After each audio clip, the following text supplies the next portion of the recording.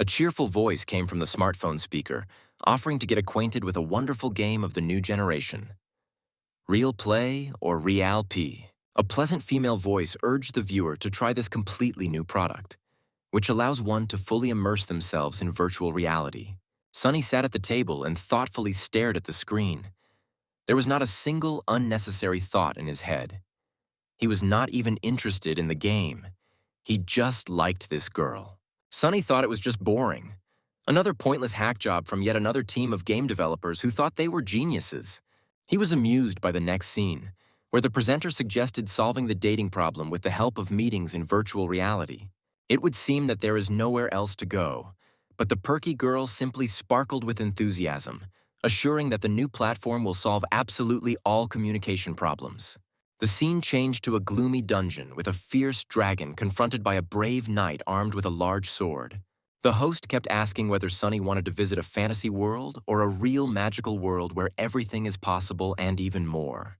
Real Play or Real P embodies absolutely everything that you see on the screen, completely immersing the player in virtual reality and making him forget about everything.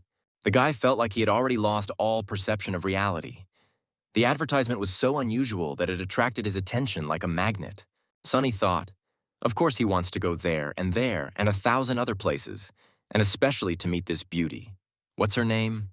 Pink Rose. 2 years later, he remembered the advertisement when he saw it again, on a huge advertising screen located on the wall of a high-rise building. Sleep-deprived, tired, with circles under his eyes from sitting at the computer all night, he wandered along, thinking only about not falling asleep on the go. His head was a real jumble of thoughts about unfinished homework, the new school he had recently transferred to, and a new, unusual game. Sunny thought melancholically that it was very difficult to be an ordinary Korean high school student who no one in this world needed. Walking down the street, he glanced at the cafe window. Through it, he could see people sitting in virtual reality glasses, which were used in Real Play. How much the world has changed in just 2 years. People now play literally at every step. On the street, at home, and even in cafes. Sunny thought about it. To be honest, he wasn't that ordinary. At least he didn't look like a psycho with these newfangled things on his head. The guy decided to be honest with himself. To his credit, it's not such a bad game. At least the developers delivered on what they promised. Everything at school was as usual.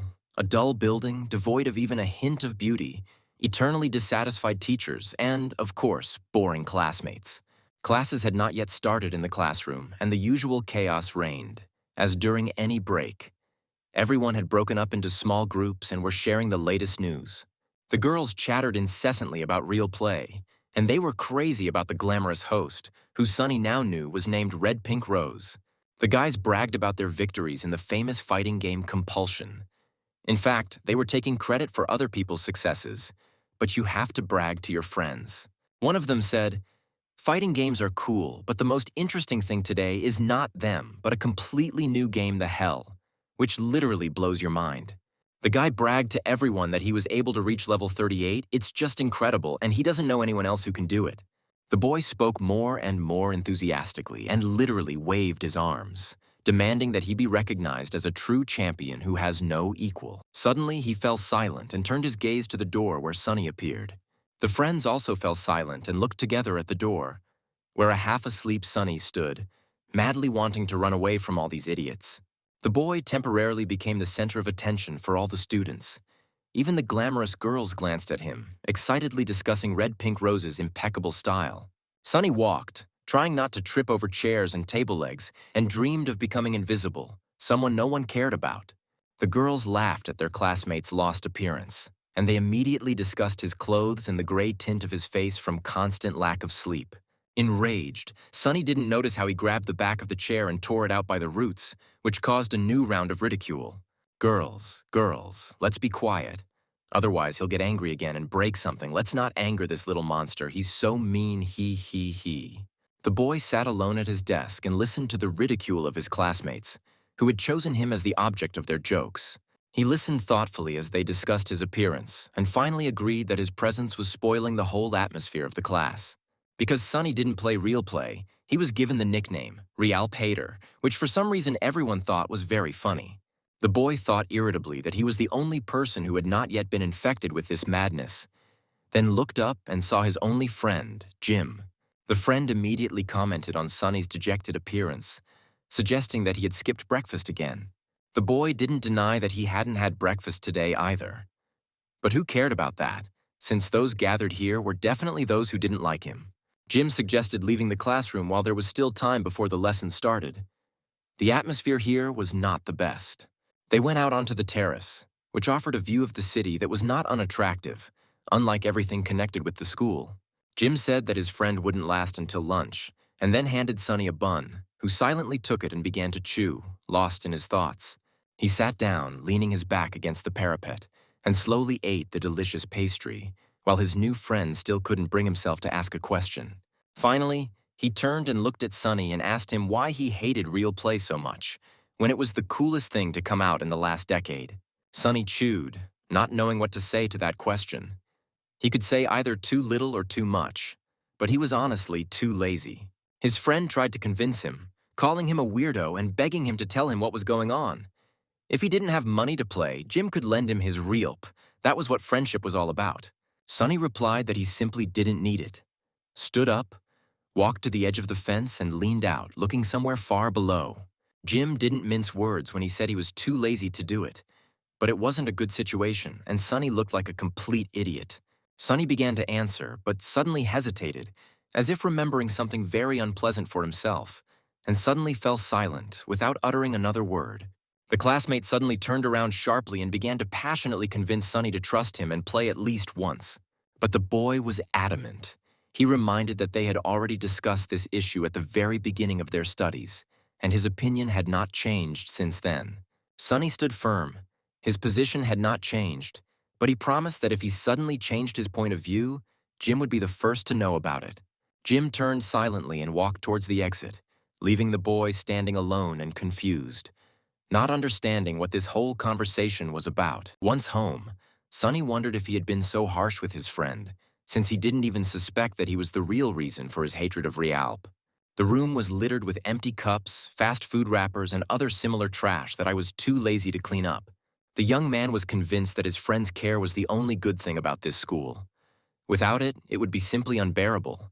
But games were a closed topic. Perhaps even on YouTube, everyone is talking only about Realp, as if there was no other topic worthy of discussion left in the whole wide world. Sonny opened the first video he came across, from which a whole stream of information immediately poured out about the new Realp with improved graphics and fresh updates. After closing the window, he went to the forums where he often visited. But even there in recent weeks, they had been talking about Realp and only Realp, ignoring other events. The boy stubbornly pounded the keyboard and jerked the mouse as if his life depended on it. He was looking for at least something that didn't mention this game. An advertising banner appeared on the screen, brightly and effectively inviting people to watch the news of the gaming industry. Sonny sighed, moved the mouse again, and decided that if there was one thing in the world that he absolutely hated, it was Realp. Frankly speaking, he himself could not give a clear answer as to why this had happened, trying to escape from dark thoughts, but returning to them all the time. On the shelf lay an old, convenient joystick for computer games, with which there was a lot associated. It made you want to pick it up. Sonny decided to be honest with himself. He remembers those days all the time because it is impossible to forget them, just as it is impossible to forget his happy childhood. The boy sighed and thought that he should have stayed there, in the past, so that there would be neither this dark future nor everything that surrounded him today.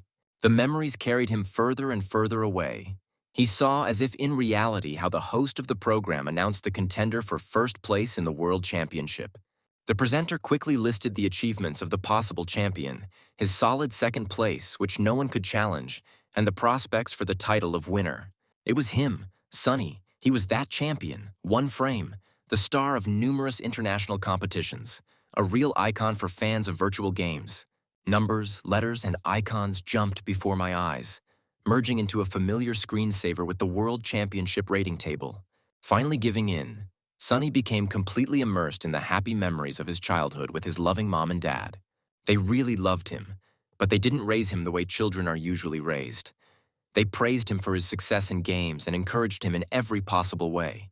They supported their little one when he picked up the joystick and rejoiced at his successes as if they were their own. They became the driving force that made him play games despite all the difficulties, and it was the care of his parents that helped Sonny become a champion. However, the fairy tale ended abruptly.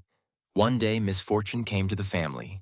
The parents died in an accident and life changed. Now Sonny was left alone. Even the help and sincere participation of his relatives could not console the boy, because his parents were his whole world. He did not know how to live without them any longer. But even in such a difficult period, he did not stop playing, devoting all his free time to games and gradually improving his skills. It wasn't just a love of games, although games gradually turned into a real passion. It was a kind of tribute to my parents. When Sonny played, he had the feeling that everything was as before, as if that terrible evening when he learned of the tragedy had never happened. It seemed to him that his mom and dad were standing behind him, and that he would soon hear an encouraging voice in the silence. Hear how they rejoiced at their son's success. Who knows? Maybe it wasn't even a matter of a great love for games, but rather that he wanted with all his might to forget his past. Over time, the joystick seemed to become a part of him. It became as familiar as an arm or a leg. The days turned into endless training and battles with various players online. Sometimes Sonny lost his sense of reality, as if he were seeing his opponent's face in front of him. Block, block, another strike.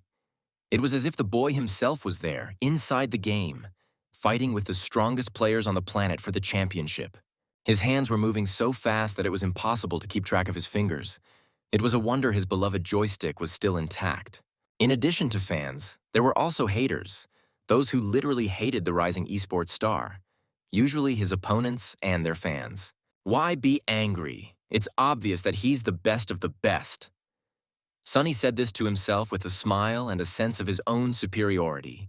And again, he plunged into battle, parrying blows and delivering them, not thinking about where he was or how much time had passed.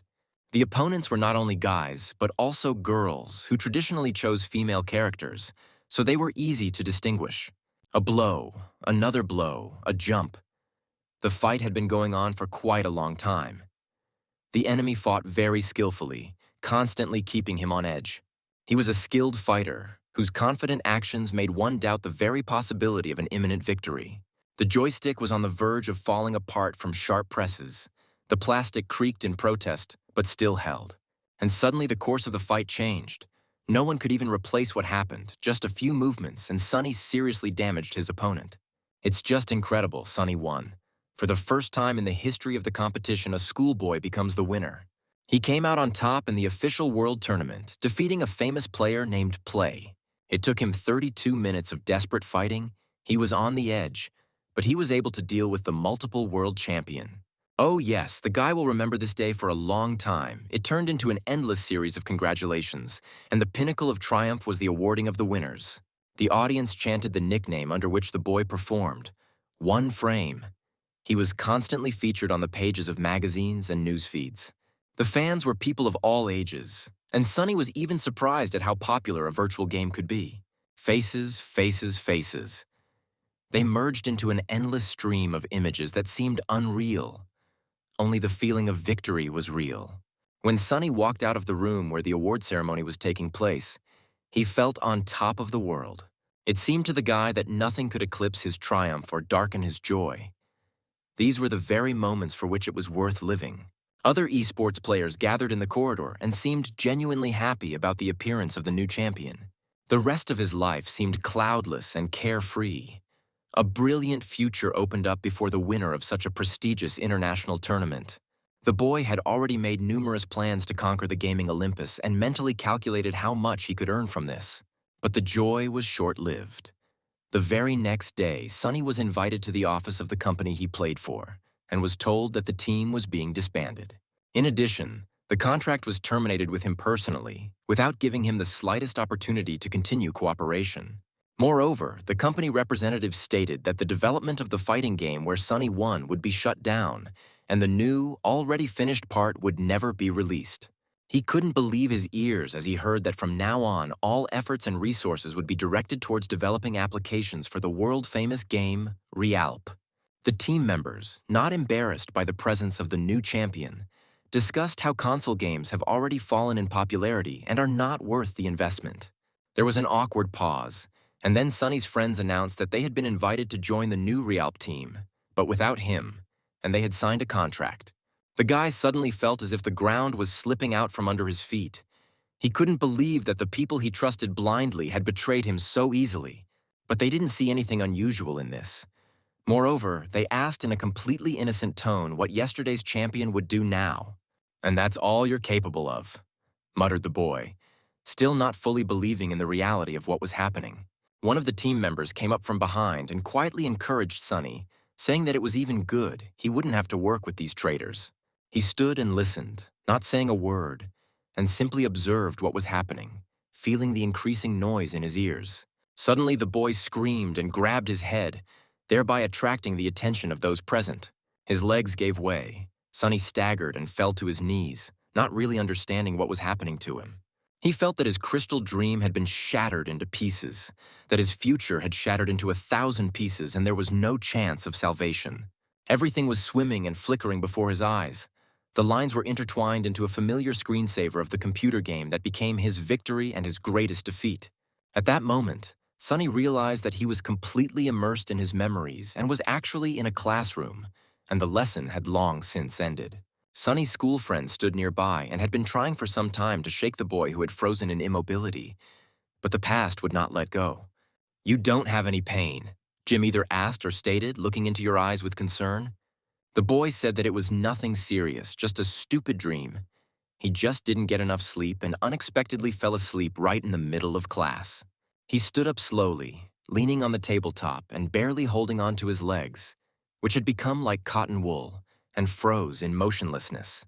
Jim suddenly announced that he intended to see his friend off and would not accept any refusal. Moreover, there was a special matter that could not be delayed. Sunny hurried out of the classroom to find out what this was all about. But his friend, looking mysterious, quickly walked down the school corridor, walking away. The friend laughed and demanded to hurry up. Otherwise, someone would be left alone in the school and die of curiosity because he would never get the surprise.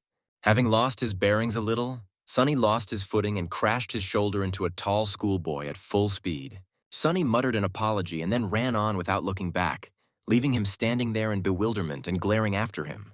The stranger stood and looked, as if he couldn't believe his eyes. Could there really be someone who dared to push him? The tall one swore loudly, turning halfway to face another student who had stopped nearby. He muttered something unintelligible in response, but the tall one did not listen, but only twisted his lips in an ugly, evil grin. The schoolchildren walked slowly down the street and finally reached the house where Sunny lived, and then went up to his apartment. Seeing the mess that reigned in Sunny's house, Jim grabbed his head, looked around in confusion, took off his shoes, and went into the room. Unable to resist, he asked how it was even possible to live here. This whole mess needed to be cleaned up immediately and the room made more like a home. Sunny answered his overly correct friend inappropriately that it was no one's business, then took off his outerwear. The guy suddenly perked up and reminded Jim that he had come for a reason, but for some very important reason. Since he asked to visit and came anyway, he should immediately lay everything out as it is, without any nonsense or unnecessary words. In response to this, Jim laughed with a very mysterious look, whispering about some gift that Sunny must definitely accept. Sunny was completely confused. The last thing he expected today was some unexpected gifts. Jim reached into his trouser pocket and slowly, unhurriedly pulled out a small, vaguely familiar box. Holding it in his hands, his friend burst into a solemn speech. He would like Sunny to think again. Perhaps a surprise will help change his decision. The boy leaned over and handed it to the surprised Sunny, telling him to have the gift and not deny himself anything. That same Realp, great and unique, a wonderful gift, the latest model of a virtual terminal. A friend tried very hard to make a surprise. But instead of being happy, Sunny became as gloomy as a cloud and declared that he would not accept this gift and had already asked not to offer him this nonsense. But Jim wasn't about to give up. He knew the story of Sunny, the schoolboy who won first place in the World Championship. He knew his nickname was One Frame. Sunny is a true genius who took first place in every single fighting game for the first time in history, and then disappeared somewhere. This genius suddenly disappears at the very zenith of his fame and carefully covers his tracks. And it happened at the very moment when the development of your favorite game was stopped. And then Realp appeared. Jim raised his hand with a solemn air, holding a small box, and declared that he was convinced that the appearance of this new game had made Sonny like this. Sonny winced, remembering that this was the very game the team leader had talked about on the day the contract was terminated. But this is not why Sonny became like this. The reason is much more complicated, he thought poorly. His thoughts were confused and constantly switched from one thing to another. Jim calmly recounted his guesses to his friend and shared his conclusions. It is impossible to say why exactly this happened, but everything points to this scenario. Taking a confident pose, the friend continued with enthusiasm, saying that one cannot avoid life forever. One day, one will have to face reality. Jim spoke faster and faster, begging him to try playing Realp just once and test his strength. The friend handed Sonny a virtual terminal to control the game and firmly stated that he believed in it. Sonny took the glasses from his hands and then put them on himself, completely immersed in new as yet unknown sensations. The boy looked at himself in confusion, unable to believe that this had happened to him. Everything seemed amazingly real. The guys still couldn't get used to what was happening. They weren't lying on TV. Everything was exactly like that. The sensations were almost indistinguishable from reality. Sonny snapped his fingers, looking down at his hand and making sure that it felt like his own, and everything around him was indistinguishable from reality.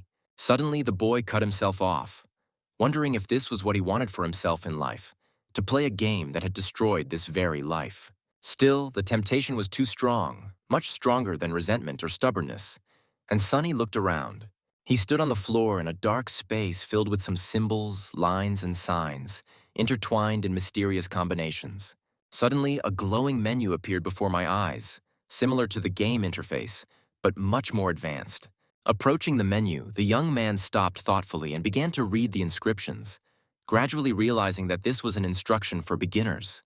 The menu seemed to respond to Sonny's thoughts, giving answers faster than the corresponding questions could arise in his head. The boy was suddenly overcome with a burning curiosity, and, unexpectedly for himself, he began to understand the interface, delving into its features. Finally, having finished reading, he confidently extended his finger to the bright button hanging in the air in front of him, and decided to begin the learning process. Sliding his finger across the menu, Sonny began to type his nickname, but stopped, and then decisively erased what he had written, deciding to come up with something completely new. The guy thought he had to decide who he would be in this new game. No one should know who he was. Suddenly, the menu disappeared. The darkness began to spin, and the flickering lines began to weave into something meaningful, forming the floor, walls, and ceiling. A bright, glowing inscription appeared before my eyes, welcoming the new player and offering to undergo preliminary training. Loud, sharp sounds were heard all around, frightening Sonny. He couldn't even believe that everything that was happening was unreal, but existed only in the virtual world. A splash screen appeared before my eyes, stating that the player had not made his choice, so his avatar would be generated randomly. Sonny felt his body changing rapidly, clothes and shoes appearing, his height and facial features changing. These were very unusual sensations. The boy felt himself from all sides, getting used to his new image, and decided, the outfit is rather unusual, but quite nice. Who would have thought? There was a feeling that the left eye saw better and perceived more clearly than the right one. Immediately came the understanding that a high-definition matrix was built inside. But the surprises weren't over. In front of Sonny stood a real android robot, swaying from side to side. A new inscription appeared before my eyes, which was impossible not to notice, and a list of basic techniques with a suggestion to practice them on a mannequin. Suddenly, a calm, measured voice sounded, telling the boy about the methods of attacking the enemy and how to do it correctly. Sonny froze and began to look around for a clue, studied the next menu and sharply hit the robot. From the blow, he flew to the side, his bright green eyes flashing, and shattered into small pieces. The effect was simply amazing. The boy did not even expect that everything would end like this and was still ready for a serious fight. Finally coming to his senses, Sonny stood frozen over the wreckage of the robot, feeling a forgotten sense of self-confidence. There were several more short fights, in which the boy inevitably gained victory over the clumsy opponent. Sonny thought, this is certainly fun, but is it possible to feel real fun while playing this perfect game in every sense? Won't he get bored? A measured voice announced that the selection of opponents was complete, and that a fight with the same player was planned for the final training. Sonny was at a loss again. Frankly speaking, he had not intended to enter the game so quickly and had thought to limit himself to training on a dummy. The glowing lines intertwined into the figure of a tall, slender guy with a wide smile on his face, who said that he had been waiting for this moment for a long time. The guy greeted Sonny loudly, saying the phrase very pompously, in every way emphasizing the solemnity of the moment. Then he hesitated, and as if remembering, declared that Sonny was a complete noob, a clumsy person, and named some number. Silence fell in the hall. The guy grinned happily again, asking if he really was looking at a newbie and not a pro in disguise. Sonny answered the question with confusion, not fully understanding what was happening. Then confirmed that he was indeed new to the game, and this account was the only one. Behind the high-ranking guest, an incomprehensible table appeared, resembling a tabloid with player ratings. The distinguished guest immediately commented on her appearance, telling in detail about the standard menu of the game broadcast. Sonny laughed loudly, realizing that his exam was about to turn into a real public beating. The smiling guest suddenly glanced sideways at the boy, commenting on his rather unusual outfit, which did not resemble the clothes of a newcomer. Sonny wondered what had puzzled his examiner. He himself had not seen anything unusual in the clothes. This will be the first attempt to play Realp. The guy only had time to think when he saw a fist heading straight for his head. Without realizing it, he moved to the side, missing the blow at a tangent, and smoothly moved his opponent's hand to the side, and then went on the counterattack. Turning around, Sonny made a counterpunch that stunned the examiner, who was not prepared for such a sudden change in scenery. Moving to the side, the young man launched a new attack, this time using a combination that was well known from virtual fights. But the opponent managed to block the blows, and the experienced fighter struck back, causing Sonny confusion. With a triumphant look, the examiner struck from two different sides, dodged the counterattack, and smoothly moved into a hold. Grabbing Sonny, he held him at arm's length, preparing for the final finishing throw that would put an end to the fight. The boy's feet left the floor. He felt that the fight was about to end in his final defeat. The guy didn't feel experienced enough to even somehow resist such a fighter. All he could do was to minimize the possible damage so that losing would not be so shameful. And suddenly, Sonny realized that he could do much more than he should have learned during the process of training a newcomer. He saw new opportunities that would allow him to block new attacks and mentally imagine the entire course of the further battle. Sharply changing his center of gravity, he grabbed his opponent's wrist, blocking the attack that had begun to finish him off. This came as a complete surprise to the examiner, who was prepared for a spectacular finale. The tall man looked at his hands, not believing his eyes. How could this incompetent man so easily free himself from the hold and even perform his own technique? At this point, Sonny broke the distance, throwing his body into a cascade of spectacular acrobatic movements, the ease of which surprised even him.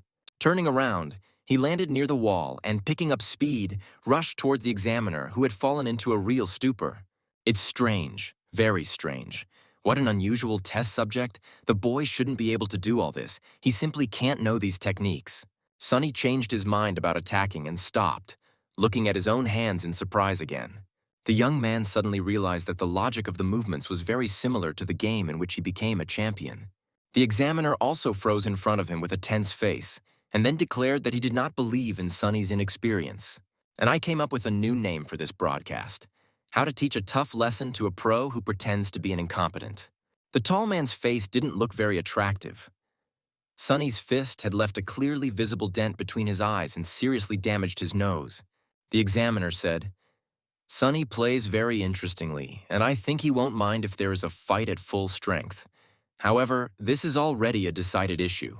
Sonny froze in amazement, looking at the tall man. He still couldn't fully understand the situation. With a predatory grin, the examiner took off abruptly, rushing into a swift attack and turning into a blurry silhouette. The boy prepared to meet the enemy, using the few moments remaining before contact. Sonny suddenly found himself lying in his bed on a pillow, under a blanket, completely unaware of what was happening to him. Feeling around with his hands, the boy made sure that everything was okay with him. His arms and legs were in place, his head was completely intact, and on his face were the glasses of a virtual terminal. Taking it in his hands, Sonny realized that it was giving a signal that the batteries were low. There was very little energy left in them and they needed to be recharged. The boy suddenly remembered the events of the game, and then mentally admitted that he was wrong. It was definitely fun and worth the time spent. The chat dedicated to Realp was buzzing. Almost all the messages were filled with delight and bewilderment. An experienced fighter of rank 5 lost to some newbie.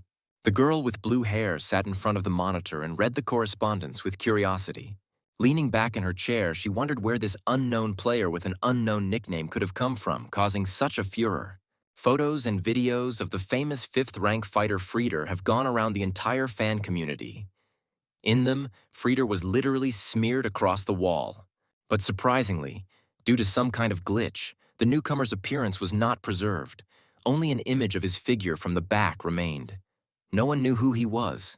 Sonny's thoughts were spinning around the hateful school that he would never see again. But there was no way to get rid of it yet. Jim was choking with delight as he recounted the sensational fight, praising it to the skies and showering it with epithets.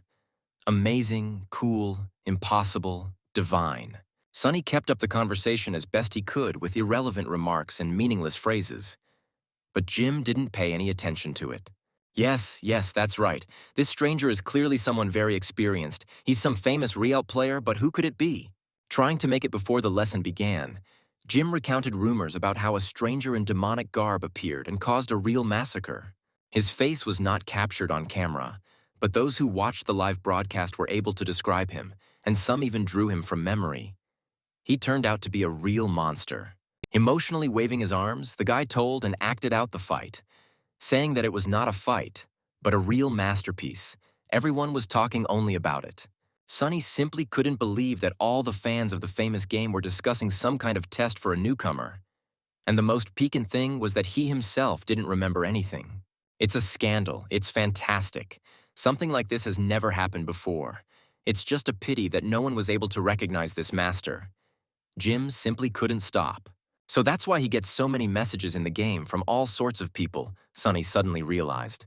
The boy explained to his surprised friend that he wanted to become a pro in some FAMA or something like that. They were offering to join something.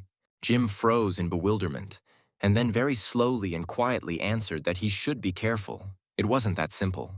There's a place called Fafa TV. It is best to avoid it because there are some shady dealings going on there that are best to stay away from. Sonny turned to Jim in surprise and asked what this Fafa was and why it should be avoided at all costs. Jim became serious and said, "Among the senior fighters, they are also called Fighter Fight. There are real hooligans and it is better to stay away from them. They organize illegal competitions where big money is involved, and where there is big money, there is no fair play." Here Jim switched to a mysterious whisper. "But if you reach the required rank in battles on the illegal server, you will receive a huge amount." "Oh yes, money, lots of money. That's very good." Sonny perked up and showed his friend hot enthusiasm. "So friend, be more serious and don't fall for easy money. It may not be as fun as you think and end sadly for you." The boys walked and chatted, unaware of the presence of a third person. A girl with blue hair stood not far from them and watched them go. Her eyes were filled with calm and determination. She stared intently after the boys as they left and decided something for herself in her mind.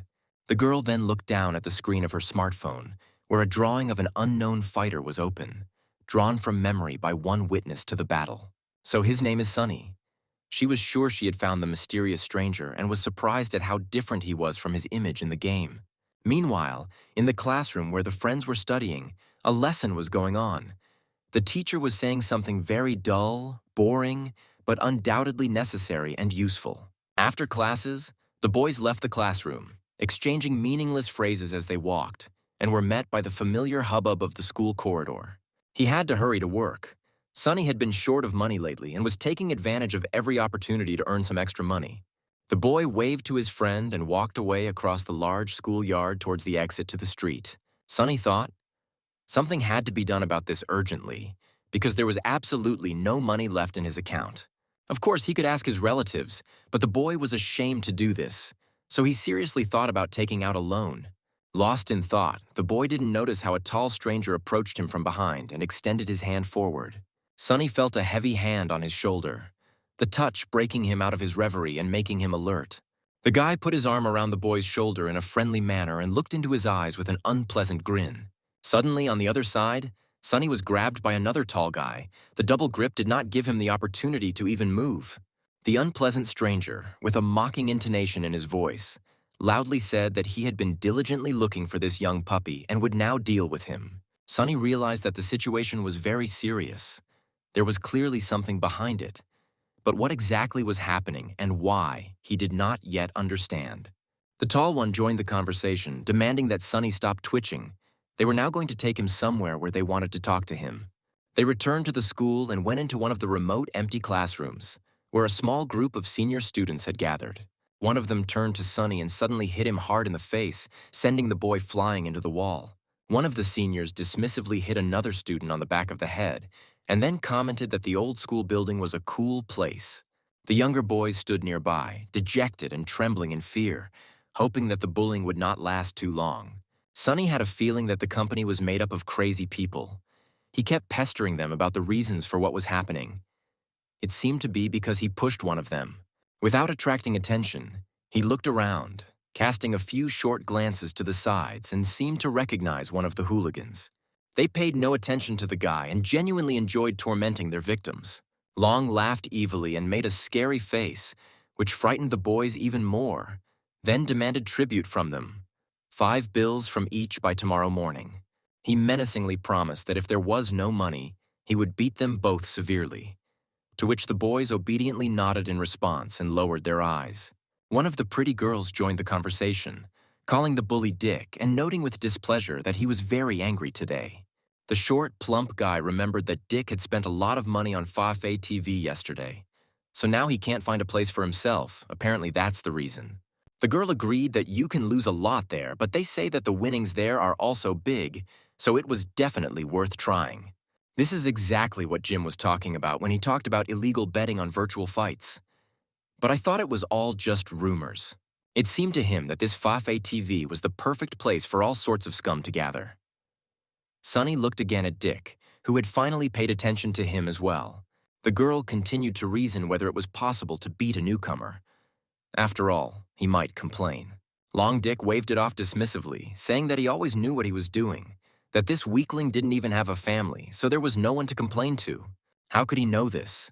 Perhaps rumors about Realp's hater had spread widely throughout the school. As if noticing the boy for the first time, Dick laughed and began to mock him out loud, calling him a moron, a weakling, and all sorts of offensive nicknames. Then he stepped forward and leaned towards Sonny, promising that if he continued to look so insolently, he would definitely regret it. The bully spoke slowly, threateningly, and brought his face very close to Sonny's. He squeezed the boy's neck painfully, causing severe pain.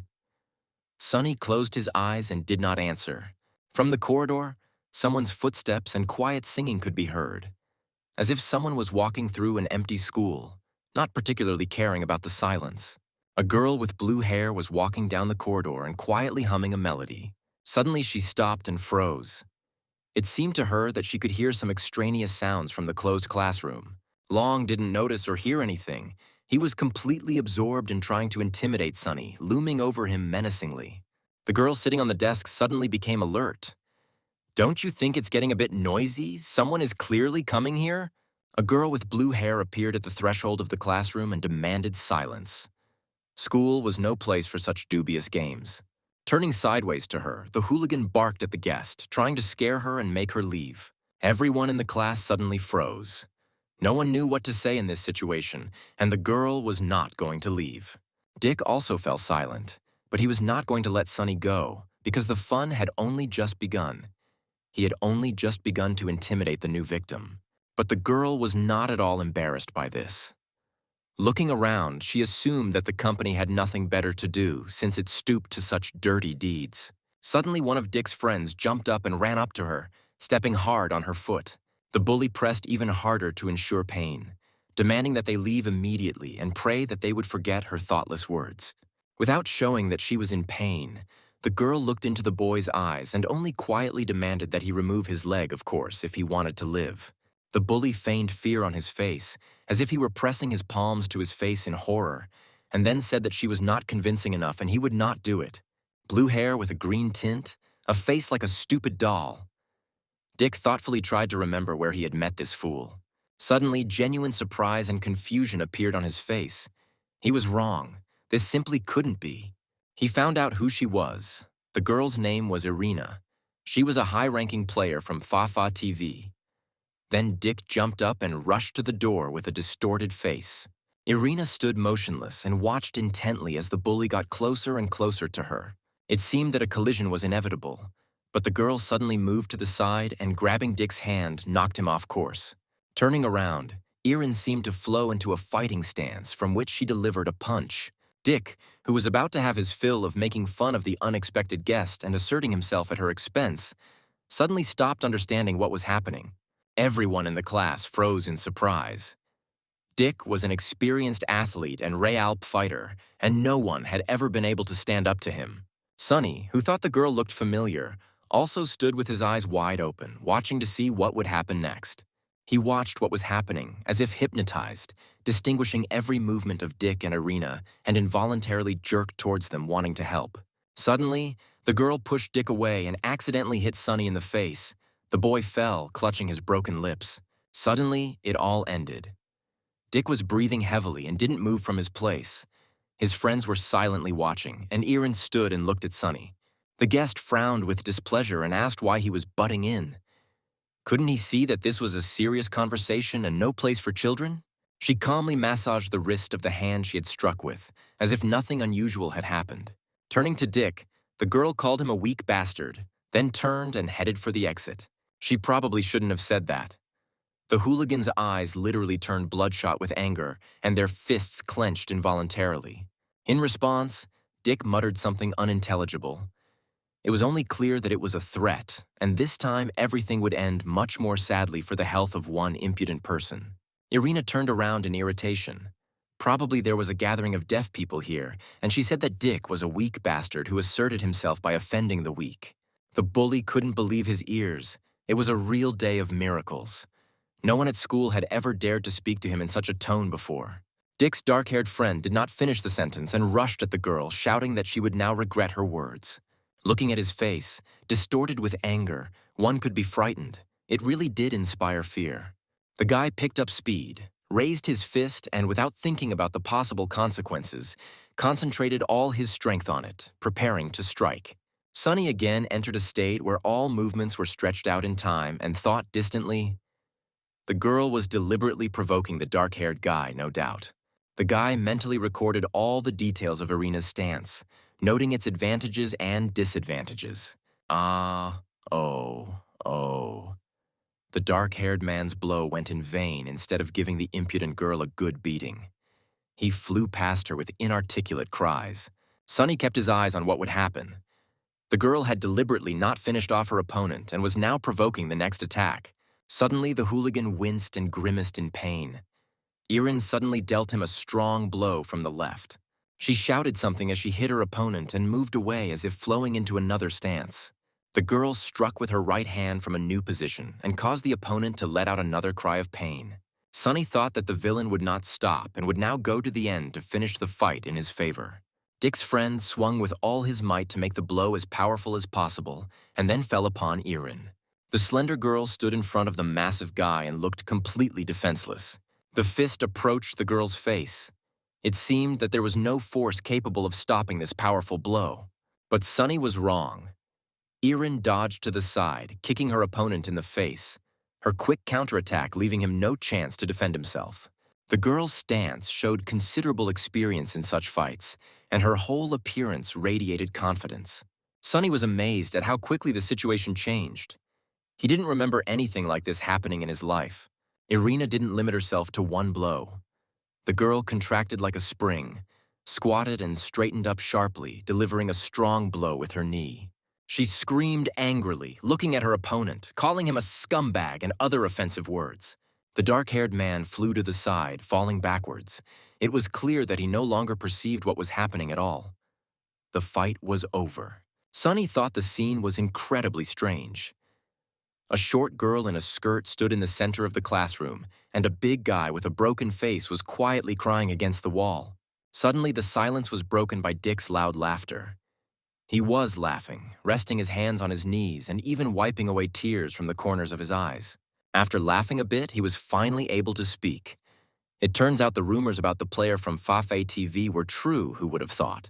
Still chuckling, Dick acted as if nothing special had happened, and it was all one big misunderstanding. And Irene stared back silently. Saying that it was too noisy here, she demanded that everyone gather and leave immediately. Otherwise, she would do something very unpleasant. Without arguing with the unexpected guest, the group of underage scumbags trudged towards the exit, complaining that such a wonderful entertainment had been ruined for them. Sunny and Irene were left alone in the empty classroom. The girl was acting very independent, but showed concern by asking how the boy was feeling. Indeed, nothing special happened. There were only a few scratches on the boy's face, but they looked very unpleasant. Considering that the examination was successful and medical assistance was not required, Erin left the victim alone and began rummaging through her purse. After spending a minute searching, she pulled out a small tube and demanded that Sunny apply the ointment to the abrasions until they disappeared. After some time, the girl stood in the corridor and quietly spoke on the phone. An unfamiliar voice asked if she had been able to check the people on the list. Yes, everything went as it should. She found them easily, but these are not the people she needs. Their pitiful appearance only evokes disdain. A quiet voice on the phone answered that they needed to hurry and find a replacement. Soon there would be a placement exam for which everything had to be ready. Suddenly, as if remembering something important, the girl hesitated and then asked for a return favor, to follow a very interesting boy. The surveillance must be carried out discreetly so that he does not suspect anything. This is extremely important. A little later, she will tell why all this is necessary. For now, all she can say is that there is a chance to find something completely unexpected, and the result will live up to all expectations. The day was drawing to a close. The city was living its own life. Cars were rushing along the streets. People were hurrying about their business. The spacious hall of the computer cafe was cool and sparsely populated. The few visitors were literally glued to their monitors. Sunny was in a hurry and nervous, getting tangled up in the sleeves of his shirt. His first day at work, and now he was already late. But who expected to meet hooligans? The girl who saved him couldn't get out of his head. The image of the beauty occupied all his thoughts, turning into an obsessive vision. Assumptions followed one another, but it was still impossible to understand why she helped, because she could easily have not interfered and passed by. The guy realized that he was literally stuck in his inner world. He was standing in front of the mirror in the toilet, and from behind the door, they were insistently demanding that he vacate the room. Running out into the hall, the boy began to quickly deliver the accumulated orders, quickly handing out plates of burgers and ramen to the customers. The administrator demanded to hurry. There was a lot of work, and even dead snails move faster than the staff of this unfortunate cafe. A loud voice from their kitchen announced that the ramen was ready and ready to be picked up. Hearing this, Sunny rushed to take the order. The puzzled girl administrator suddenly announced that Sunny was expected at table number 20 and that the visitor wanted to see him. Looking at the newcomer with hostility, the girl arrogantly turned up her nose and said that she had never seen such a talentless worker. The boy dropped everything and rushed to table number 20. He really wanted to do everything in the best possible way and earn praise. Oddly enough, Sunny didn't serve this table. He clearly remembered that someone else had brought the order here. At the table sat an unfamiliar guy in a cap with piercings in his ears and a fashionable, voluminous cyberpunk-style hairdo. There was an awkward pause. The visitor was silent and did not even turn to the waiter. The boy also could not squeeze a word out of himself. Thinking that he had run into another troublemaker, Sunny mentally said goodbye to his new job. But the guest unexpectedly smiled and praised the dish. After expressing his gratitude, Sunny stepped aside in bewilderment, wondering what it was. The restless girl administrator pounced with questions, demanding to immediately tell what had happened. At this time, the stranger at the table felt like a complete idiot. He was not a spy, but a hopeless fool. Just think about asking if the ramen was tasty. It was necessary to talk, take a closer look, get to know the new object, and he, smiling stupidly, showered praise on the food in a cheap eatery. However, one thing is clear. The object is just a homeboy who is not fit to participate in Fafa TV. He is simply not suitable. As he glanced over the page with the printout of the dossier, the guy suddenly faltered and became more serious. Not believing his eyes, he reread the achievements of this strange waiter. Just think, the champion of a world gaming tournament. Whatever the tournament is, they hardly hand out first places for nothing. Moving the mouse, the young man began to read the document open on the screen, which contained the information that interested him. It turns out that the object is not so simple. A houseplant, it turns out, became the winner in one of the most prestigious esports championships. It was extremely fascinating to read. Attention was drawn to the minimal number of defeats and the incredible number of victories of the champion. And most importantly, the intrigue. After a resounding success, the champion disappears somewhere and the team's founding company demonstratively terminates the contract with him. The guy turned to Sunny again, thinking, this is one of those cases where appearance does not match content. Perhaps, even if you specifically set a goal, it would be difficult to find such an unattractive champion. It seems he doesn't even do sports. Even the impudent administrator seems stronger than him. But there was clearly something else here. The guy felt that some kind of mystery was hidden behind the outwardly unsightly appearance. Only 2 hours had passed, but Sunny was already really fed up with carrying and taking away all these plates. And the stupid visitors made him want to run away as far as possible. But the very fact that people who were playing on a computer and not hanging out in the virtual world of the hated Realp had gathered here warmed my soul. 2 new customers appeared at the threshold of the cafe. One of them, vaguely familiar, irritably demanded to leave this old-timer's preserve. Suddenly, Sunny recognized them. They were the friends of the fool Dick, from whom it would be better to stay away. But it was no longer possible to leave. The hooligans also noticed the boy, and this also came as a complete surprise to them. They were clearly not prepared for such a meeting. Having recovered from the shock, they suddenly frowned and looked at each other, as if they had finally decided something for themselves. One of them suddenly lunged forward and grabbed Sunny by the collar, then yanked him towards himself, throwing him off balance. He grinned unpleasantly, towered over the waiter, showing an evil grin, and growled something threatening. Triumphantly, the hooligan declared that now no one would disturb them, and it was high time to continue the conversation that had been so inopportunely interrupted. Sunny was at a loss as to where these freaks came from, since they don't play on the computer, but are fanatics of the virtual Realp games. A silent scene ensued, with the spy boy watching from afar, completely at a loss as to what to do next. He was unpleasantly struck by Sunny's helplessness. If he had previously wanted to test the boy's strength, he had now abandoned that idea. Still perplexed, the fashionable hairstyle lover stood in the aisle, fighting the urge to give up this wicked business and walk away. He lifted the page with the printout of the dossier to his face and again read the lines listing his victories. Finally, having made up his mind, the stranger crumpled the piece of paper and threw it aside. It was simple. He would write that the object had failed, and that was it. However, he didn't have time to go far before something else caught his attention. An unpleasant scene was unfolding in the hall. While the big guy with dark hair was leading Sunny away, another unpleasant guy was distracting the administrator. Whether or not to let the hooligans take the guy away, today everything is clearly not going according to plan. The spy was puzzled. Moreover, it seems that these are precisely the inadequate people whom Iron called unfit, which means that there is some kind of mystery here. He felt that he had stumbled upon something completely unusual and definitely interesting. Intuition had never failed him in such cases. The quiet backyard of the computer cafe was suddenly filled with loud exclamations and hubbub.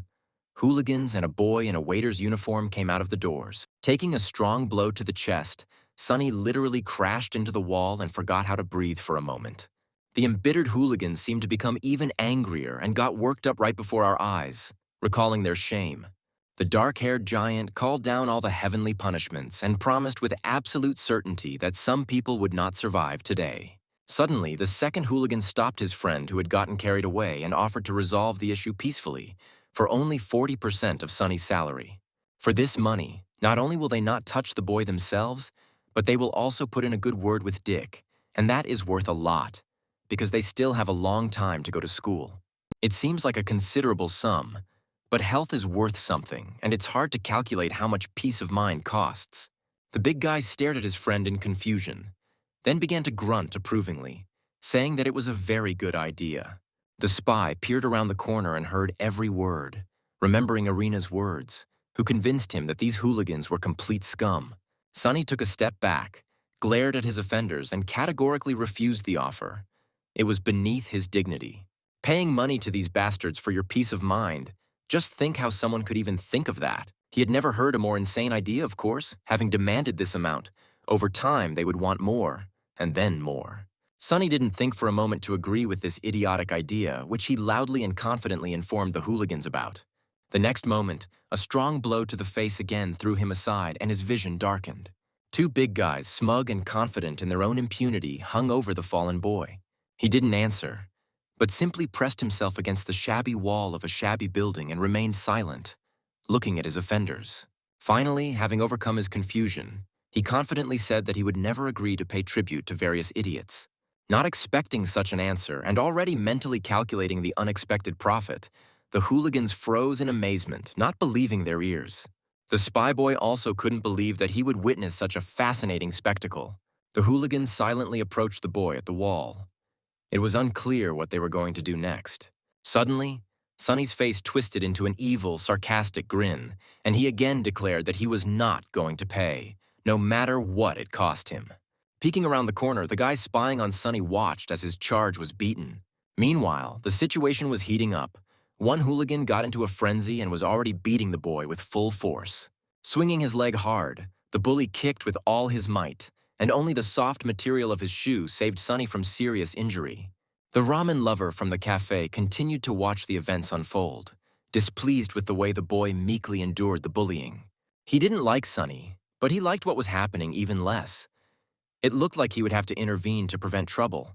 The hooligans stopped beating their victim and, breathing heavily, regained their strength. The anger had gone somewhere, fatigue had set in, and there was no longer any desire to mock the meek boy. Serves him right. Let him know what will happen if he behaves disrespectfully towards people like us. Grabbing Sonny by the hair, the big guy tilted his head back and asked if he had drawn the right conclusions from what was happening. However, the boy found the strength to boldly look his tormentor in the face. Tom didn't like this look. He was used to seeing only fear in the eyes of his victims and felt very irritated. To get rid of the unpleasant feeling, the big guy kicked Sonny again and was pleased to hear the boy cry out in pain. Sonny was given only 5 minutes to think. Otherwise, the beating would continue, and instead of his home, he would end up in the hospital. The hooligans were no longer sure that they needed this money at such a price. There were too many problems with it. Catching their breath, they stood to the side, loudly mocking the humiliated Sonny, still lying helplessly against the wall. The young man could barely move and involuntarily clenched his fists, hearing the mocking remarks and threats of the hooligans, which made them smile. Thoughts flashed through his head. He wondered if life could become even worse than it was now. He involuntarily remembered how good it had been before. I remembered how hard it was to survive the death of my mom and dad. Since then, Sonny hasn't had a single happy day. Finding the strength to rise to his feet, Sonny laughed loudly, his ringing laughter clearly audible in the silence of the yard. This greatly surprised the two hooligans, who stared at him in bewilderment, not understanding the reason for the laughter. Watching the boy closely, they did not know what to do. Continue to demand money or go away. The spy guy also didn't know what to do, whether to call the police or leave everything as is. On the one hand, he needs to call to prevent any trouble from happening. On the other hand, Sonny has a chance to get out of this, and it's unclear whether it's worth interfering. He was already quite tired of this circus. He wanted to leave and go home or play his favorite game. Suddenly, a loud laugh from the side caught his attention, and out of surprise, he almost pressed the button to call the emergency services. The dark-haired giant was laughing. He was literally dying of laughter, pointing his finger somewhere to the side. Following the direction of his gaze, the guy saw that Sonny was already standing on his feet in a defensive stance and, with his lips pressed together, was looking sullenly at his offenders. Claiming that they would not get any money even if they killed him, the boy showed in every way his readiness to fight. Giving Sonny a hard push, one of the hooligans said that this was not a bad idea and that he could actually kill someone. He demonstratively threw his jacket off his shoulders, smiled, and took a step forward, as if showing off for the audience.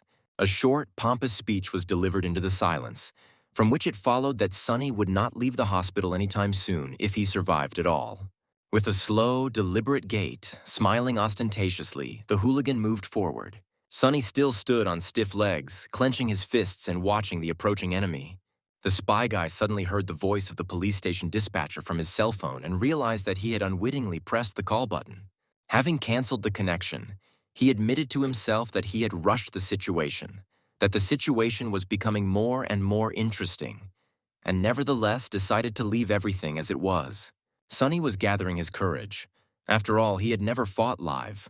All his victories were in virtual fights, but he remembered well how he won in Realp. On the other hand, you have to start somewhere. It shouldn't be too difficult. In life, everything happens much slower than in the game. Lost in his thoughts, Sonny missed the first blow, which stunned him. The fist hit the boy's jaw, causing him great shock, but the beating he received became an experience that helped him endure the pain.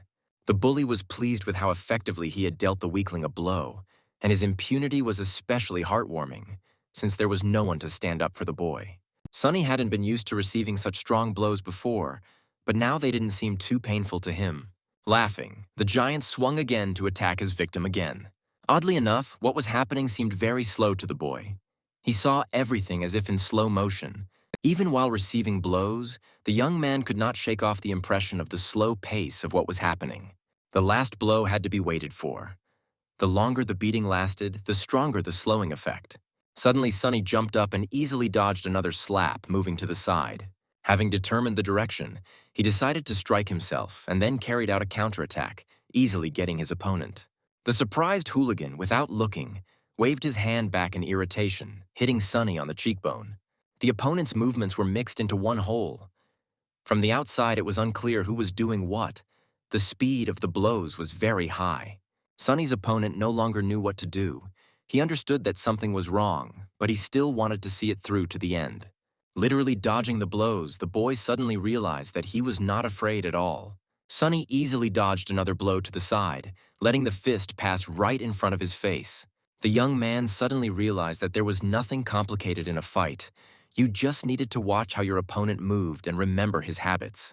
Having made such conclusions, I easily let another attack of an angry hooligan pass me by. He couldn't understand why his defenseless victim suddenly became a tough nut to crack, turning into an elusive target. Having a few seconds of respite, Sonny remembered how it happened in the game and how other fights he had watched happened. Before my eyes stood scenes of the fight when Irin had given the bullies a good beating in that very empty classroom. The boy met the next attack of the irritated giant with complete confidence in his abilities. At the moment of contact, Sonny easily dodged the kick, noting with surprise the slowness and clumsiness of his opponent's movements. The guy spying from around the corner never called the police, but now he sincerely enjoyed what he saw. The hooligan was also surprised, as he felt helplessness for the first time and no longer understood what to do next. Sonny jumped up to strike back and succeeded. Having reduced the distance, having gathered the rest of his strength, the boy hit with his fist. Everything around froze. Everything that was happening slowed down to the point of impossibility. It seemed that time itself had stopped moving. Tall blocked Sonny's strike with his elbow, but did so at the very last moment. The obsession passed. Everything began to move again, and the rivals, frozen in front of each other, could be heard breathing. Seeing what Sonny was doing, the guy spying on him grabbed his head. He hadn't seen such a stupid and senseless fight for a long time. However, what happened came as a surprise to the hooligan. He was no longer sure of the outcome of the fight. Having died, Sonny literally exploded in a whirlwind of rapid movements, throwing his opponent aside. The tall man tried to kick, but the boy easily moved out of the line of attack, breaking the distance. Another silent scene ensued. The big guy stood confusedly in the same pose, and opposite him, by the wall, Sonny stood frozen in a low stance.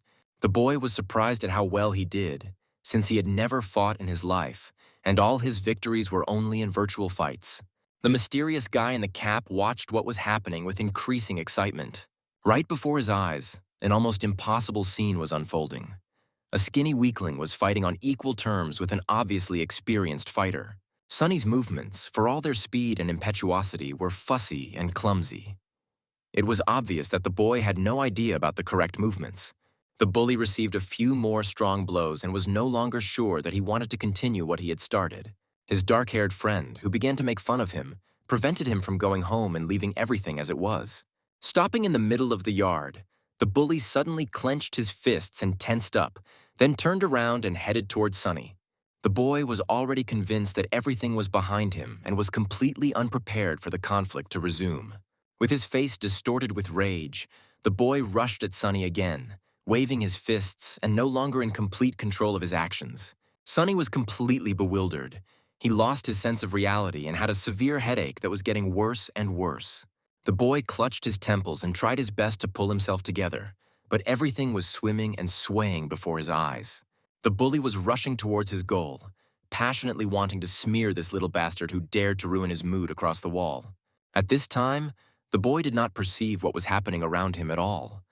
Reality was slipping away, not allowing him to determine where he was and what he was doing. Having reached him, the bully threw his fist forward with force, slamming it into the cheekbone of his victim, and Sonny was thrown to the side. The observer, who was still watching what was happening from around the corner, was taken aback and truly confused. Sonny was lying on his back, showing no signs of life.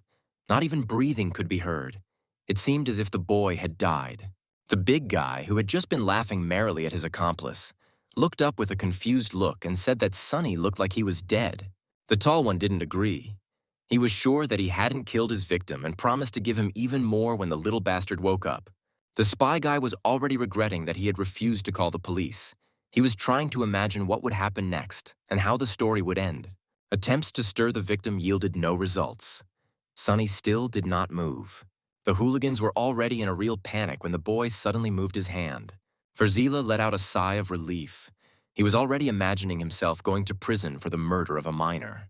The bully who threw the punch was more confident, showing determination to go all the way. Sonny slowly stood up, barely able to stand on his wobbly legs. The boy leaned against the wall and tried to keep his balance. The tall one launched into a speech about the inevitable punishment of anyone who dared to disrespect him and his friends. Sonny was breathing heavily, not looking up, and it seemed as if the young man was not aware of where he was or what he was doing. The bully came up and mockingly asked if he needed more. He could repeat his brilliant blow. Growling something unintelligible, the boy stared at the offender. The intonation in his voice did not promise anything good. Trying to better hear what Sonny was telling him, the bully leaned down lower. Suddenly, Sonny straightened up like a spring, throwing out his fist with lightning speed and literally slamming it into the opponent's jaw. The tall man was thrown to the side. Verzila, who was watching what was happening from the side, was not prepared for this. He only made an inarticulate cry and then froze like a statue. Feeling an inexplicable surge of strength, Sonny struck again, finishing off his opponent. The boy seemed to have lost control of himself. Emitting a low growl, he attacked the bully and screamed that he would kill him. Sonny was barely aware of his actions and was in some other reality. The only thing he felt was a headache. It was getting worse with every second until it finally became completely unbearable. Surprisingly, the pain suddenly stopped, and the ability to think more or less coherently returned. Sonny seemed to split into two separate personalities: a suffering, unhappy boy and a confident champion who had won. Finally, the feeling of separation passed, and the two different hypostases merged into one again. The young man gradually returned to normal consciousness. If anyone was truly puzzled, it was Sonny's assailant. The bully was wondering how it was possible that the meek victim had fought back so strongly. Meanwhile, the beaten boy was increasingly coming to his senses, feeling an inexplicable surge of strength. The boy jumped to his feet as if nothing had happened, and then quickly rushed into the attack. Light, casual movements merged into one. A real whirlwind of blows fell upon the hooligan. Sonny laughed loudly as if he had heard something incredibly funny.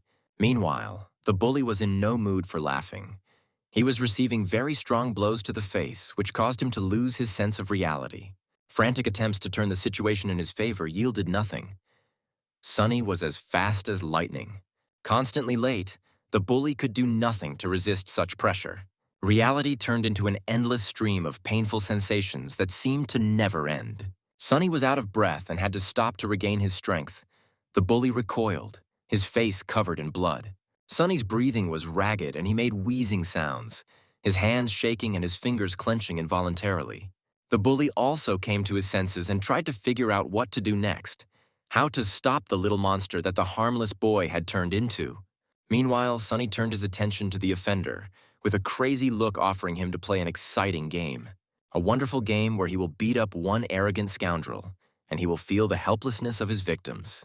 Laughing madly, Sonny exploded into a whirlwind of movements, once again raining blows down on his attacker.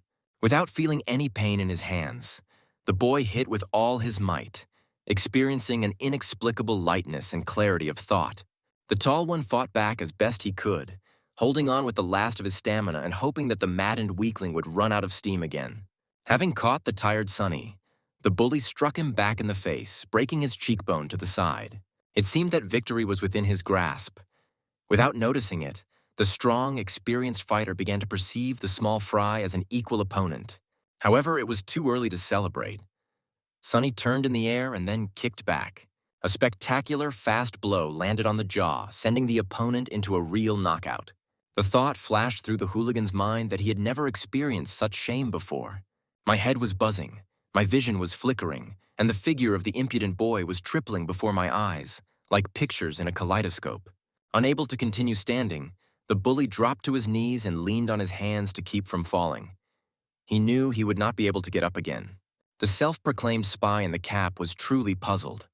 Having a lot of experience in fights, he understood well what really happened. The blow that put an end to the fight was delivered according to all the rules and was very effective. To strike like that, you need to train for a long time. Remembering the movements of both opponents, the guy came to the conclusion that the skinny boy had considerable potential for development. He knew that there would be no new fight. The injuries received by the hooligan would not allow him to continue the fight. In confirmation of this, the bully continued to sit motionless near the wall, only sighing convulsively from time to time. The hooligan's dark-haired friend rushed towards him, but suddenly stopped when he heard the piercing sounds of a siren. The sounds grew louder and louder, more piercing, until they finally died down, replaced by the screeching of brakes. A girl, the cafe administrator, ran along a narrow passage between the houses and showed the way to a policeman in uniform. The dark-haired giant lifted his injured accomplice onto his shoulder and quickly dragged him off to the side. He knew that if they couldn't escape, they would end up in prison, from where it would be very difficult to get out. Meanwhile, the spy boy was thinking about what he had unwittingly witnessed. His target had developed an inexplicable potential. Now the only thing left to do was decide whether it could be used and how exactly. Sonny left a lasting impression with his determination, stubbornness, and unwavering belief in victory. Deciding that he finally needed to show himself, he called out to Sonny and was surprised to find his charge unconscious. However, this is not surprising. After so many beatings, it is difficult to be cheerful and optimistic. It is surprising that the boy is still breathing. Coming closer, he tried to stir Sonny, but his first attempts did not bring any results. What to do if he is not put back on his feet immediately? He will have to deal with the police. This is a completely unnecessary concern. At the same time, he liked his protege more and more. Remembering the fight, the guy understood that his counterpart had accomplished a real feat. And this unexpected transition from complete calm to a swift attack would do credit to any experienced fighter. Irina was absolutely right when she asked to take a closer look at the boy. He definitely has potential. The guy has gained weight. Great potential, because only a truly talented fighter can learn so quickly. The only thing left to do was to get in touch with him, find a common language, and teach him how to fight properly. The phone call prevented him from finishing his thought. Meanwhile, Sonny stood up and slowly trudged off somewhere to the side. The self-proclaimed spy rushed to catch up with the boy. Calling out to him, the guy smiled broadly and greeted Sonny, saying that they were glad to see him in the company of real fighters. But he didn't manage to finish speaking. The boy tripped and fell to the ground again, losing consciousness. Looking puzzledly at the lying Sonny, the guy decided that he had enough for today and dialed the phone, asking his friends for help. They carried him to a cafe. A few days later, Sonny was training hard at the stadium and listening to the instructor's insistent cries. Abdominal workouts alternated with grueling push-ups, leaving virtually no time for rest. Ever since he met the FA TV fighters, life has become an endless training session. Sonny recalled his first conversation with Irene and her friends. The main condition for membership in the Elite Fighters Club was improvement in martial arts. The 50-meter run knocked the extraneous thoughts out of Sonny, forcing him to give it his all and use up the rest of his strength. The hope of finishing the workout was destroyed by the instructor, who demanded that I do a series of pull-ups on the bar. Finally, Sonny fell down exhausted, feeling like he was unable to even move, let alone train any further. The ruthless instructor who tortured the boy turned out to be the same spy guy. He changed his duties from an observer to the role of a strict sensei and did everything to turn Sonny into a strong, hardy FA TV fighter. After giving the boy a chance to catch his breath, the instructor sent him out for a run, announcing that the training would only end if he showed the required time. Sonny tried his best, giving it his all as if his whole life depended on it, and lost himself in memories. Yesterday, after an evening fight with two hooligans, the boy said goodbye to his new acquaintance and returned to the cafe because the police were looking for him. Despite the fact that the guy was not guilty of anything, the owner of the cafe was beside himself with anger and immediately fired the problematic employee. Before one problem had ended, others arose. Sonny still needed money, and there was no longer any hope of getting a part-time job. He was sadly walking down the street towards home when he suddenly heard a familiar voice. The same ramen lover was standing by the phone booth. Sonny didn't remember how he helped him. He came to his senses already on the threshold of the cafe, and now he was perplexed as to what he owed such attention. The stranger immediately surprised me with a question. Had Sonny heard about Fafe TV, and if so, what exactly?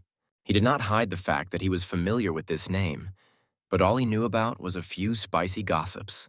The stranger was puzzled. He was not used to explaining obvious truths to people, which included the Fafa TV team, the famous fighters of the virtual world. The guy from the cafe clearly enjoyed the impression he made on Sonny. He explained who they were and what their small but close-knit group was famous for. In addition, the stranger reported on the test that Sonny had passed without knowing it and invited him to join Fafe TV. The boy also learned about the game Coliseum in Realp, whose fans were his offenders. A community of hooligans who dreamed of power over the surrounding areas. They gather in criminal groups where a strict hierarchy and a cult of power reign, and they engage in various illegal activities. But all the groups came to one decision, one way or another. The fight in Realp will become the way to determine the level and rank of each fighter. All Realp fans began to measure their strength in virtual rings, and the resulting ranks were recognized in real life. This is how a single game path was formed, which includes Fafe TV, and now its participants are looking for new promising fighters. The fight Sonny was involved in made an impression on the stranger, so he formally invites the boy to the club. Just yesterday, the boy would have been overjoyed that he was being invited to a prestigious team, but today, for some reason, he felt unsure.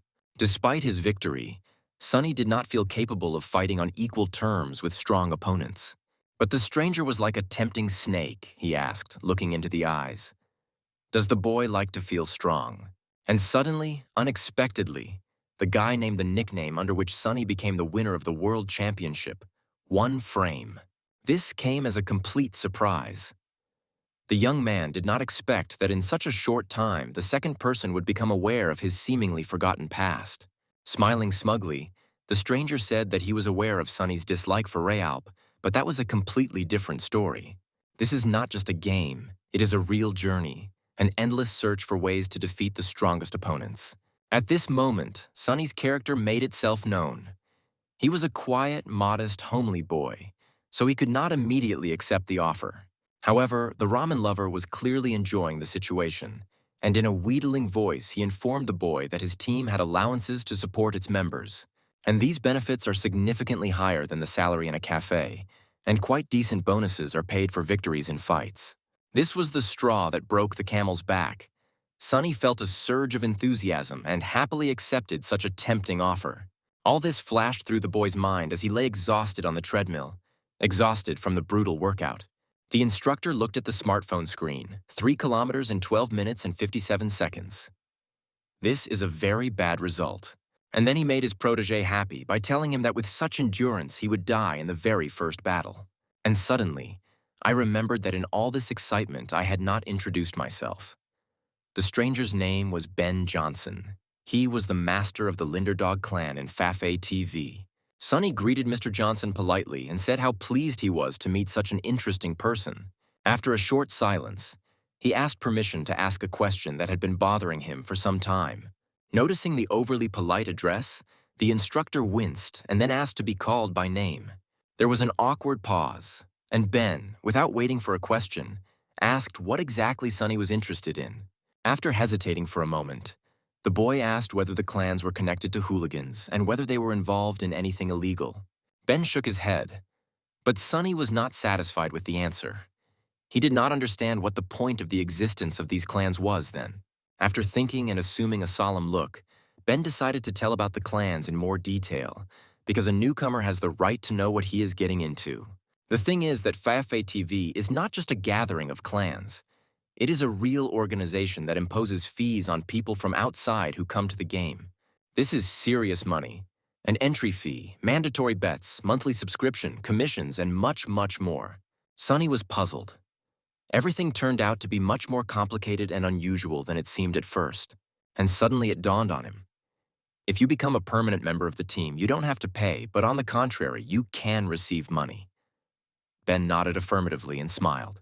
But he immediately clarified that only a few can join the team. The selection process is quite strict. Moreover, you can't just take and join. To join the team, you need to pay a very large fee and then pass serious tests. The entry process is divided into a number of stages, and you can be kicked out at any of them, and the money paid is not returned. Sunny didn't believe it. Could school children really afford such huge expenses just for some virtual game? Nodding again, Ben noted that Sunny had understood correctly, which was why it was usually the rank-and-file members who paid, those who were not part of the elite. The most valuable fighters, who defend the honor of the clan by fighting regularly, do not bear such costs, but come by personal invitation.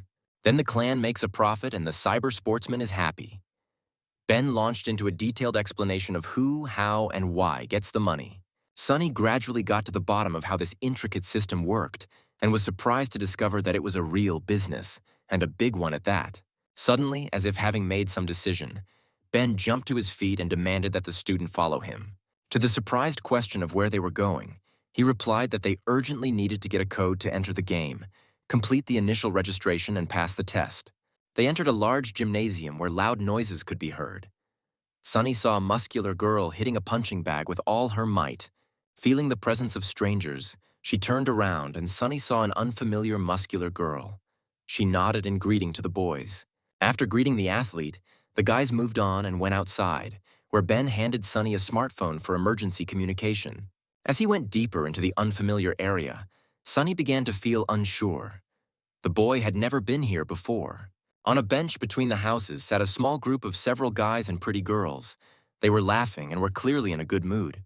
All the people present were seniors, and the girls turned their attention to Sunny and exchanged condescending smiles. The guy's reaction was unkind. A black-haired young man, squatting, aggressively asked who this loser was who had wandered onto their territory. Sunny was already completely confused. He walked behind his mentor and only quietly wondered if it was really necessary to come here to these people. Abruptly cutting off the boy's complaints, Ben told him to shut up, explaining that the code to enter the game had to be picked up right here. This is a special place for teams to gather. Before Ben's team moved their meetings to Realp, they all met here too. Ben paused mid-sentence, perked up and waved to someone, then dragged Sunny towards another group of young people. There were 2 tall high school boys and 1 pretty girl with blue hair. Sunny thought she looked familiar. The boys caused a slight dislike. The boy was irritated by their smug appearance as masters of their lives, fashionable hairstyles and gaudy piercings in their ears. Suddenly it dawned on Sunny. He began to guess who this stranger was. Comparing the available information, he was almost sure of his assumptions. The girl stared straight ahead, and despite the mask covering the lower part of her face, was quite recognizable. Slowly pulling the mask to the side, the girl did not take her eyes off Sunny. Now he was convinced of his suspicions. Erin was standing in front of him. Noticing the girl's interest in Sunny, one of the guys laughed loudly and sarcastically asked if it was her guy who graced everyone with his presence. Irene greeted Ben warmly, calling him brother, and continued to glance at his companion. Sunny tried to understand what all this meant. The smiles disappeared from the faces of the guys, who asked in surprise if this was the famous master of the Linderdog clan. Approaching Sunny, one of them asked if he was also a member of the clan. Sunny answered in the affirmative, which again surprised the strangers. One of them found this extremely funny. His booming laughter tore through the silence of the courtyard and darted between the houses, frightening the crows. He was echoed by a friend who did not leave Arena's side for a single step, but also showed his interest in what was happening. He suddenly turned to Ben and then made a mocking remark. That's what happens when no one wants to join the team, so they invite all sorts of weaklings. Sunny stood and listened as the older boys made fun of him, calling him a weakling, an empty shell, and a future disgrace to the clan. They were simply delighted with what they saw. They were bursting with emotion, and tears came to their eyes from the incessant laughter. After laughing, one of them made another joke, which he thought was very funny, hinting that all the problems were because of Arena. Sunny didn't know what exactly the tall man meant, but Erin clearly didn't like it. She answered the impudent man very boldly, which caused genuine irritation on his face. In response, the guy hugged Irina and grinned again. Suddenly, he felt a strong pain in his hand. The girl fixed his finger in a grip and performed a painful hold. Looking into his eyes, Irina explained that she treats jokes with understanding and patience, but she will never allow anyone to get physical. The angry guys stepped aside and exchanged irritated remarks. The intonation in their voices did not bode well for Irina. Watching Ben, Irene, and Sunny, they exchanged guesses as to why the clan needed this useless puppy.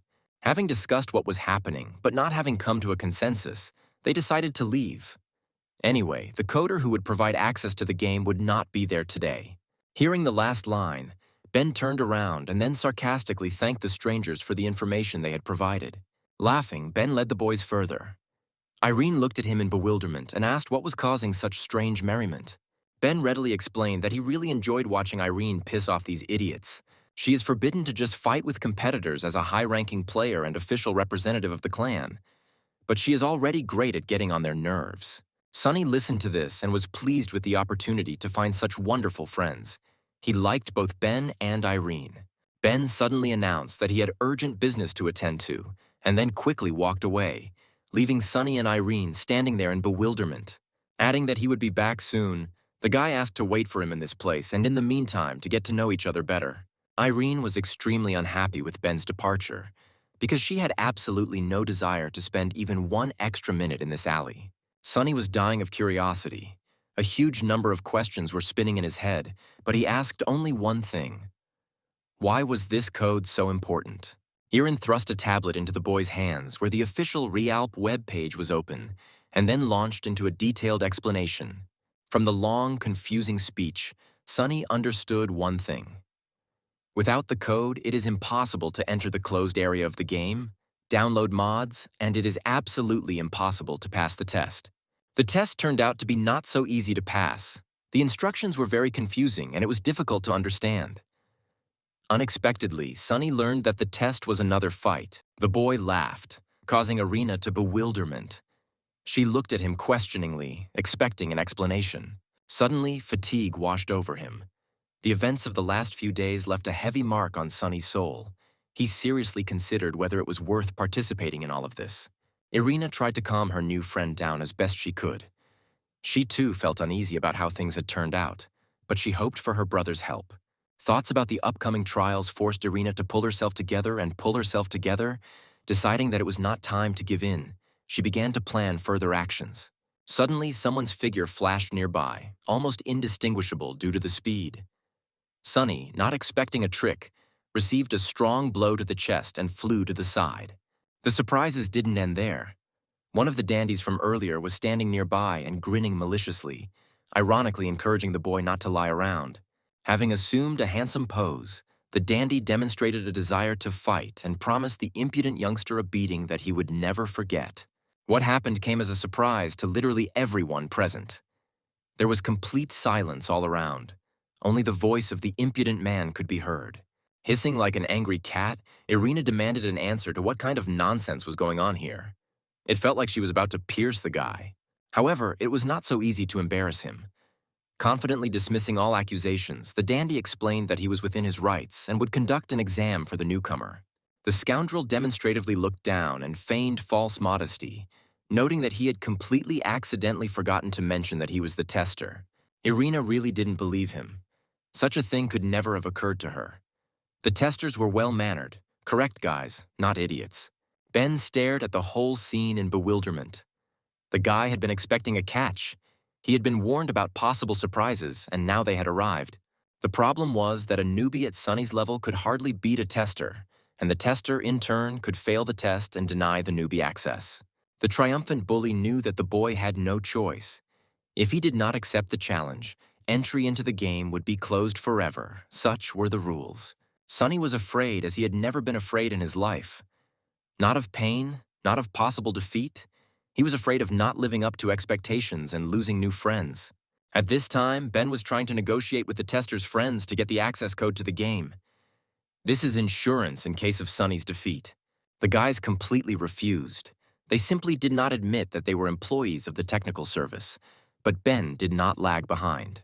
Despite all efforts, they remained silent and made mysterious faces, not refusing, but also not showing any desire to meet halfway. Suddenly, one of them spat to the side, and then, turning his gaze to Ben, said, "There is no need to test a newbie," adding that he is most likely a dud. Meanwhile, their friend has a different opinion and the test will still take place. However, he intends to beat all the nonsense out of the youngster so that he will forget about this game forever. Ben smiled ironically and feigned fear. His test had been very similar, but everything had ended well. Not appreciating the fun, the testers declared that the decision on the youngster had almost been made. If he didn't show his best, he was finished. For the first time since the beginning of the conversation, Ben became nervous. He had not expected such difficulties. They came as a complete surprise to him. The gloomy look of one of the dandies did not bode well. Things had clearly gone wrong, and most importantly, it was not clear what to do with all this. Sitting down on a pile of some garbage, Ben thought, not understanding who this essentially harmless child could bother. I really wanted to get a good fighter into the team. The clan needed fresh blood more than ever. But there were so many problems with this newcomer. Noticing Ben, Irene immediately realized that they had problems. However, attempts to find out details from her brother led to nothing. All that was left was to trust him at his word. Since he said that everything would be fine, then everything would be fine. Meanwhile, Ben smiled broadly, looking at his sister. A young man ran up to a small group of young people and quickly announced that somewhere nearby, a great fight was brewing that was worth watching. A beautiful girl in a white tracksuit objected. What could happen here? Such things happen literally every day. No, the excited guy didn't think of stopping, getting confused in his words. He said that the tester Bill was fighting, and this fight was very unusual. The girl expressed interest for the first time. The fact that Bill decided to test some minor caused a violent reaction in her. The boy was choking, wanting to quickly report the details. Something unusual was happening. It was imperative to figure it out. The dandy, whose name turned out to be Bill, was again showing off in front of those present, promising to be a strict but fair judge. Sonny's dejected appearance caused bursts of laughter from the boys and girls present. The boy did not at all resemble a stern fighter. Advice, tips, and comments poured in from all sides. The totalizator was already open and bets were being accepted, so interest in Sonny was growing. After uttering a few pompous phrases, Bill declared that he would not ban betting, but he wanted it all to end as soon as possible. Two shabby-looking individuals were taking bets at the old pile of garbage, where there was a slight rush among those looking to make easy money. Sonny was worried. Realizing that there was no escape from the fight, he tried to prepare himself for the upcoming battle and even made fun of his unenviable position. The fight began without warning. Apparently, this was not prohibited by the rules. Literally a moment later, the boy was dodging the blows with all his might. Short training sessions with Ben gave results. The body obeyed easily, instantly reacting to changes in the environment, which was surprising. The surprise almost cost Sonny the defeat. The dandy kicked him right in the body, and if it weren't for his quick reaction, it would have been all over. The boy quickly moved into a low stance, took a punch right over his head, and then took a stable position again. Ben, who was already celebrating his victory, was disappointed. His face showed strong bewilderment, turning into annoyance. After all, this was his favorite blow. Irina watched the fight without stopping. The girl literally absorbed every movement of her opponents with her eyes, fighting the temptation to rush to the boy's aid. Sonny's performance created a real sensation. If for fighters of Iron's level this was normal, then for most newcomers it seemed like a fantasy. The rapid movements were followed by pauses during which the opponents studied each other. But despite Bill's advantage, Sonny held on. Irene suddenly became wary. Ben's movements attracted the girl's attention. His fighting style seemed extremely familiar and caused genuine anxiety. The strange tester was a cut above the local hooligans in level, but most importantly, such a combat technique was not used at all in teams. Some viewers were unhappy with Sonny's tactics, and the boy was showered with insults and ridicule, which he ignored with all his might. The tester didn't seem to be tired at all. During the breaks, the guy showed off, flaunting his advantage over the good-for-nothing weakling. Suddenly, Bill threw off his clothes. Sonny realized that right now, the fate of the fight would be decided. His opponent had decided to fight seriously. Left in just a tight t-shirt, The tester demonstratively shrugged his shoulders and tensed his muscles, which caused admiring sighs from the audience. The boy himself did not undress. The jacket did not restrict his movements, and the clothes gave him a sense of confidence and provided some kind of protection. Having gained some courage, Sonny began to be cheeky to his opponent, mocking him for showing off in public, although the experienced fighter was not embarrassed by this. Laughing, Bill beckoned the boy towards him, giving him the initiative in the attack and showing that he was deliberately giving the advantage to the enemy. Sonny hesitated, not daring to attack such an experienced fighter. So Bill began the attack himself, breaking into a rapid dash in the hope of winning. Despite Bill's incredible speed, the boy easily tracked his movements, and the hope that the fight would not end in shame was revived. Reality showed that it was too early to celebrate. The tester fell into a complex cascade of movements designed to confuse an inexperienced opponent. Experience is a great thing. It allows you to find simple solutions in complex, non-standard situations. But it was experience that Sonny lacked so much. Taking advantage, Bill easily passed through Sonny's counterattack and then landed a clean punch to the face, sending him flying. The boy saw the blow, but he couldn't do anything. The opponent was technically and physically much stronger. The world exploded with a flash of excruciating pain. It painted the space in crimson tones. Everything around was floating and swaying. The dandy tester, who had gotten into a frenzy, seemed to have no intention of stopping, and he spun around dramatically, raising his fist over the boy again. Irina, who was watching the fight, was beside herself with anger. The girl could not understand how an essentially innocent test had turned into something strange and dangerous. She wasn't the only one who was perplexed. The audience also sensed that something was wrong. The shouts died down, and everyone waited for the denouement to come. And again, a short pause. Sonny, swaying, stands in the corner of the wall watching the enemy, and Bill, flexing his muscles, tries to make an impression.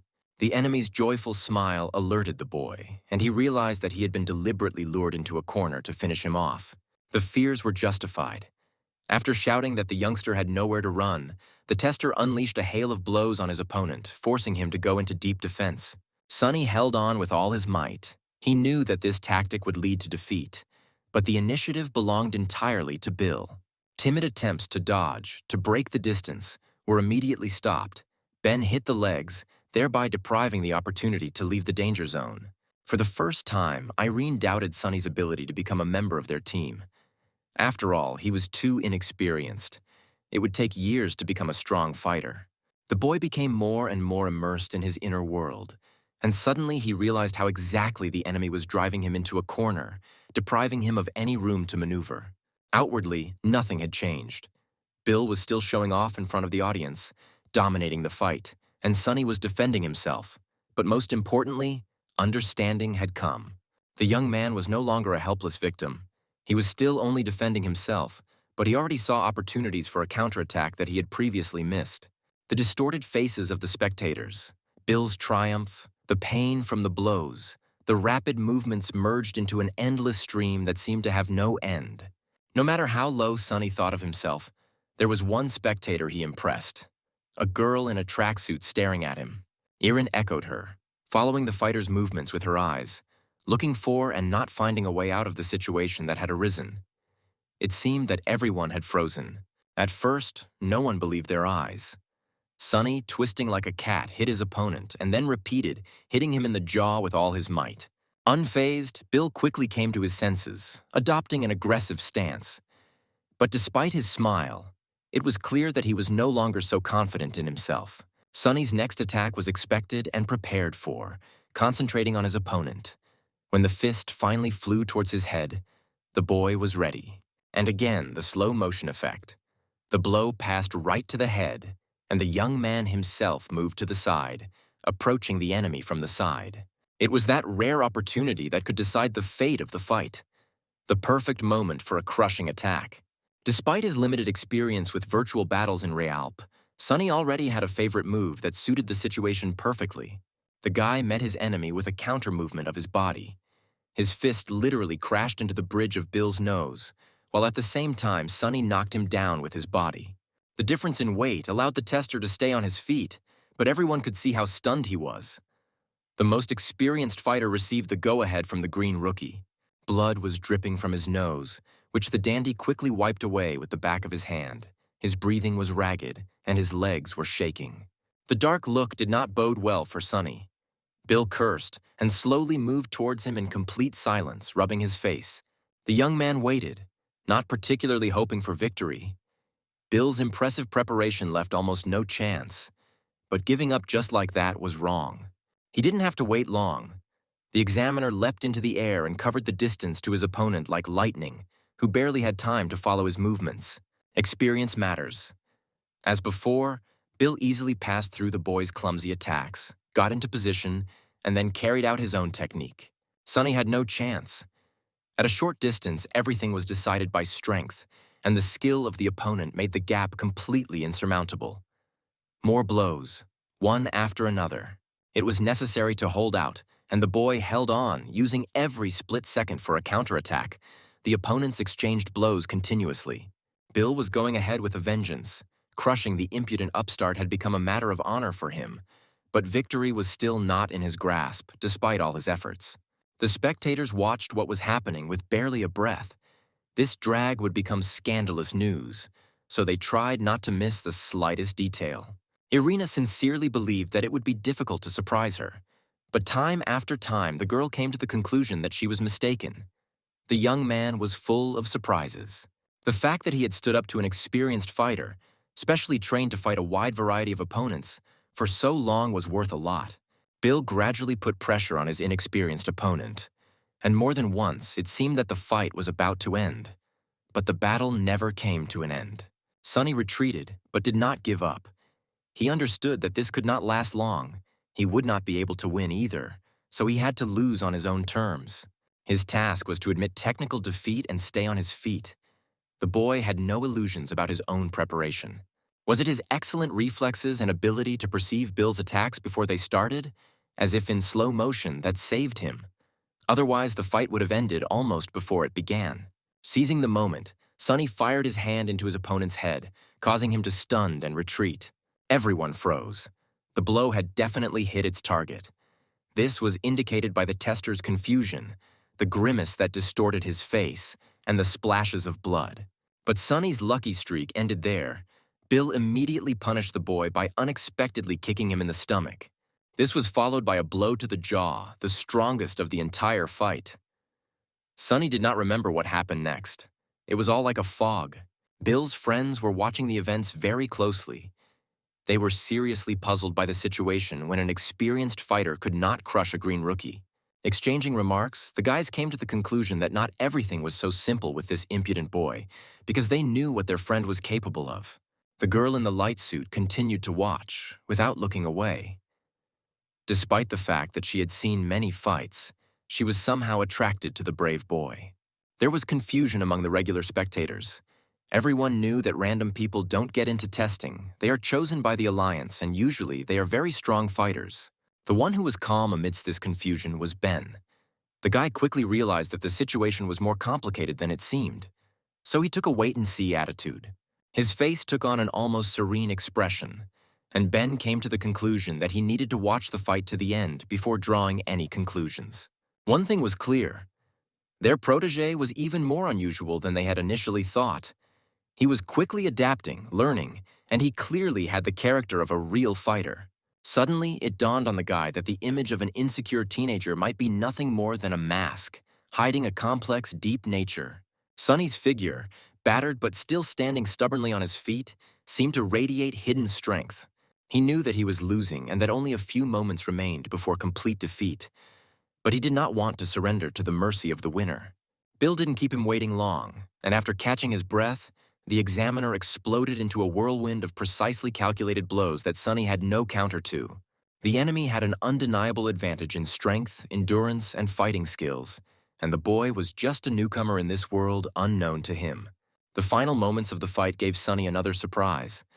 Carried away by the attack, Bill opened up and therefore immediately received a painful blow to the body. True, he had to pay for this immediately. A powerful counterblow to the stomach again threw the boy aside, plunging him into a real ocean of pain. Erin, who was watching all this, became increasingly angry. The girl could not understand who was causing these emotions. the scoundrel tester, Sunny, or herself. Suddenly, someone's hand fell on her shoulder. Turning around, Irene saw Ben standing behind her and thoughtfully looking somewhere ahead. The girl confessed to her brother that she had absolutely no idea what to do next.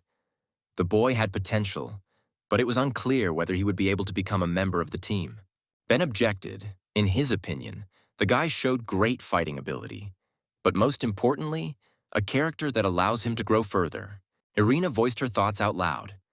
Yes, at this rate we will easily get the necessary code. The main thing is that the result of the fight is counted without violations. Meanwhile, in the makeshift arena, it was all over. Bill stood in the middle of the yard as a gloomy figure, and at his feet lay a beaten Sonny. It might have seemed that the boy was unconscious, but this was not so. The teenager, taught by bitter experience, tried not to draw attention to himself. Irene and Ben walked slowly towards the fight, exchanging opinions. Even if the fight doesn't count today, there's still time left. They can try again. Ben suddenly stopped, squinting provocatively, and then in an ingratiating tone suggested to his sister that if Sonny couldn't handle it, they should find another candidate. Indignantly, the girl answered Ben, "Yes, Sonny lost today, but it's stupid to demand more from a newbie. He's already a great guy." Suddenly, Ben's expression changed, and he mumbled something, which attracted the wary attention of his sister, who was used to the quirks of her problematic brother. Grabbing Ben by the sleeve, Irene demanded an explanation for his behavior, not taking no for an answer. She did not let up until she heard an answer. It turns out that the brother couldn't overcome his gambling nature and bet a fairly large sum on Sonny. Well, like a large sum, his entire monthly allowance. In the first moments, Irina could not say a word. It felt like she had forgotten how to speak. The next moment, the girl burst into a deafening scream and accused Ben of 1,000 different things, from which it followed that he was a complete idiot. Pushing her idiot brother away, Irene rushed to help Sonny. By this point, he had stopped pretending to be a corpse and was simply lying on his back looking at the sky. Bending over the boy, Irina carefully asked how he was feeling, whether he could move normally, and whether there was a need to see a doctor. Standing up, Sonny looked at the girl as if he was seeing her for the first time in his life. He had not felt such care for himself for a very long time, since the death of his parents. Yielding to persistent demands to rest and not make any sudden movements, the boy stared at his new friend, trying to figure out how to behave. Realizing that her ward did not remember everything, the girl told him how the events unfolded, how the fight ended, and what it meant for him personally.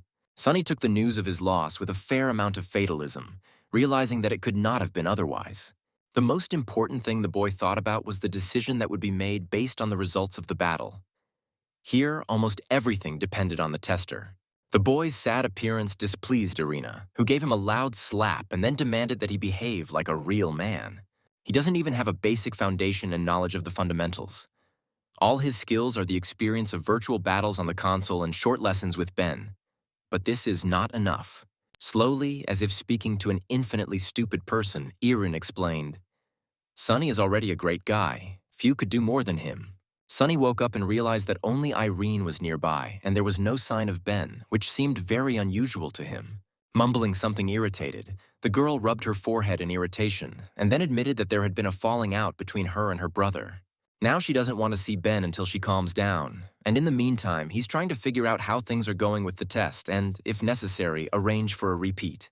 Yes, a retest would have been very useful. Sonny had absolutely no faith that this clumsy attempt would be credited to him. Suddenly, he caught himself shaking continuously. All attempts to stop the shaking were in vain. His body seemed to be living its own life. Suddenly, Sonny realized that he was still in a state of readiness for battle and was not against repeating the fight. Moreover, the thought of it brought pleasure.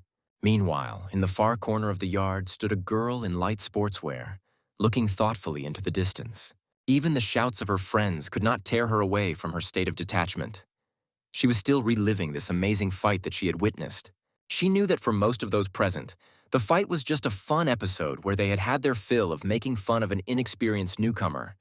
But not for her. The guys, showing off effectively in front of their girlfriend, climbed onto their motorcycles and loudly revved the gas, demanding that they hurry up since they were already tired of waiting. She walked slowly towards the motorcycles, her mind returning to the fight, and promised herself to find out who this mysterious and insanely talented boy was. The girl remembered his face and the faces of his companions well, so she was sure that she would find him when she needed it. The tester's friends laughed loudly and teased each other, deciding who among them was the biggest loser and who had lost more on bets this month. Slowly approaching Bill, they stopped, looking at their friend with puzzlement. The tester looked gloomy and sat completely alone. Suddenly, angry, he demanded that they shut up immediately, and if they wanted to do something stupid, they should do it somewhere far away. The fight was on Bill's mind. It was clear that he had defeated the weakling, but he had done it in an extremely ugly way, which would become known to the right people. This goldfinch practically does not know how to fight, but he held on for almost the entire fight, causing a lot of inconvenience to his superior opponent. Bill was so immersed in his thoughts that he didn't notice how a quarter of an hour had passed. His friends had gone somewhere, and that punk, the brother of the beauty arena, was nearby. Ben stood there wondering if he had done the right thing by approaching the tester, but there was nothing he could do. He had to start a conversation. Ben spoke of wanting to retest the baby sometime later to give him more time to prepare. Bill grimaced wearily and waved it away as if it were an annoying fly. All he wanted was to get home and rest in complete solitude. To get rid of Iron's brother, he bluntly stated that there was no need for a repeat test. Sonny had passed the exam and could get the access code to the game. Despite the loss, the boy showed himself well against someone like Bill, which was quite a lot, and, frankly, not everyone can handle it. Deciding to sweeten the pill a little, Ben showed Bill the video recording and said that the newbie who took out the high-ranking player was Sonny. It was he who, during training, beat up his opponent like a puppy, although he was incomparably higher in level. Bill couldn't believe his eyes.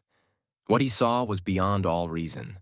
But the fact remains that the entire fight was recorded on video. Ben willingly maintained a conversation with the tester, realizing that this useful acquaintance could come in very handy in the very near future. Staring at the screen, Bill began to understand that Sonny's rapid movements were not accidental. The boy clearly had a lot of experience, but in some other discipline. The boy's maneuvers began to understand him, and the pattern of the battle, which had initially been perceived as an accident, began to acquire a new meaning. An inexperienced newcomer had no chance to even somehow resist the tester, and no matter how hard he tried, he was bound to lose in the first minutes. But this empty shell behaved as if he knew perfectly well how to move, attack, defend. He just had little experience. Bill admitted to himself that if the baby was given a chance to grow up a little and gain strength, he could gain the upper hand. Having come to an understanding of the reasons, the guy calmed down and again voiced his decision. Sonny passed the test. There is no point in trying again. The tester handed the smartphone to Ben and prepared to get up to go home. It was already late and the drive was far. After a brief silence, Ben made another request, feeling impudent beyond belief and trying to make the best of the situation. He asked Bill to keep the talented newcomer's code and all information regarding his identity secret, especially at first. Who knows how long this conversation would have lasted if not for the menacing shout from Irina, who was sick to death of waiting and desperately wanted to leave this gloomy place. That same evening, somewhere on the outskirts of the city, quiet sounds were heard in an empty warehouse. In the middle of a spacious hangar sat a tall, plump guy with glasses and a fashionable bleached hairdo, whistling and thoughtfully humming a popular melody. He held in his hands a small doll depicting a blonde girl and looked at it as if he was seeing it for the first time. Suddenly, in the silence of the warehouse, a strange sound was heard, which alerted the guy. Without changing his position, he quickly glanced in the direction of the noise. Two guys walked through the door, guys that Sonny would have immediately recognized if he had seen them at that moment. They were the ones beating up the boy in the courtyard of the internet cafe. The dark-haired giant and his tall, scumbag friend walked into the back of the warehouse, looking around in confusion and asking each other if this was the right address. Suddenly, a quiet voice was heard in the room, greeting the guests. Only at that moment did the guys notice that there was someone else here and got scared. The tall one suddenly became angry. He was ashamed of himself for the fear he had shown, but he didn't know what to do, so he was nervous. Hearing the quiet insults directed at him, the doll lover responded ironically. He was not interested in the opinion of some curly-haired weakling. Since he, Alex, is here, he will do and say whatever he wants. He was only asked to come, and he fulfilled the request of an important person. The guy thoughtfully adjusted his glasses and then formally introduced himself. Alex Johnson, Central District 8, unranked player. Hearing that the player in front of them was unrated, the hooligans gained confidence in their abilities, brazenly demanding that he stand up and not dare to sit in their presence. With a meaningful chuckle, the bespectacled man slowly stood up, and then with one movement kicked away the box he had been sitting on. The expressions on the hooligans' faces began to change.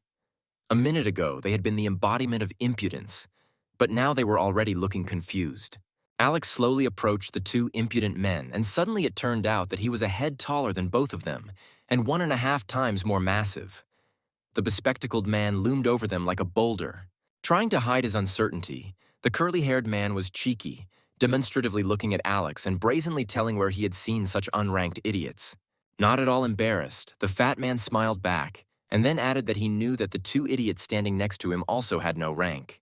It's unknown where the conversation would have gone if footsteps hadn't been heard from behind. The dark-haired giant turned around and stared there, his mouth open. Several guys were walking slowly towards them, walking at a leisurely pace, warming up their arms as if preparing for a fight. The hooligans no longer hid their excitement, looked around nervously and grinned angrily, promising all sorts of trouble to anyone who dared to touch them. Trying to defuse the situation, the big guy said that their school had never had any trouble with the 8th school from Central, and he didn't understand what all this was about. Realizing that they had no chance against the strangers, the dark-haired man made an attempt to negotiate and resolve the issue peacefully. The curly one ruined everything. Tired of the uncertainty, he decided to attack first and grabbed the tall fat man by the hand, knocking out the doll he was holding. The graceful figure flew out of the palm and with a loud thud cracked on the concrete floor of the hangar, breaking into pieces. It was incredibly stupid, but the curly-haired man didn't think so. For some reason, he was sure that he had managed to intimidate his opponent, and now everything would change in his favor. The fat man stopped smiling and then said, "It was a favorite doll that brought good luck, and now it's broken, so someone will pay for it." His expression turned angry. He slowly took off his glasses and walked up close to the bully. Now the difference in height became even more visible. Curly threw his hand forward, concentrating all the strength and power of his body. His fist crashed into the fat man's chin and made him stagger.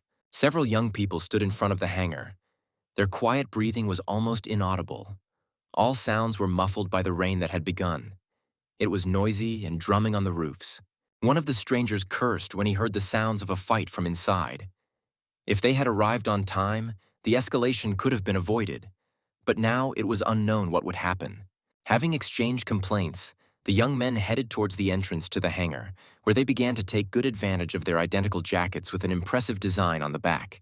Meanwhile, the fat man and the curly-haired man stood in front of each other. The hooligan was desperately cowardly, and the fat man was going to get even with the scoundrel for the vile attack. Absorbed in each other, the boys suddenly heard loud claps. Behind them stood an elegant girl and leisurely applauded them. Her appearance came as a surprise not only to the hooligans, but also to the fat man and his support group. Everyone present turned towards the exit, where several strangers stood, not at all embarrassed by the crowded, empty warehouse. 3 tall guys and a girl looked ironically at all the young people gathered in the room, and then declared that it was they who gathered them here. The girl grimaced and noted that she felt sick when she saw all these incompetents fighting, but she understood it. The fat man's friends, crowded in the corner, exchanged quiet whispers. They knew someone was supposed to come, but the appearance of this particular trio came as a surprise. Gracefully stepping with her slender legs in light sneakers, the girl came closer. The trio stood in the center of the hangar and were immediately surrounded by all the guys present. But this did not seem to bother the guests at all. Suddenly, the dark-haired giant shuddered, and then turned to his curly-haired friend. He recognized the trio and was about to tell them about it. Getting ahead of the dark-haired man, the girl said, "Yes, they are students of the first school in the Eastern District, and it is not by chance that they are here. Moreover, all 3 are members of the Black Mamba Fight Club, one of the strongest clubs not only in the area, but in the entire city." This news had the effect of a bomb exploding. The impudent curly-haired guy froze with his mouth half open, forgetting about all his questions. Fat Alex was also silent. By this time, he had managed to put on his glasses. He understood what was happening better than anyone else, so he waited to see how events would develop. Only among his friends did the whispers continue, exchanging guesses about what the Black Mamba clan might need from people like them. The Trinity fell silent. The guys and the girls stood and waited. It was unclear what. It seemed as if they had come here completely by accident. One of Alex's friends suddenly burst out laughing, declaring that he didn't believe in this nonsense. Black Mamba fighters are strong guys, not teenagers. The girl was about to say something, but stopped herself and, changing her mind, fell silent, still looking at the cheerful boy who still could not calm down. Deciding that the fun should continue, he made an ambiguous joke about the guest, counting on support from his friends. The effect was completely unexpected. The girl made a swift move, attacking the impudent fellow with an open palm. Like a shot arrow, she covered the distance to the boy and accurately hit him at the base of the neck, silencing him and causing an attack of suffocation. A dodge, a short step to the side and behind the back, a push, and here the comedian is flying backwards, completely disoriented in space. Making an extra effort with her hand, the girl slammed the boy into the floor, causing him to let out a sharp scream that was clearly audible in the silence of the spacious room. The spectacular combination was completed by a light but incredibly offensive kick from above. A white sneaker was imprinted on the young man's face, leaving a dirty mark on his skin. Wiping her foot on the mooing guy's face, the girl gently asked if some of the little bugs who thought too much of themselves had buzzed too much. And some not particularly smart weaklings would be better off keeping their mouths shut. Otherwise, someone will help shut them up or even tear off something unnecessary. The incident had a stunning effect. The guys who had just been confident in themselves were not averse to a fight, but now they stood as if in front of a strict teacher. The Black Mamba clan was famous throughout the city. The team included the best fighters, real monsters who spared no one. They were a true legend of Fafa TV, where they tore apart their opponents with the same fury as real tigers tear apart their prey. The girl slowly stepped aside and gracefully sat down on an empty box, provocatively showing off her magnificent legs to those present. Her companions stood on either side, like guards, with stern expressions frozen on their faces, and they themselves were silent and frowning. Yes, it was she who called them here, the girl said, and not the big guy with glasses, which caused bewilderment and confusion among everyone present. These words came as a surprise not only to the hooligans, but also to the fat man and his friends, who also thought that other people would come to the meeting. After a meaningful pause, the girl continued, noting that everyone had been called here not to start a fight, but for a very important matter. Everyone knows that soon Fafa TV will hold the so-called distribution exam, the results of which will determine the ratings and status of all players.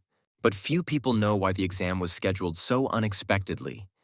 And the fact is that one very problematic child appeared there, causing a real stir.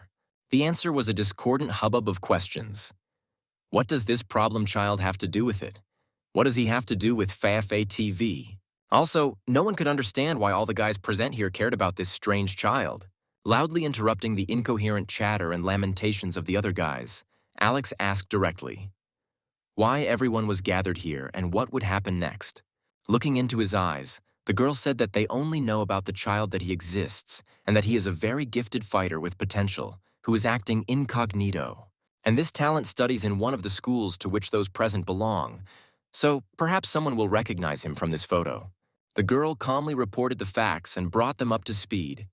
The decision of the Black Mamba Council was to find the teenager and then make him an invincible fighter. The clan master has determined that this mysterious stranger is exactly what their team needs and is willing to pay handsomely for his help. Generously, this means not only money, but also a service. The Black Mamba clan will be obliged to anyone who helps find the boy, and this, as everyone knows, is worth a lot. A day passed.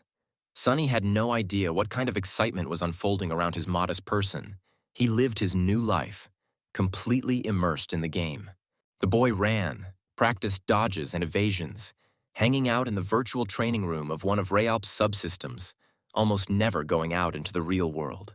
Ben's face appeared on the holographic screen, and he was quick to point out that Sonny was learning to fight, not just running around in circles. In confirmation of his words, a human figure appeared in front of the boy. He realized that it was an enemy and was very surprised to recognize Irina in the stranger. Ben continued to tell the story. According to him, Sonny now does not have to go to school. Everything is decided. He can calmly train without thinking about anything. Someone took care to issue Sonny an official document, ensuring his legal absence from classes. This caused the boy boundless amazement. He couldn't even imagine what kind of opportunities he needed to have to draw up such a paper. Distracted by emotions, Sunny missed the beginning of Iron's attack, which almost succeeded. The teenager barely managed to dodge a powerful kick. The girl literally barked at the boy not to be distracted by all sorts of nonsense, but to do his direct business, that is, to improve his combat skills. Without finishing her sentence, Iron continued to attack, forcing him to go into deep defense. The movements turned into an endless series of dodges, maneuvers, and escapes. The girl suddenly changed her fighting style, switching to jumping and high kicks. Such tricks made the fight even more difficult for Sunny. Flying up and then falling to the very floor, Iron did impossible things, turning the battle pattern into something unimaginably complex. Sunny was safe only because the girl did not forget that this was training and spared her charge, but did not allow him to relax. It cannot be said that the boy himself was against it. He liked sparring with Irina. Everything came easy to him, and the girl herself evoked pleasant feelings. Suddenly, the girl stopped and called Sunny lazy. There was less than a month until the exam, and he was taking his preparation too frivolously. Even if he doesn't leave the gym, it's unknown whether he'll pass the qualifying round, and if he slackers, then there's no chance at all. You might as well not even start. At this time, Ben was not idle either. The guy's fingers flickered over the keyboard so that they were almost invisible, and he himself was completely immersed in work. After reading the text on the screen, he cursed and thoughtfully uttered a short phrase, from which it was extremely clear that the team had a new problem. It turns out that Sunny is already being searched for, and the well-known Black Mamba clan has announced a reward for any information about him. Moreover, the school where he studies is already known. These bastards launched a real campaign to find the elusive player, in absentia assigning him the spectacular nickname Berserker.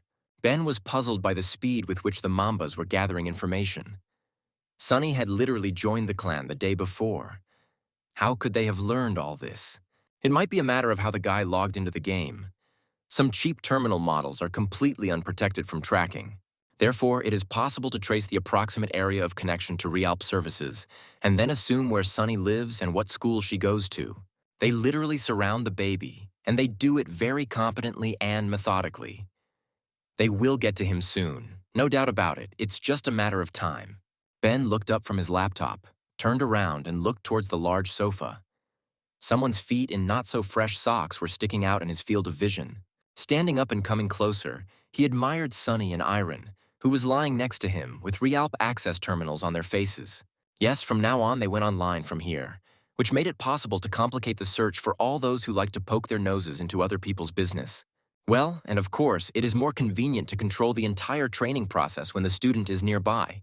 Ben already had experience teaching beginners. Now Sunny spent almost all his time next to Ben, thanks to which they alternated hand-to-hand combat in virtual space with real loads. And it had its effect. Despite Irene's skepticism, Ben was almost sure that they would have enough time. And before the exam began, Sunny would turn into a fighter. And one day he will become a real monster, taking over Fafa TV. And he, Ben, will go down in history as the man who raised a champion. It's early morning, the school bell has just rung, all the students have already gone to their classes, the yard and corridors are empty. In Sunny's class, the usual morning roll call was taking place, where everyone who was absent and present for classes was noted. The teacher called the boy's name for the third time without hearing an answer from him. The man frowned and looked around the class in search of the student. Classmates, hearing this, whispered among themselves, making fun of each other. This worthless pauper seemed to have gone begging instead of studying. Jim was also puzzled. His friend very rarely missed classes at school, coming in any weather, so his absence was suspicious. The boy thoughtfully glanced at the teacher, who, without waiting for an answer, demonstratively put a mark for non-attendance. Jim nodded mentally at this and promised himself that he would definitely find out where his mysterious wayward friend had gone. A vague uneasiness reigned in his soul. The hooligans from earlier, curly-haired and fat, were sitting in the sports locker room and trying to figure out who this teenager in the photograph reminded them of. The Mambas said he attended one of only 2 schools, so there was a good chance they knew him or had seen him somewhere. Again, such a familiar face. And most importantly, the last comment from the impudent girl from Black Mamba. She asked, no, demanded to find him before the exam or they would regret it. It was a stick, but the carrot was the opportunity to become a member of Black Mamba. Such a great offer was impossible to pass up, and the guys tried their best. The dark-haired man thought for a moment, and then, glancing at the smartphone screen, said that time was up and they needed to log into the game if they wanted to get the job done. The second bully held his terminal in his hand, wondering how they should organize their search to be sure of getting ahead of their rivals. Finally, having come to some conclusion, the guy frowned and decisively lowered the terminal over his eyes, becoming like some kind of exotic cyborg. But he was not the only one preparing for the search now. Competitors had entered the virtual space. All the participants of the meeting in the hangar were now doing the same. The guys accompanying the tall fat man had their own plan that they were following. Two of them had already put on their terminals, and their friends were ready. At the same time, in one of the gyms, Irina was standing, holding a smartphone in her hand and counting the minutes until she entered the game. It was important not to miss it. Having quickly and sternly commanded that the time for entry had come, the girl gave the command to Ben, who was sitting at the ready with the terminal on his face. The guy glanced sideways at his sister and didn't answer. The guy was waiting for Sunny. The thing is that they had to log into the system together. Suddenly, Ben's terminal received a command about the start of the FAFA-TV exam. All candidates are required to enter the game, but Sunny was still not there. Where is he? The big city lived its own life. The morning coolness gradually gave way to a noticeable warmth. Everything indicated that the day of the competition would be hot. Sunny walked into the gym door, his shoes awkwardly shuffling across the concrete floor. He was calm and whistling a quiet tune. Stopping at the threshold, the boy calmly looked at his friends, continued to whistle melodically, and said nothing. Ben stood in front of him with an ironic expression on his face, from which it was difficult to understand anything, and Irina was clearly furious. She looked very unfriendly. The girl immediately demanded an answer as to where he was hanging around at such a crucial moment, when he should have been there a long time ago. The sullen Sunny did not accept the reproaches. He had his own vision of the issue. Snapping back briefly, the boy declared, "He knows everything himself and does not need advice." Silently admiring the rebellious teenager, Irene turned away, giving Ben freedom of action. But he decided that now was not the time for quarrels. Sitting comfortably on the floor, Sunny thought, finally he will be able to try his hand at the famous game Colosseum, a legend of Fafa TV. The thought flashed through my mind that I needed to apologize to Jim and my new friends, all of whom not only worried about Sunny, but also did a lot for him. There was a real mess in my head. Thoughts chaotically replaced each other, creating a feeling of nervousness and complete helplessness. It suddenly occurred to Sunny that he was a real weakling. He kept making excuses about his past, but in reality the problem was simple fear. However, now there are people who are able to accept him as he is, and at this time he behaves like a real pig, nullifying all their efforts. Sunny realized that now was the moment when he could change internally and change his whole life, casting off his old, weak personality. Having made his decision, the guy confidently turned on the terminal and then lowered it over his eyes. He had absolutely no intention of remaining a weakling for the rest of his life. Ben sat down next to him, his quiet voice warning Sunny that there would be many people in the game who would target him. All of these people would try to eliminate a strong competitor. However, even from such a difficult situation, you can extract significant benefits if you approach it correctly and do not do stupid things. The boy lay and waited for the system to finish processing the request, and finally a blue window appeared before his eyes with the inscription, "Access granted." Despite his previous experience with virtual games, each login was an event for Sunny. He was impressed by the wealth of sensations and experiences. A real riot of colors was happening before my eyes. Bright neon tones created a completely fantastic picture that is difficult to describe in words. The FAFA TV event was of interest not only to the immediate participants, but at that moment a huge number of people were glued to their computer monitors. Even more virtual sports fans watched the broadcast on smartphones. Some skipped school and even work for this. Meanwhile, more and more participants were gathering in the virtual space. Most of the applicants had already entered the system long ago, but there were also latecomers. Suddenly, a figure of a stylish guy appeared in front of the audience, looking like a robot. His face was hidden by a stylish helmet with a visor, and his voice resembled the hum of a machine. With a loud shout, the host greeted the participants, spectators, and everyone who could see or hear this broadcast. The presenter stood on a raised platform, arms spread out dramatically, turning his head so that it created the illusion that he was looking at each of those present. He was a true master. From the very first minute, he captured the audience's attention and did not let go, forcing them to believe every word. The host's statements became more and more provocative. Sometimes he made outright rude remarks, but this only raised the level of emotions. The audience supported him with loud shouts. Some could not resist showing the middle finger and shouting something unintelligible in response. The hall was ablaze. Finally, deciding that the introduction was over, the host hit the button on the table with all his might and announced the start of the qualifying round. But first, the rules. Every weakling who comes here should know them. This is the foundation of the foundations. Then there is no need to complain about ignorance. Everything will be in vain. In a quick recitative, the presenter explained how to move around the map using portals, how to act, and what should never be done. The price of a mistake is disqualification. But most importantly, other players can gain an advantage and take a place among the winners. But it is not enough to complete the route correctly. This is only half the battle. The most important thing is that at the end there will be a final battle, the result of which will determine the player's rating.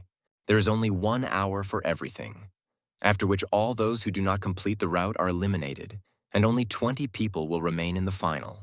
Sunny listened carefully and heard a very important point for himself. It is impossible to avoid fights. Such tricksters will be disqualified on the route. And suddenly, the host changed the subject. He chuckled and then announced, "Today everyone will have a surprise, an unknown high-level player that no one knows." Effectively raising the volume of his voice, the robot guy told of a recent incident in which an unknown newcomer defeated one of the Colosseum champions. This statement caused a stir among the audience. There were many who heard it for the first time. So people exchanged opinions and assumptions. Suddenly it dawned on Sunny, who was standing silently, that they were talking about him, that he was the mysterious newcomer who was nicknamed the Berserker. It was a real setup.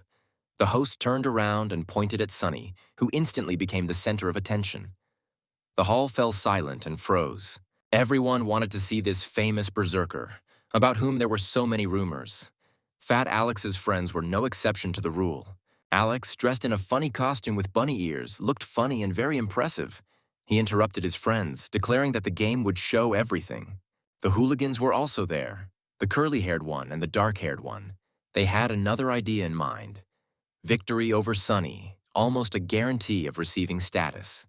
Everyone, absolutely everyone, looked at the boy, studying his every feature. He was glad for the 100th time that he had chosen a suit with a hood and a mask. The only thing that really bothered him was his new nickname, Berserker. Sunny thought it was far-fetched and stupid. He wanted something more modest for himself. Irina also watched the broadcast. In some places she smiled, but in other places she frowned, thinking that the boy was getting too much harmful attention. Ben had left the system by this point. He was also watching what was happening through the monitor screen, and he agreed out loud with his sister. The incognito had been revealed too early. But the brother and sister agreed on one thing. The plan they had developed was very good, and everything should go as expected, despite some difficulties. Somewhere else, the Black Mamba clan's core had gathered. A short beauty from the hangar stood in front of the leaders and reported on the work done. All efforts went to waste. Before the selection began, they still couldn't find a gifted newcomer. Now he is participating in the exam on a general basis. This is bad. The girl stood in front of the tall guy, her eyes downcast, mumbling something unintelligible. She didn't look like a confident fighter at all. Another guy sat slumped in a chair, directly accusing her of weakness, lack of will, and stupidity, which had caused significant harm to the clan. The atmosphere was getting tense, and any moment now the conversation would turn into a real fight without rules. And again the audience. Some did not believe the loud statements about the talented newcomer, considering it another hoax to attract attention. Meanwhile, the presenter counted out loud the seconds remaining until the start, and it felt like the air was ringing with tension and suppressed emotions. The robot guy was deliberately escalating the situation. All the participants froze in tense poses, looking closely at each other. Finally, slowly and very dramatically, the presenter raised his left hand, declaring that there was no time left. There would be no more explanations. With a sharp movement, the guy lowered his hand down and hit the bright red button, which was followed by a loud screeching signal. The qualifying round had begun. A real mess formed. Already at the start, the participants formed a real jumble of bodies, legs, arms, heads, and fists flashed. Everyone fought for the right to get ahead, to push back, to trample their opponents. The whole point of the game was to determine the strongest players. The presenter openly mocked what he saw. In his opinion, he had never met so many complete idiots in one place. They don't have a single chance. Many participants did not understand what to do next and rushed from side to side, and some even stood in one place, not understanding where to go. A loud, robotic-like modulated voice commented on what was happening so that viewers had an idea of the progress of the qualifying round. Sunny also broke into a rapid run. He made up his own algorithm, following which he would be able to win. All that remained was to implement it. Suddenly, the figure of another contestant appeared nearby. The unknown person was running alongside Sunny. The player's figure was hidden by a complex futuristic suit. Irene and Ben watched the broadcast with excitement, occasionally exchanging opinions on the progress of the game, with Ben smugly taking credit for Sunny's actions. Suddenly, something alerted the guy. He stared at the monitor and then looked back at his sister with alarm, as if expecting support. On the screen, Sunny was visible, with an unknown person running next to him and performing complex maneuvers that seemed dangerous to Ben. The stranger turned to Sunny, attracting his attention. The boy had no desire to talk to strangers, but curiosity still got the better of him. Without slowing down, the stranger turned around and calmly said that he was disappointed with what he saw. The beautiful story turned into a complete disappointment. Then, pushing off with force, he suddenly changed direction and delivered a powerful kick while running, knocking Sunny off course and causing her to lose momentum. It was like being hit with a club. The boy instantly lost his bearings and flew forward somewhere, not making out the road. Sunny tripped, spun around, and fell backwards, trying his best to regroup and minimize possible damage. It was unexpected and extremely unpleasant. The boy was ready for a fight, but, frankly speaking, he did not expect such mean tricks. Looking at the monitor, Ben devoured with his eyes the maliciously grinning face of Sunny's opponent. The camera just took a favorable angle, and everything was clearly visible. Ben reproached himself for his lack of foresight, recalling the entire course of training. They had been counting on combat fights, but had not taken into account banal meanness. While mentoring his protege, the guy claimed that most of the candidates were just school bullies, who just knew how to fight a little, nothing more. Lying on his back and recovering from the fall, Sunny remembered Ben's words and was angry. He could have at least warned him about possible setups. Having collected himself, the boy came to his senses and made a jump, turning into a dizzying somersault, and then landed on his feet in front of his opponent. Sunny thought, perhaps if he were to fight this guy, it could be dangerous. The opponent looked quite dangerous and impressive. Finally, the guy stopped playing the silent game and stunned Sunny with words. He was very surprised that the mysterious berserker did not know how to fight at all. Berserker was rumored to be a completely insane fighter, sparing neither himself nor his opponent. But in reality, he is nothing more than a scared schoolboy. The stranger had a detached look when he reported this, then turned back towards his interlocutor and said that there is no place here for those who have fear in their souls. Sunny was surprised to the depths of his soul. He had expected anything, a fight, insults, accusations, but definitely not a philosophical conversation. The stranger was abrupt. If Sunny was here just to make a little money, he'd better just drop out of the race voluntarily. Having mentally prepared himself for the fight, the boy was surprised by the stranger's next statement. The guy refused to fight and postponed the battle for the future. When they meet again, Sunny will have to fight whether he wants to or not. But there will be no fight now. Suddenly, a flash turned behind the stranger, and Sunny saw the portals that opened. He immediately screamed, trying to warn the guy about it. Several aggressively minded young men burst out of the portal and rushed forward without slowing down. However, the stranger knew what to do. He jumped and disappeared into the portal, and Sunny decided to repeat the same maneuver and also jumped into the unknown. The last thing the boy remembered was a huge, colorful window with rainbow waves, in the middle of which a bright light was burning enticingly. Then he plunged into nothingness without thoughts, feelings, experiences, and completely surrendered to unfamiliar sensations. Suddenly, the riot of emotions subsided. My feet felt contact with a hard surface, and my body was literally thrown into a new location. Landing on his feet, Sunny looked around. The place he had landed in looked a little different, and tiles of different colors with icons appeared on the floor. The familiar holographic board immediately appeared before my eyes, and the inscription appeared, Mission Battle Royal, only 2 survivors can pass. It was completely unclear what this mission was and how to survive here. No further explanations were received, so I'll have to figure it out myself. As if noticing his surroundings for the first time, Sunny tested the floor with his foot, thinking that the portal was a very convenient way to move. He didn't notice how not far from him, a whole crowd of young people came out onto the same level, who were also confused and trying to figure things out. One of them read the mission title with confusion. What kind of battle is this? What needs to be done here? Only one thing is clear: not everyone will survive. The boy and girl, also newbies, became nervous after reading the message that only 2 would pass. They did not feel like strong fighters. The trio of self-confident young people standing nearby, on the contrary, were convinced of their own exceptionalism and snorted disdainfully. One of them grinned predatorily, adding that if you can't find out the rules, you can just fight, and only the survivors will go further.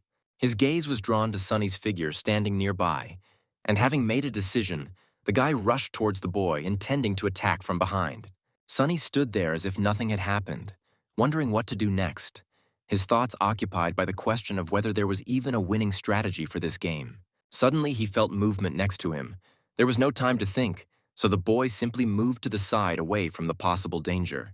To Sunny's surprise, he saw a strange guy fall onto the spot where he had stood before, literally spread out in an attempt to strike. The surprises didn't end there. After attacking the boy, the stranger hit his foot on one of the yellow tiles, which made a piercing sound. And suddenly, the guy was thrown far forward, unable to keep his balance. He spun around like a top and began to fall on his back, flying further and further. Nobody knew what had happened. It came as a surprise to everyone present, including the victim. The speed with which the unexpected aggressor was thrown back was very great. So Sunny began to look around in search of what caused such an effect. Each of the players understood that it was necessary to urgently sort out the issue, otherwise any of them could be the next victim.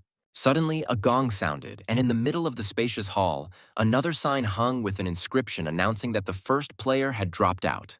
This caused a real stir bordering on panic. The candidates rushed about like frightened chicks, loudly expressing their dissatisfaction with such rules. Looking at the chaos that had ensued, Sunny thought. He realized that if he stepped on a yellow tile, his speed would double, and if he stepped on a red one, he would stop. Before the boy had time to finish his thought and finally come to the conclusion that this was a clear and simple map, he was immediately attacked by another stranger. I had to quickly dodge the blow. The fair-haired guy seriously intended to knock out his opponent. However, playing around was not in Sunny's plans. The boy dodged, missing the blow, and then changed his stance, hoping that the conflict would die down on its own. The aggressor had no intention of calming down, considering the teenager an excellent catch and wanting to get additional game points at his expense. The guy's fist rushed towards Sanya's face. The blow promised to be truly strong and crushing. And again, a move to the side. The maneuvers of the 2 rivals were similar to some kind of exotic dance, where the partners dance without touching each other. Sunny was not happy with this state of affairs. The boy understood that it would simply not work to endlessly dodge and defend himself. So a plan matured in his head. As the enemy began his next attack and began to pick up speed, Sunny moved forward and then stepped on one of the yellow tiles.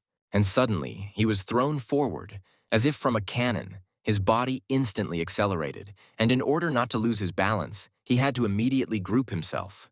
The teenager, huddled into a ball, flew forward like a bullet. So far, everything was going exactly as he had planned. It remained to be seen where this would lead. The next moment, Sunny flew into his opponent, knocking him off his feet and onto his back.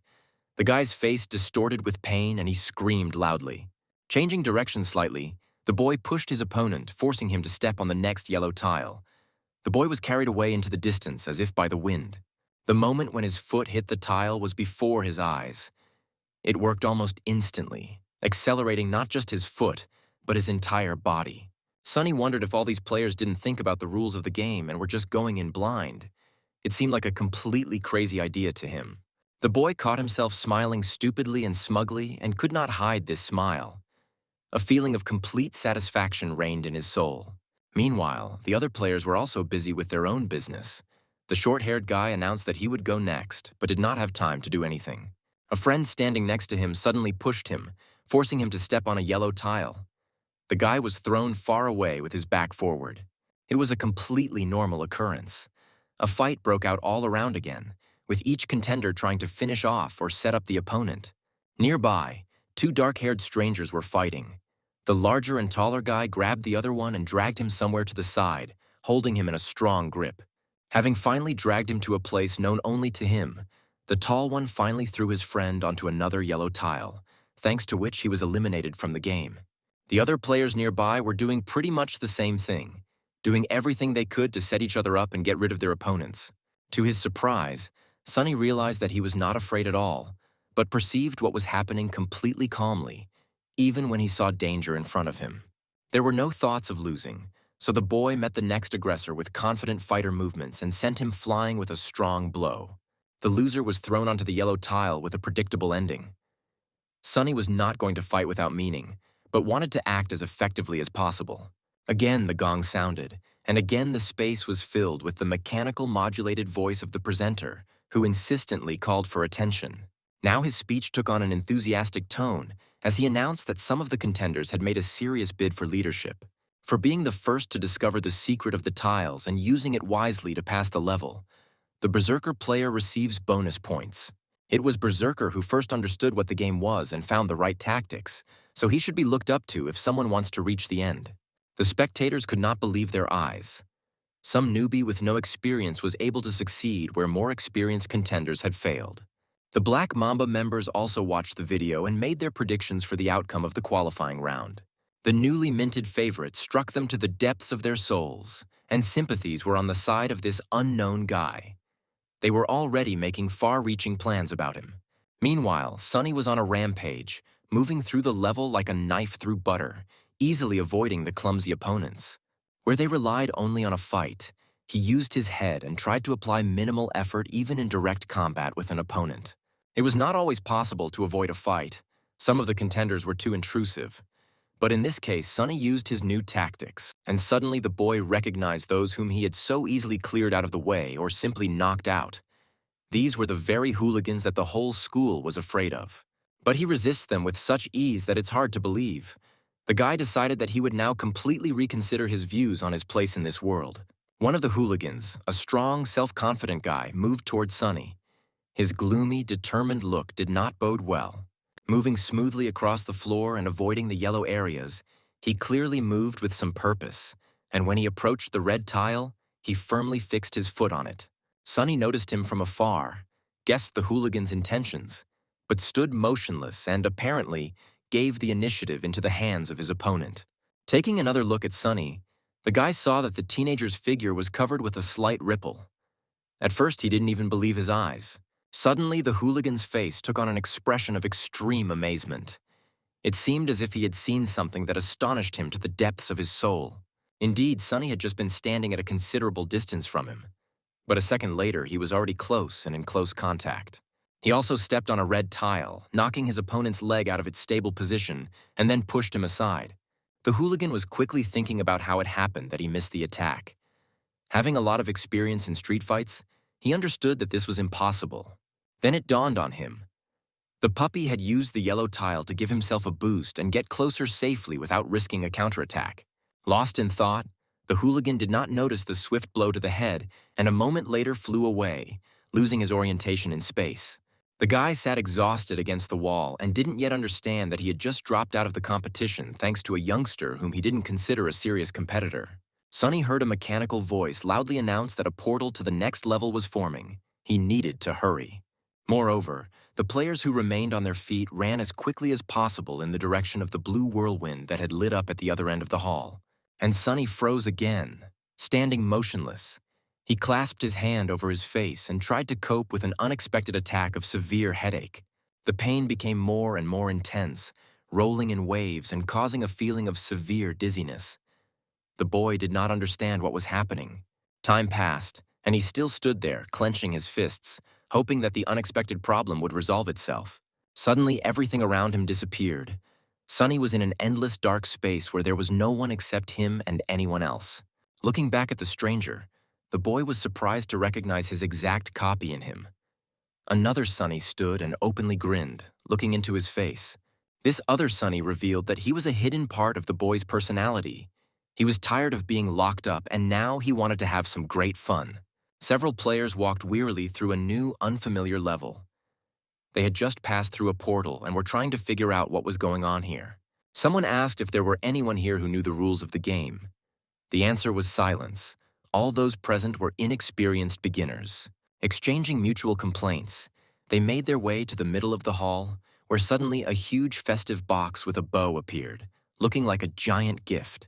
Turning their ears, everyone again listened to the mechanical voice that announced the conditions. It was necessary to solve the problem hidden inside the box. But the most important thing was that it was a Class F map. One of the most difficult. It was impossible to pass it without understanding the task. The guys noticed the very strange composition of their company. There were quite a few foreigners around them, among whom were some pretty girls. The motley crew moved chaotically around the room, wondering what was going on and why the competition itself wasn't starting. But no one knew the answer. Tall, fat Alex had also survived the chaos of the first levels and was now among the challengers, looking around warily. Alex regretted that the very berserker he had dreamed of meeting was not nearby. The guy dreamed of fighting the famous newcomer. Suddenly, a portal lit up behind them and another participant appeared from it. All the players immediately turned their attention to the newcomer, and he became the center of attention. The boy walked, shuffling his feet, whistling some simple melody and gradually approaching the others. Alex also turned around and looked at the newcomer in surprise. Genuine bewilderment could be seen in the fat man's eyes. A whisper ran through the hall. The players began to chatter and ask again if this was Berserker and why he was on the same level as them. Everyone noticed Sonny's strange appearance. The boy didn't look well. He walked holding his head and continued to whistle out of tune. There were also those who immediately decided to make the newcomer the object of jokes. Unfamiliar girls who looked like foreigners ironically teased the guy. Suddenly, Alex came to life. His face took on an enthusiastic expression. He realized that the stranger was the very berserker he had so dreamed of meeting. A beautiful stranger with a heart drawn on her cheek was openly staring at Sonny while blowing big pink bubbles from her chewing gum. Who knows how it would have ended, but the system's voice was heard again, announcing that a new level had been started, which would no longer be so easy to pass. The system notified the players present that the one who lasted 10 minutes would pass the level, at which point the voice fell silent, and no further clarification followed. A huge gift box standing in the middle of the hall began to open with a deafening rustling sound, which attracted the attention of everyone. From there, a figure of a giant clown with fiery, brightly sparkling eyes jumped out and began jumping on a spring of colossal size. The boys and girls froze in complete silence, stunned and confused. No one knew what to do with this monster and how to defeat it. The clown was not just huge. It was a figure of incredible proportions. One thing was clear. It was simply impossible to fight him. We would have to find another solution. The clown froze, and then moved his eyes, looking around at the participants of the game. In the depths of his eyes, a light of a blue hue was clearly visible. This means something, Sonny thought. As if sensing the boy's attention, the clown turned his head and met his eyes. It was a truly creepy feeling. At this point, the clown darted down and then stopped, frozen at arm's length from the boy, the monster's eyes shining brighter and brighter. Sonny retreated step by step, trying to increase the distance between himself and this monster, but the clown did not allow this to happen. Moving closer, suddenly the monster let out a heart-rending scream and swung the hammer down, right where Sonny had been standing a second ago. The boy was prepared for the unexpected, realizing that his main weapon was speed and managed to jump back, but noticed how the hammer hit the blue tile. There have never been such tiles before, which means a new rule is being introduced into the game, which needs to be understood. This will serve as an advantage over other players. Such thoughts were not only in Sonny's head, but there was no time to think about it. A new round of everyone against everyone fight had begun around him. The most aggressive participants decided to take advantage of the moment by attacking those who were distracted and busy studying the rules of the game. The teenagers fought among themselves, having forgotten about the clown, but the clown himself remembered them perfectly well and carefully studied the players. The monstrous figure loomed over the battle, as if the clown was deciding what to do. Kill the annoying people or wait for now. The foreign guys also joined the fight and started a pretty good brawl, clashing with other contenders. The spectacular girl with a heart on her cheek demonstrated excellent fighting skills, literally throwing her competitors aside. It seemed that she was not even out of breath. One impudent fellow who tried to attack from behind quickly regretted it, somehow sensing his presence. The girl let him go ahead and hit him herself. The guy fell as if he had been knocked down. The triumphant beauty, as usual, blew a spectacular bubble out of pink gum and then loudly burst it as a sign of victory. The girl attracted his gaze like a magnet. Sunny glanced in her direction every now and then. The boy definitely liked her for her unusual beauty. Events developed rapidly, and as soon as he was distracted for a second, Sunny received a pretty strong blow to the head from Fat Alex in a pink suit. The fat man developed his success. Grabbing the boy, who had lost his bearings, he shook his victim and pulled him towards himself with force.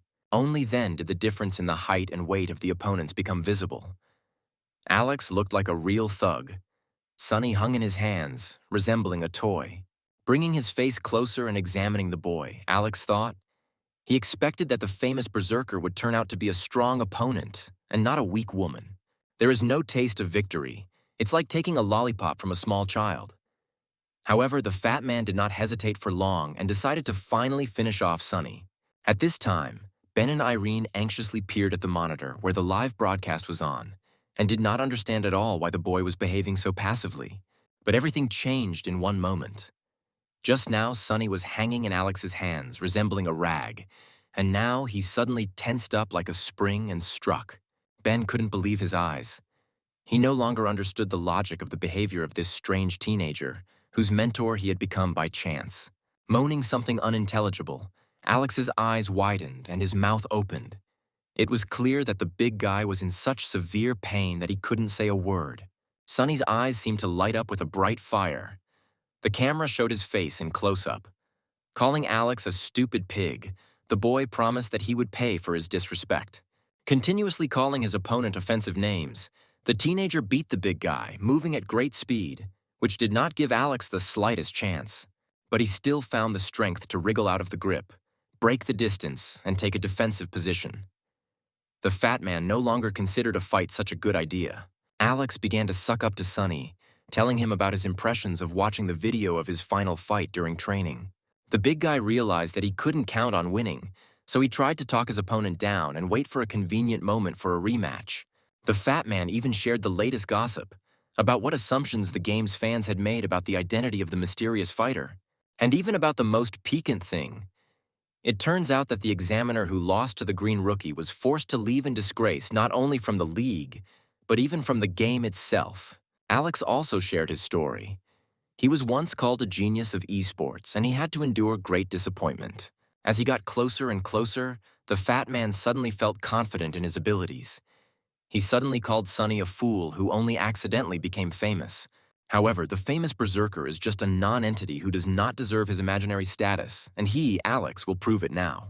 Sunny laughed again, which confused and angered the fat man. He was completely confident in his advantage and was no longer afraid of anything. The boy replied that some fools had to be taught twice and exploded into a flurry of blows, well practiced in training with Ben. Having hit Alex hard in the fat chin, Sunny pushed off the floor with his foot to break the distance with his opponent. He made a spectacular leap and soared above the frozen fat man, who stood with his head in his hands and looked very stupid in his pink suit. Having performed a dizzying somersault, the boy landed to the side and also froze, awaiting possible danger.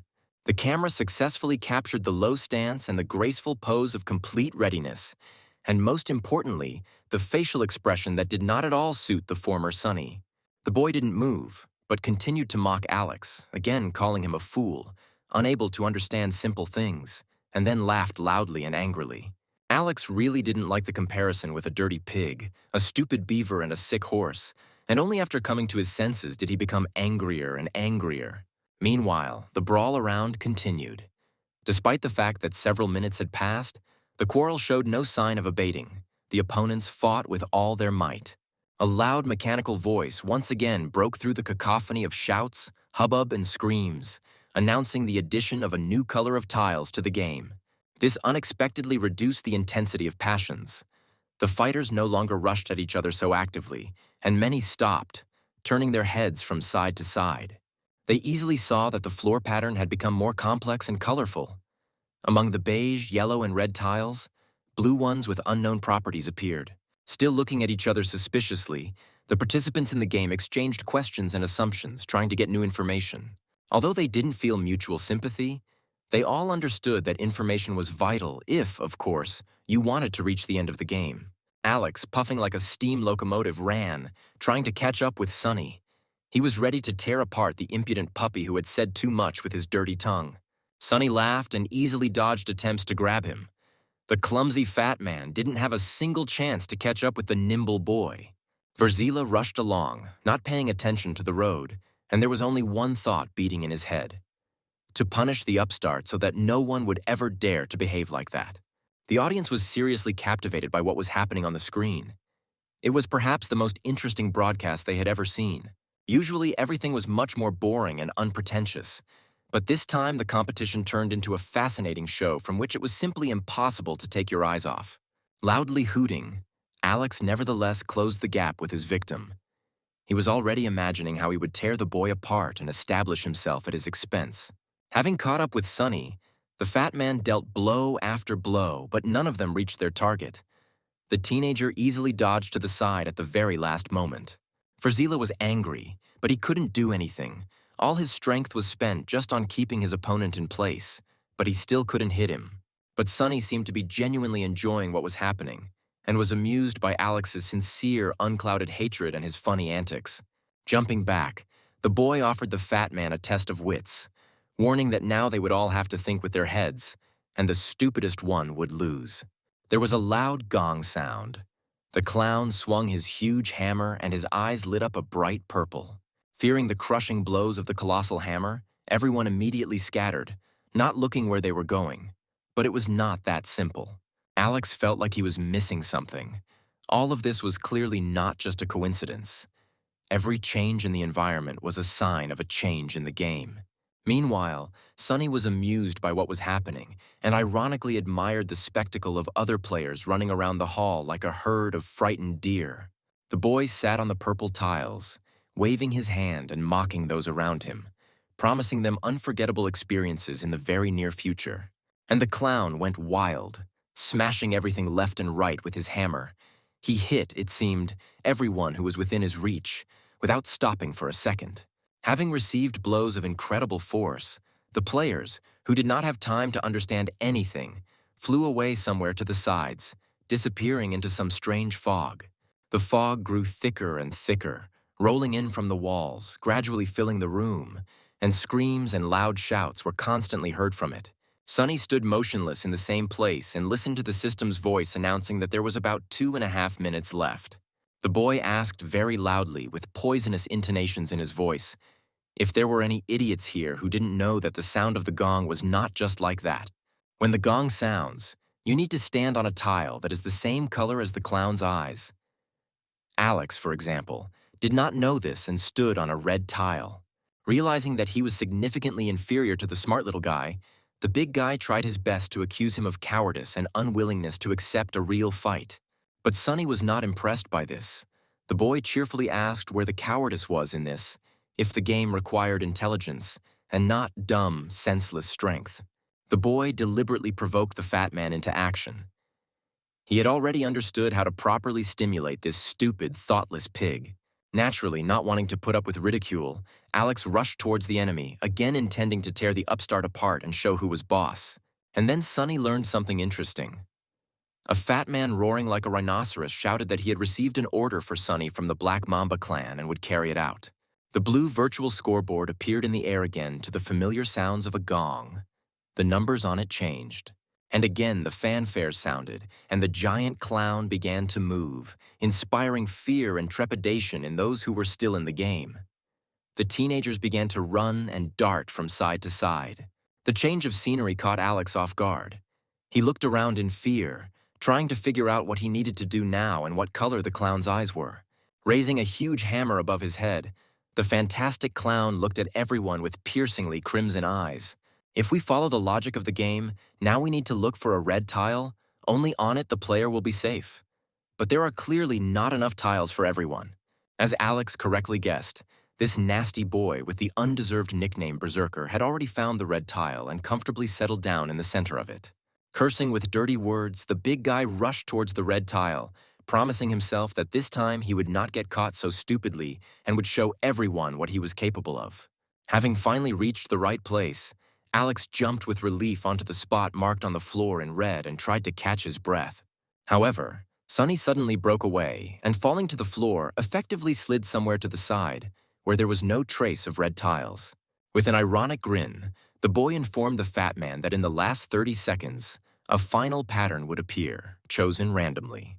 And since it is random, it means that you need to carefully watch for its appearance. Its sign is a special sound of the pipe and an unusual pattern. You need to choose it. Alex began to suspect that this time he had done something wrong, choosing the wrong color tile again, and he needed to urgently figure out how to correct the mistake. At this moment, the fanfares sounded again, and the fat man realized that this time they sounded a little different from usual. If the so-called false fanfares sound, you need to stand on that special tile, otherwise the clown will attack the loser. Alex, feeling cold inside, realized that the boy was now standing not on a red tile but on a yellow one, and that he himself was at mortal risk. Realizing that he was fatally late and was about to become another victim of the crazy clown, Alex screamed, throwing out all his frustration in a scream. Well, Sunny, smiling, admired how the colossal hammer of the crazy clown turned the ill-wisher into a pancake, and he was one of the contenders. Sunny couldn't wipe the sweet smile off his face. It was there all the time, regardless of the boy's desire. He felt simply great. Irina, surprised to the depths of her soul, looked at the monitor. Just at that moment, the camera showed Sunny smiling sparklingly at the audience. Ben sat nearby and listened to his sister's confused speech.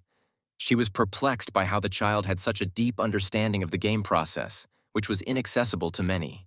It is clear that the kid has learned to fight, he knows about cards and different levels, but this is not enough to play so effectively and win. Irene was practically yelling at Ben, as if he was the one to blame for all these oddities and inconsistencies. And his brother pretended that it didn't concern him at all. Having calmed down a little, Irina confessed that the reason for her nervousness was a lack of understanding, because Sunny now seemed like a completely different person. But Ben didn't agree with his sister. He remembered well how the boy fought with the bullies from his school, but he preferred to keep this knowledge to himself. The boy remembered well how bravely Sunny fought, but he also clearly saw his sense of inferiority, which he had to fight. However, Ben also did not fully understand the meaning of what was happening, so he was in no hurry to share his guesses with his sister. She would find out everything herself. The best time to talk about all these things is when both Sunny and Irene get together. There will be a chance to ask each other all the questions that are bothering them. Gradually, the girl calmed down and watched the screen, only occasionally grumbling, commenting on what she saw and promising Sunny trouble when they met. At this very time, the game entered a heated phase. Everyone was fighting against everyone, ignoring any rules.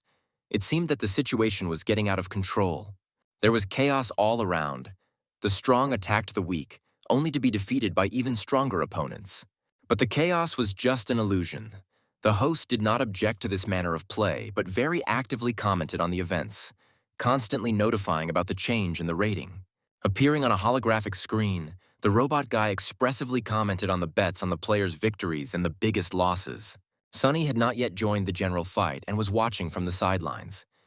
He didn't like what he saw, and it reminded him of dogfights. It must be said that this had its advantages. The more rivals are eliminated now, the easier it will be to play further. The competition will be significantly reduced. At the same time, the boy did not forget to watch around so as not to miss the appearance of the next information board with important messages. A shadow of bad thoughts fell on the teenager's face. He suddenly remembered what Alex had blurted out. The Black Mambas were not only participating in the game, they had ordered Sunny. And this pig, Alex, was most likely not the only performer. It's hard to say what they needed from Sunny, but it was definitely worth taking care. The boy pulled himself together, pushing away the bad thoughts. It didn't matter why this was happening, but whatever the reason, he would be ready for any event. Chuckling, Sunny looked around. Quite a bit of time had passed, and he was very interested in why not a single new portal had opened yet. Suddenly, a voice with pleasant intonations, clearly female, was heard very close by, saying that there would be no portal for now, that we would have to wait a little. Looking around in surprise, Sunny discovered that same spectacular girl with a heart on her cheek. She was standing in a relaxed pose, leaning against the wall. Smiling pleasantly at the boy, the girl continued. As she guessed, the next stage would be the last one, so the main selection was taking place now. This confirmed Sunny's suspicions. The battle was going on in other places, not just here, and when most of the players were eliminated, all the survivors would be moved. The girl suddenly hesitated, making a thoughtful expression on her face. She said, "Sunny fights well and has excellent skills, which is quite unexpected." The next moment, the stranger jumped up and suddenly found herself very close to the boy. This surprised Sunny to the core. He had never met a player who could compete with him in speed. This girl was clearly full of surprises. A few quick steps and the stranger moves behind the boy, controlling his movements and demonstrating her advantage. Leaning towards Sunny's ear, she whispered that if he had been as much of an idiot as the others, she would have eliminated him without regret. But because of the way he acted during the game, and especially during the last battle, she changed her mind about the boy. So he doesn't need to be afraid, but he shouldn't be afraid anyway because he came here to become a top-ranking player. And in these matters, fear is a very bad helper. Stepping aside, the girl, as usual, suddenly turned around and extended her hand to the boy. Not understanding what this meant, Sunny did not move from his place. She asked if Sunny would like to form an alliance with her to take the next stage, a sign of trust she had never offered to anyone before. Smiling charmingly, the beautiful stranger waited for an answer. The girl felt that there was no need to put pressure on this strange guy and was patient. Not rushing to accept this very flattering offer, Sunny thought, on the one hand, it would be nice to get an ally, but he was afraid of betrayal. So they stood there, exchanging glances, simultaneously trying to read each other's thoughts and intentions.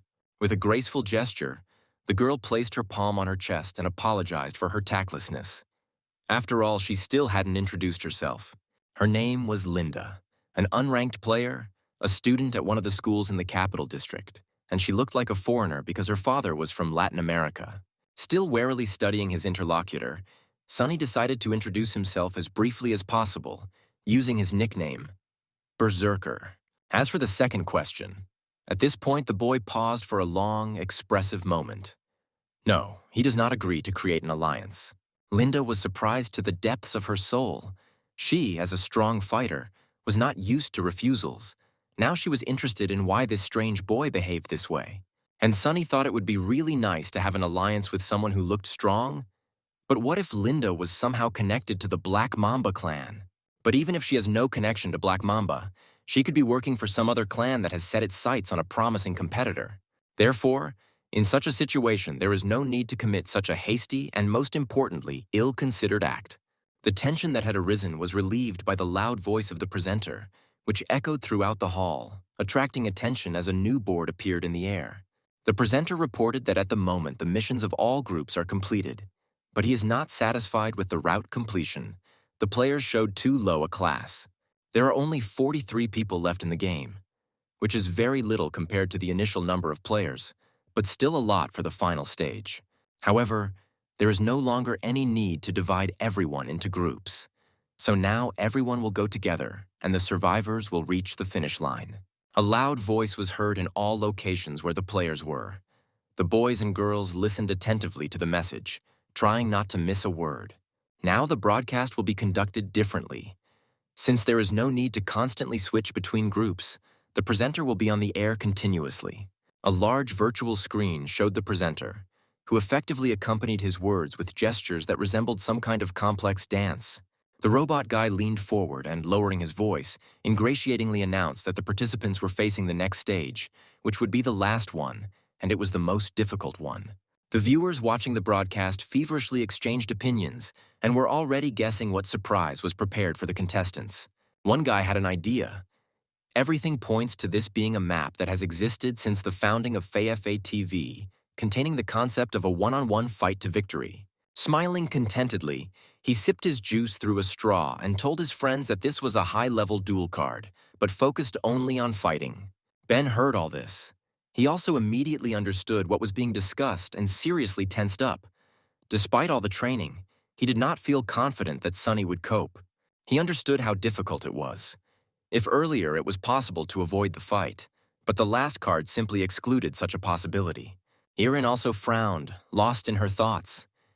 If the boy had coped well with the usual tasks, then in direct combat he was too weak. The information received instantly changed all the ratings for the totalizator. Now the bets were evaluated in a completely different way. The host spent a long time telling the details of the new level. All the players present remembered every word, understanding how important it was. Only Sunny seemed to care. The boy stood with a sullen, indifferent expression that had not left his face lately. The presenter continued. The map is simple to the point of impossibility. The only rule here is strength and the ability to defeat the opponent. The new map is called the Sky Coliseum, and here, just like in the ancient sports arena, fighters fight until the very end. Ben stared at the monitor screen as if hypnotized. What he heard almost shattered his hopes for success. Irina was silent, looking at her brother. The girl understood everything perfectly, so she did not say a word. Sunny's prospects in her eyes were almost zero. Would it really be necessary to start from the very beginning? Irin knew that the defeat of their challenger would greatly affect the clan's status and deprive it of the opportunity to strengthen. The presenter shouted and raged, using beautiful wording. He announced that completely new rules were in effect for the new map. He demanded that everyone look at their hand. Some of them had an image of a star there. These are the 10 players on whom a lot of money is being bet. A star means that the majority of people have bet on the contender and the bets have exceeded a certain limit. We are talking about huge sums. This allows you to count on a bonus in case of victory, but there is a nuance here.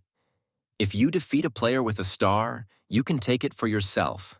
Only those candidates who hold at least one star at the end of the competition will pass the level and win. And yes, this means that there may be several stars, which means that there may not necessarily be 10 winners, but fewer. This creates a great temptation. Even if a player already has a star, he can knock out his opponents with stars from the game in order to raise his rating. At this point, the host lowered his tone, leaving a mysterious pause in the air, and then ingratiatingly announced that all conversations were over and the final battle was beginning. The final great battle of the year for the new top player's status on FAFA TV is declared open, and the music roars and fanfares sound. Having assumed a beautiful pose and bursting into another series of spectacular gestures, the presenter roared in delight, as if in a state of supreme ecstasy. Taking the last words as a guide to action, the players began the battle. Again, everyone fought against everyone, but this time no rules applied. Absolutely everything that leads to victory was allowed, and unknown people immediately attacked Sunny, trying to crush the guy with their mass and bury him under a hail of blows. All the boy saw around him were faces distorted with anger and bodies flickering. Having dodged the blow, he took out his most active opponent. Looking at his opponent lying on his back, Sunny thought, if he didn't want to get a sneaky blow in the back, he needed to be more careful and keep his distance. This requires new tactics. You can't fight with several players at once. You need to carefully monitor what's happening around you. As he noted, it was not the strongest participants who made it to the finals, but rather the most vile ones, who did not shy away from backstabbing and other similar things. But what's good is that most of them are much weaker than that nasty pig Alex, so there won't be any big problems. The main thing is not to expose yourself. Sunny noticed that he was not the only one trying to stay out of the thick of the fight. Linda was sitting nearby, trying not to attract unnecessary attention. The girl seemed completely calm. Her face was absolutely serene. She looked without taking her eyes off Sunny and thought about something of her own. The guy would be very surprised to learn that Linda's thoughts were only about him. Oddly enough, the girl was worried whether Sunny would be able to cope alone. A couple of players appeared nearby, clearly trying to stay away from the others and seemingly tracking down loners. They spoke in low voices, not drawing attention to themselves. Noticing Sunny and Linda, the boys exchanged a few quiet remarks. One of them, a blond man in a light jacket, nodded and broke into a run, rushing towards Sunny with clearly threatening intentions. This maneuver was no secret to the boy. He kept an eye on the strangers and was prepared for any developments, realizing that a fight could not be avoided. Allowing the blonde to get closer, Sunny stepped out of the line of attack, letting the aggressor forward and met him with a strong sidekick to the head. Cursing under his breath, the young man called his opponent a complete idiot, noting his extremely strange behavior. And then he froze, noticing the hand of a guy standing in the distance, swaying on weak legs. He already had one star. But then it turns out that this couple are hunters for the owners of stars. They intend to attack from behind and participate in general battles as little as possible. Or maybe it's the members of the Black Mamba clan who decided to get him at the final stage of the qualifying round, although it's unclear why they would need to do this at all. The blonde rushed into the fight again, dramatically raising his hand with a tightly clenched fist and seriously intending to knock the wind out of his opponent. Well, if that's the case, then there's no need to feel sorry for these half-wits. Let them get what they deserve. Reaching maximum speed, Sunny hit back. The combination went very well. The opponent received a strong blow to the chest and retreated. Despite all the enthusiasm and menacing appearance, his level was not high. It was Sunny's turn to dodge new blows. This also did not pose any problem. All attempts of the blonde to reach the enemy were in vain. It was clear that the stranger no longer felt confident. He had failed to win using the element of surprise, and now he didn't know what to do. This made Sunny very angry. He sincerely despised such scoundrels, and now he was piercingly aware that he had given this bastard too little. Having provoked a counterattack, the guy waited for the restless blonde to approach. He accelerated again, intending to use the difference in mass. If he was lucky, this would allow him to knock down the short Sunny and then finish him off. But it didn't work out, and the fight turned into a quick exchange of blows. Here Sunny made a mistake, allowing himself to be stepped on. He lost freedom of movement, which the enemy immediately took advantage of, delivering a strong blow. The scoundrel simply slammed his hefty fist into the boy's chest, throwing him aside, causing him to lose his balance and thereby seizing the initiative. Without losing the set pace, the blonde continued the sequence with a blow to the head, which made Sunny's vision darken and a loud, nasty ringing sound appeared in his ears. With a triumphant growl, the enemy continued to beat the boy. This time, the bent-over Sunny received an elbow in the back and completely lost his balance. Again, the slow-motion effect. He saw what was happening, saw every movement of the impudent blonde, but he couldn't do anything about it. There's movement again, this time behind his back, and suddenly Sunny feels himself in a strong, secure grip from behind. Someone holding him, not allowing him to move. Watching this, the presenter incoherently describes the episode. Some moments are broadcast in a repeat. It turns out that big bets are being made on the boy. His place in the rating is constantly growing, but an important point is revealed. Many blue players have died. They are being knocked out by teams of star hunters.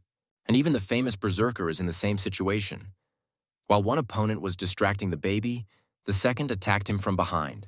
At this time, grinning vilely, the blonde was preparing to strike a blow that would surely throw the little rascal out of the game, and the star would find a new owner. Sunny came to his senses and finally realized that he had been lured into a trap. These two were not the first to do such things and were specifically hunting for bonuses. Thoughts raced through his head. The boy saw no way out for himself. The opponents were too strong, especially the one holding him from behind. However, these two were not only looking for victory, they clearly wanted to mock the victim. Approaching, the blonde grinned and said something offensive. The scoundrel clearly decided to play the role of a movie villain. Sunny chuckled to himself, seeing this demonstrative pose and pathetic expression on his face. Realizing that time was on his side, Sunny decided to distract his opponent and began to be cheeky in response, coming up with various nasty things and insults on the fly. The second bastard, who was holding the boy captive, got tired of listening and demanded that his accomplice finally deal with the boy. Sighing, the blonde boy said that he was sorry that everything ended so boringly, but now they would earn a lot of money, and most importantly, they would be accepted into the Black Mamba clan. They had long since realized that the boy was just a talented newcomer who had learned a couple of tricks, but they were not enough to win. Experience was everything. Obviously working for the audience, with the expectation that filming was taking place, the blonde stepped aside and assumed a new beautiful pose, and then was about to strike. The school continued with a completely ordinary school day, bored students wandering around the corridors, and teachers preparing for new classes. Jim walked slowly in search of the room where he was supposed to have his last lesson and repeated his homework as he went along. He really wanted to go home. Entering the classroom door, the boy looked back and saw that there was no one there yet. He was one of the first to arrive, and his classmates were gathered around one of the desks. Several boys were emotionally discussing something very important, and from the individual exclamations, Jim understood that someone had made a bet and lost a lot of money. Some sympathized with the boy, saying words of comfort, while others, with poorly concealed glee, lectured him, saying that he should have made smaller bets. At that moment, one boy stared at the tablet screen and screamed, attracting the attention of the other boys. He saw his classmate. At that very moment, the camera zoomed in on Sonny's face, distorted with anger, as he angrily responded to someone off camera, while the boys listened in silence. Meanwhile, in the gym, a scandal was flaring up. Grabbing Ben by the collar, Irene shouted at her brother, demanding that he immediately answer her questions. Ben remained silent, not commenting on the girl's words in any way, and only silently endured all the bullying. His head shook from side to side, like a child's toy. Having calmed down a little, Irene switched to a loud whisper, which made her sound like a large hissing cat.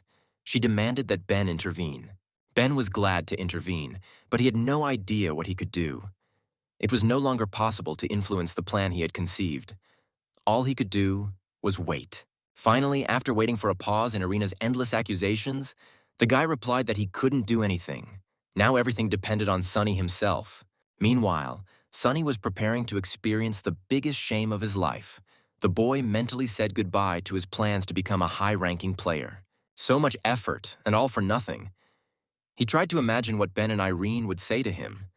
They would probably be very angry with their brainless ward.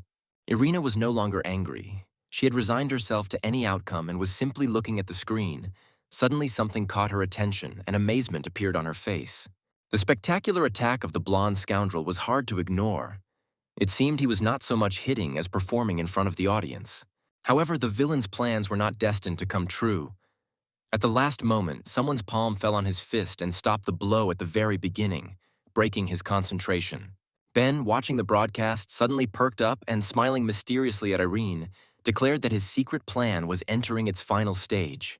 He simply drew his sister's attention to what was happening, explaining that Sonny was not acting on his own. It only seemed that way to him. In reality, everything was more complicated. There is someone else who can help the boy.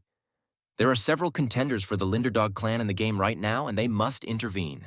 Something rustled in the air, and a new character appeared among the game participants. A tall, slender stranger in a beautiful, futuristic suit. The scene of the spectacular beating of the famous berserker was ruined. The uninvited guest demanded that the boy be released, and that they fight fairly, one-on-one. At that moment, a vaguely familiar voice was heard nearby. It, as if mockingly, commented on Sonny's hopeless situation and asked if he needed help. Turning around, the boy met Linda's eyes in surprise. She was next to the one who had interrupted the solemn moment of Sonny's execution. Taking advantage of his enemy's confusion, the boy wriggled out of the grip and quickly crawled to the side. He realized that he still had a chance. Meanwhile, the tall stranger turned to Sonny's offenders and demanded a report. Why did they decide to knock the kid out of the game, ignoring the agreements? The answer was a cheeky grin. The scoundrels explained that it was their right. Their task was to teach the impudent boy a lesson, which they do very well. And if some people don't like it, then they don't care at all. They will do what they planned, and also earn some good money on bonuses by collecting stars. Linda and the stranger were not impressed by the poorly concealed threat in the bully's words. They amiably shared their impressions and decided what to do next. Livening up, Linda asked her friend if she could have the blonde gentleman at her disposal and grinned contentedly when he agreed. The girl was as beautiful as ever. Quickly turning on her heels, the beauty jumped forward, taking an effective low stance opposite the blonde. Still smiling, Linda took a firm stance and then shook her finger at her opponent, promising him many pleasant sensations. The blonde clearly did not expect such a turn of events. At first, the guy was silent, but then he decided that the girl did not pose a danger and cursed in response. Linda listened to him as he became more sophisticated in his insults and said nothing in response, while the blonde man was just getting into the swing of things, moving on to strong expressions. He's just glad that it turned out this way. It's a great opportunity to teach a lesson to one cheapskate who thinks she's nothing special and who doesn't even have a single star. The brainless chicken should not hope for leniency. Now he will do what he has long wanted, and the money will become an additional pleasant moment. Without finishing his sentence, the blonde sharply attacked the girl. It was clear that he was talking Linda into it in order to get closer to her and deliver a crushing blow. It must be said that the guy was good.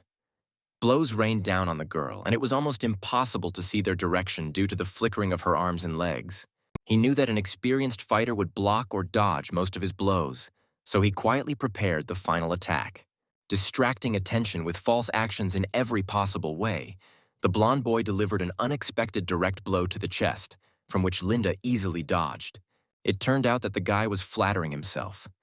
The girl played with him like a cat with a mouse, feigning weakness. But now she moved on to active actions, attacking in response. Seeing her opponent's helplessness, the beauty paused to mock him in response. She could not forgive the recent insults. Seizing the moment, she repeated the attack. This time, the blonde earned a spectacular blow to the head, causing his face to distort in pain.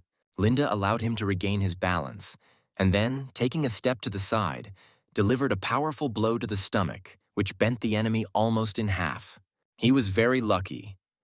The girl said that if they had fought in real life and not in virtual space, one impudent idiot would have ended up in the hospital. Smiling dazzlingly, Linda continued to beat her opponent, not giving him the slightest chance to avoid defeat, but she did it in the most offensive way possible. The blonde boy screamed incessantly, starting with threats. He gradually moved on to exhortations, and then to pleas, but all was in vain. Concentrating, Linda struck for effect. Her goal was not only to knock the scoundrel out of the competition, but to completely ruin his reputation. Sunny's classmates were glued to the tablet screen, frozen with their mouths open. What was happening was the most amazing thing they had ever seen. Having finished with the bastard, Linda turned to Sunny, who was sitting at a distance. The boy was waiting to see how this whole story would end, and was glad that he got off easy. The show's host seemed to be in ecstasy. He was choking on words, moving from one to another, but he was always admiring the gorgeous girl.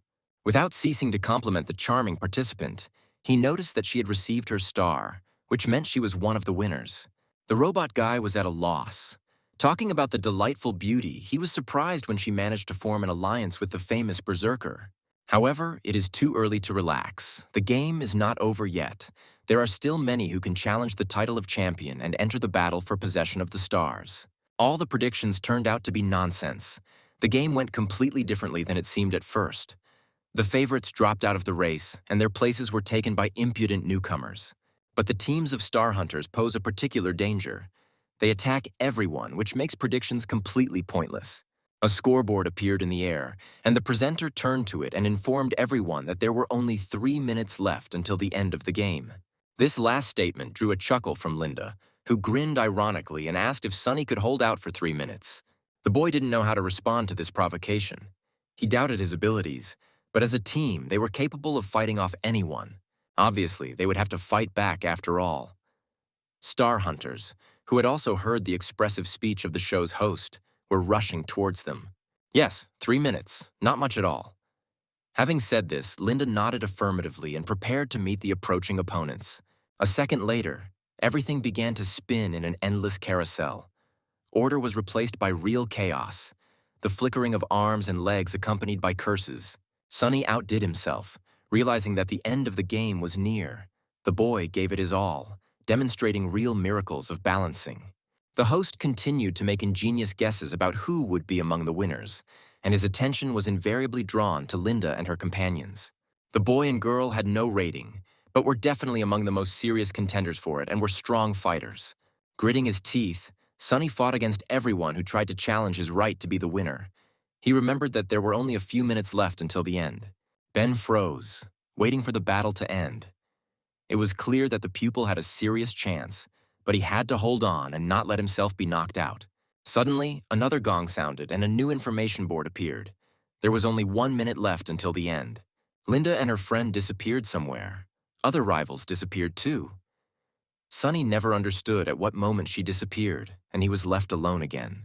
There was a light rustling sound behind him, and the boy felt with his whole being that there was someone nearby, and that this someone did not have any friendly feelings towards him. Realizing how frustrating it would be to lose at the very last moment, Sunny was on guard and turned around in time to see the unknown person's swift attack. The stranger attacked silently, trying not to make any noise. The only thing that gave him away was that the boy was prepared for something like this and remained vigilant. The teenager dodged the blow and looked angrily at the next lover of dirty tricks. It was curious who had come for the newcomer's head this time. The aggressor's face clearly seemed familiar, but it was impossible to make him out. The situation was not conducive to this, and it was necessary to fight. And then Sonny recognized this bastard, who would have thought that it was here, in Realp, that he would meet Curly Dick, the one who beat him up in the backyard of the cafe. Without hiding at all, Dick pounced on the teenager. His face, distorted with anger, showed the desire to grind Sonny into dust, regardless of anything. And then, as if out of thin air, Linda appeared in the curly man's path. It was unclear where she was going or where she came from now, but the girl appeared at the perfect time. As usual, smiling ironically, the beauty demanded that the hooligan calm down and stop acting up, otherwise he would have to deal with her. He already has the much-desired star, and a place among the winners is guaranteed, so why these pointless fights? The girl touched the hooligan's forehead with her graceful hand, and in her gentle voice asked him once again not to interfere and to go about his business. Sonny hadn't expected the bully to just give up on his plans, so he was genuinely surprised when Dick simply turned around and walked away. It must be said that this made an impression on Linda too, and while maintaining an impassive expression, she noted Dick's cool reaction and was surprised. However, the boy was convinced that it was not that simple. The bully could not have behaved like that without good reason, but what the reason was for that was a mystery to Sonny. Dick was amazed. He recognized the girl who stood up for Sonny and did not want to get involved with her. The only question is, where did the little scoundrel get such connections? The silence was broken by the shout of the host, who announced the end of the game and seemed to be going crazy with delight and the feelings that overwhelmed him. The robot guy appeared on all the screens at the same time and talked for a long time about how wonderful today's competition was. All participants, viewers, and just fans of Fafe TV are invited to the chat to discuss the past game and take part in the drawing of valuable prizes. But even without such invitations, the chat was simply bursting with the influx of visitors, unable to cope with the avalanche of messages. There were many who won on bets, but there were also many who lost money by betting on eliminated contenders. Only 8 participants emerged as winners, mostly unknown newcomers. Sonny's classmate, who had bet against Berserker, was beside himself with disappointment. He not only lost money, but also ended up in debt for a large amount. Sitting at his desk with his back to the group of chattering teenagers, Jim turned into an ear, not wanting to show that he was very interested in the event.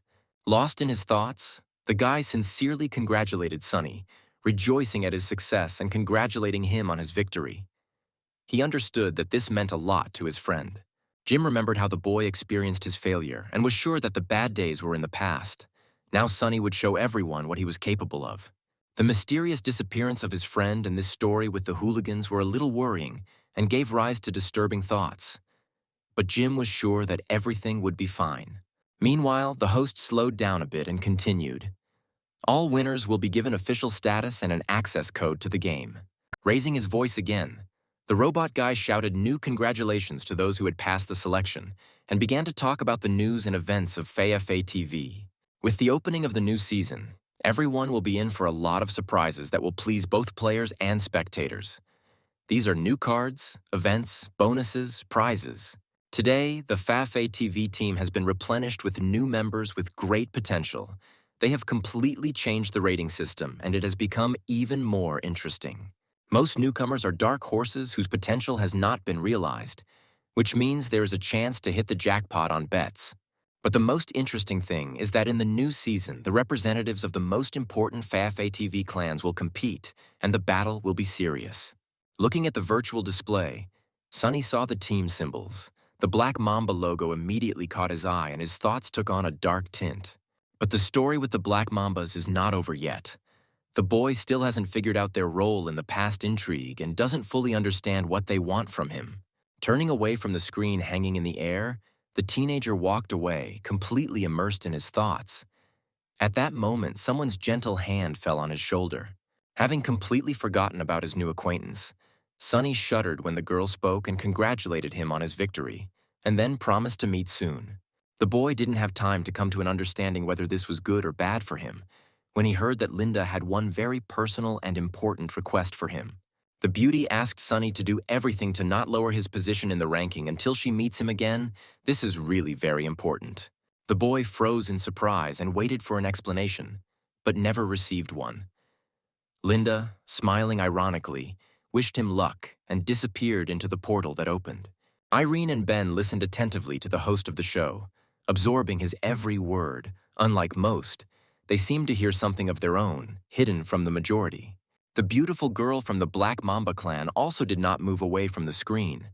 She looked and sometimes nodded, as if finding confirmation of her own thoughts.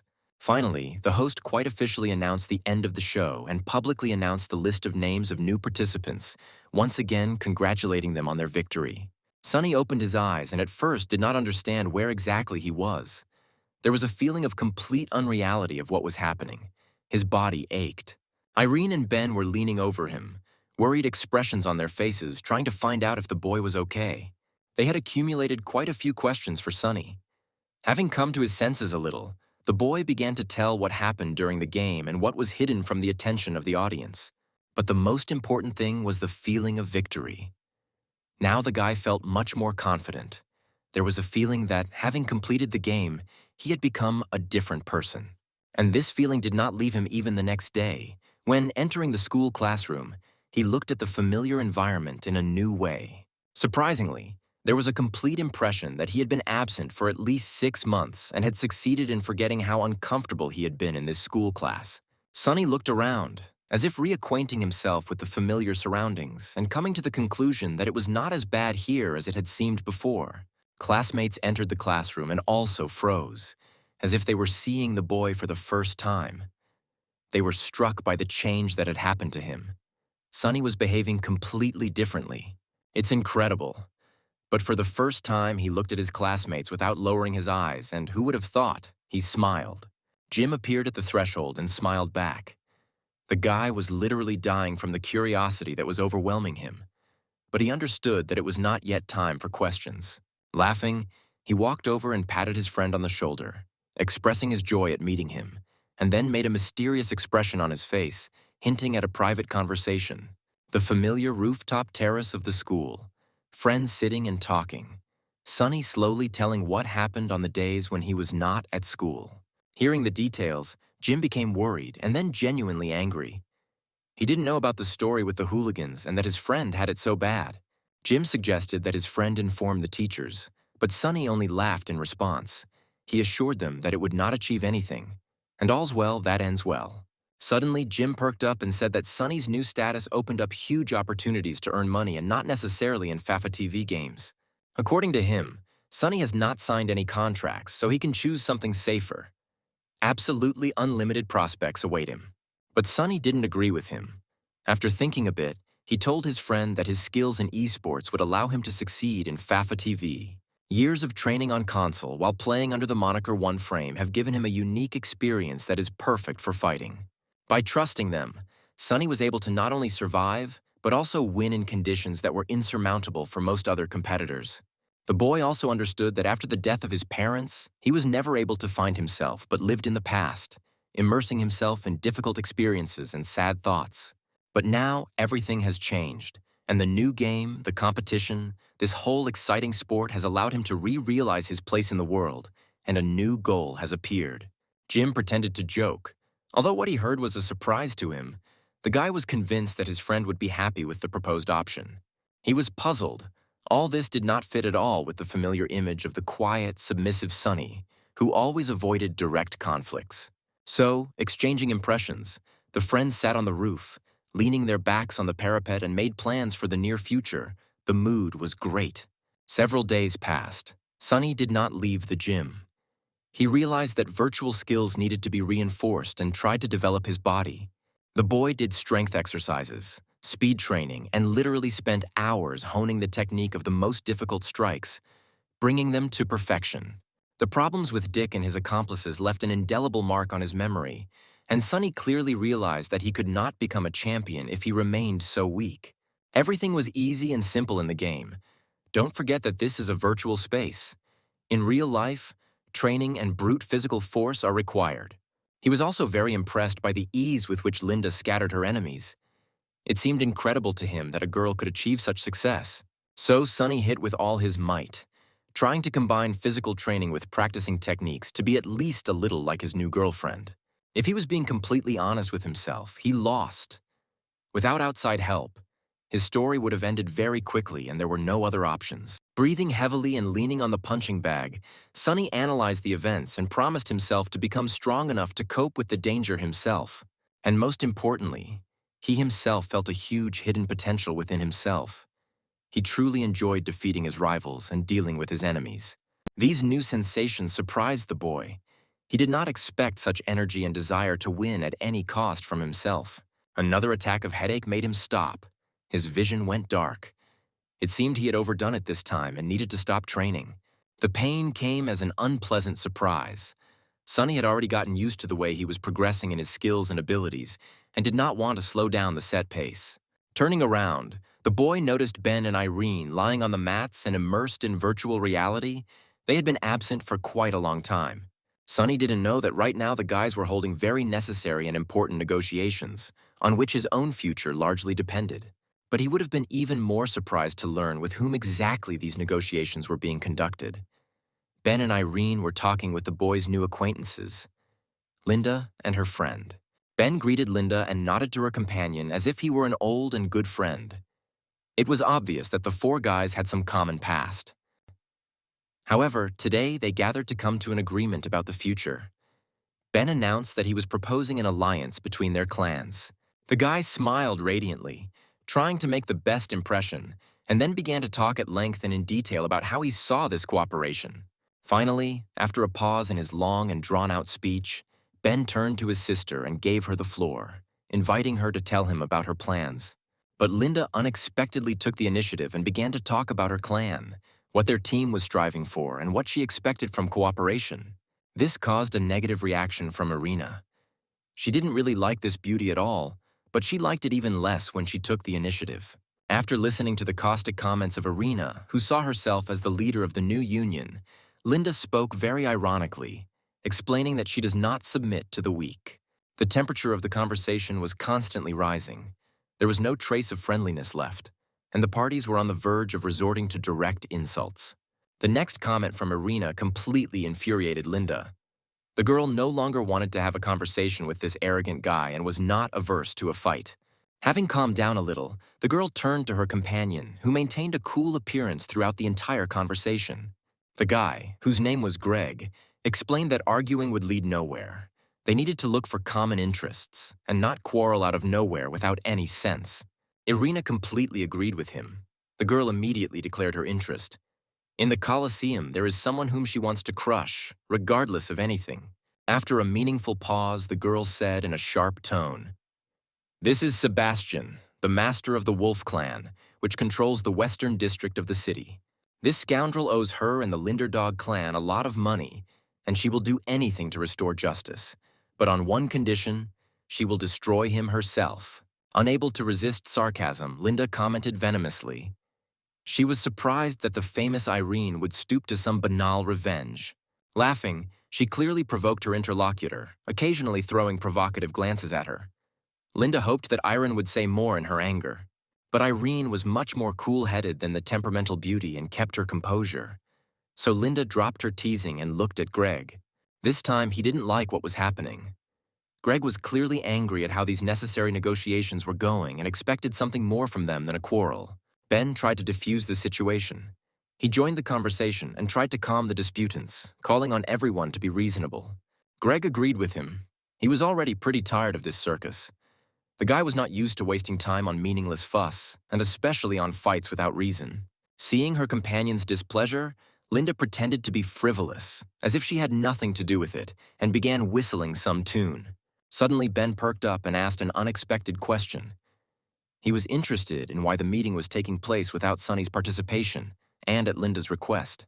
This time it was Greg who spoke up. The guy was quite abrupt and quickly explained that he didn't see any prospects and considered the baby completely useless. He gave in to Linda's requests, so he helped him in the game, but he is convinced that Sonny is too weak to be of any use and will not cope with strong fighters. Irina objected to him. "You can't be too strict with the kid. Everyone started somewhere, and if you train correctly, he can become an excellent player." Understanding the justice of these words, Greg nevertheless continued to object. In his opinion, training would take too much time, and a fighter was needed now. However, Linda saw things a little differently. She noticed that Sunny was developing very quickly, and his level was the result of just a month of training. But she is worried about something completely different. Despite all his talent, the boy is incredibly insecure and unsure of himself, and this could become an insurmountable obstacle. Irene and Ben were confused. They didn't look at the situation from that angle. Seeing Sunny's uncertainty, they didn't attach much importance to it. Ben decided to put the question directly. Should this be understood as a refusal to cooperate with the Linderdog clan, because they still would not abandon this boy? Greg was no less specific. He stated that they had their own plans for winning, but he was willing to ally if the Linderdog clan would be useful to them.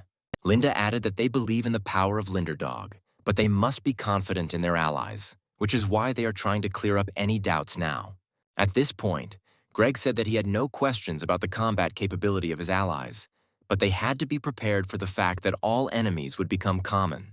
It seemed like the parties had come to an agreement, but Ben said it was time to add something very important that everyone present should know. The goal of the Linderdog team is to completely destroy all 4 clans that currently own the Colosseum, and to destroy them in such a way that they can never be revived. Ben paused, waiting for possible questions, but none followed. Grez hovered and looked at his interlocutor without taking his eyes off. He did not expect such a turn. Linda was less confused, but she was also in no hurry to speak out. The girl suspected that this was not the end of the story, and Ben would surprise them even more. Ben continued, "When the 4 clans are broken without the slightest chance of revival, then it will be possible to disband Fafe TV." It was a real shock. Without waiting for an answer, Irin turned to the virtual screen and entered the code to exit the game and disappeared into the blue portal.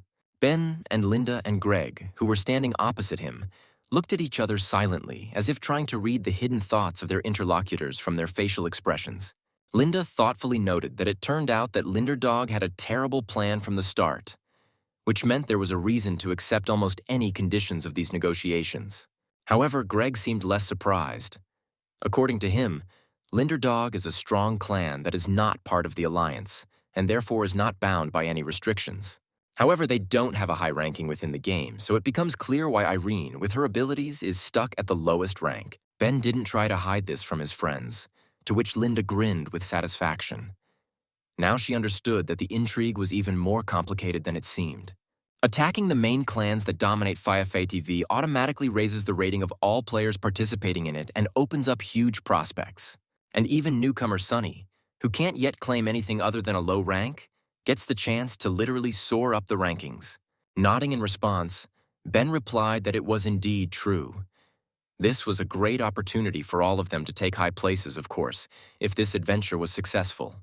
At that very moment, Irin stood in front of Sunny, and with a stern expression on her face explained the basic rules. The girl said that there were 2 most important conditions. First, all members of the Union, as high-ranking players, should not fight each other under any circumstances. This is not discussed. Secondly, you cannot participate in a ranked battle based only on your own decisions.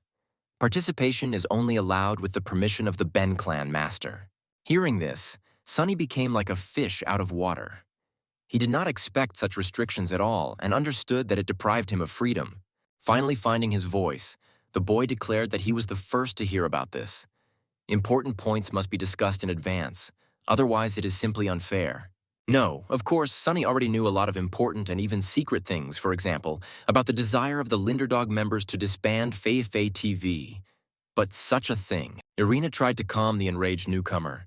She said that she understood his doubts and promised not to limit him too much or put pressure on him.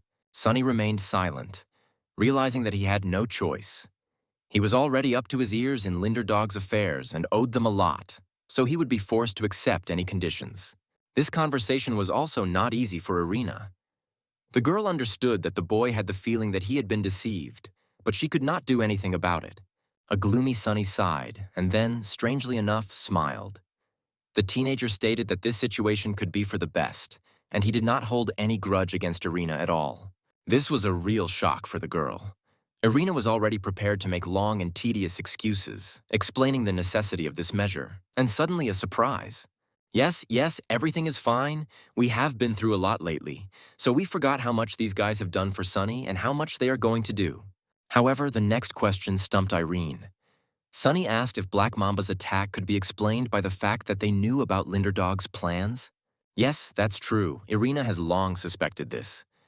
Black Mamba most likely guesses about everything and is trying to counteract the strengthening of our clan as best they can. Yes, the leader of the Black Mamba clan will do anything to find you, because you are the very pawn that can become a queen and quickly rise in the rankings. But this is also to everyone's advantage. Very few people know that Sunny is the Berserker, and his latest exploits have further confused the matter. The red-haired beauty from the Black Mamba clan once again admired the worthless losers, pressing an elegant finger with a beautiful manicure to her cheek. There was an educational conversation with the idiots who did not keep their word. At that moment, two members of the clan were painfully beating Fat Alex. After kicking him again, one guy slowly, as if he were an idiot, explained that they had been accommodated, even paid money, but they couldn't throw the child out of the game. The dejected participants of that very evening meeting in the empty warehouse stood before the clansmen. They were silent, unable to say anything in their own defense. There were also two hooligans there, Dick and his dark-haired, lanky friend. They also felt out of place, listening to insults. Finally, the big guy whispered to Dick that he was very worried. These crazy people seemed completely inadequate today, even more than ever before. The clan members continued to bully their mercenaries. The insults poured out in a continuous stream, and it seemed that the humiliation would never end. Finally, having taken a break from this exciting activity, the clan members began to consult about what to do next, since the boy had passed the selection, and this meant new difficulties. The beauty, sitting thoughtfully, said, "They still haven't managed to find out exactly who this berserker is. Suspicions fall on little Sunny, but this is not certain. There are too many inconsistencies, too many inaccuracies and contradictions. But one way or another, it is this teenager who arouses the greatest amount of suspicion. But let's leave him alone. Something else is important. It is unclear what to do with these other two restless ones. They also have great potential and can interfere. Agents from other clans report that these Linda and Greg have even greater capabilities. Their rating is already high and will become even higher. We need to deal with them before the clan leader finds out. This is now the top priority, and all the fighters are targeting this couple." Here the girl stopped, as if a great idea had occurred to her. Turning to those gathered, she announced that she was giving them one more, last chance. All unrated players present here must obtain information about these two fighters, for which they will be generously paid. And there is one more change in the contract. All those who passed the selection and became low-ranking players will not be accepted as members of the clan. This was a real shock. And if various good-for-nothing idiots need money, then they should get off their fat asses and find Berserker anyway. They can all get lost.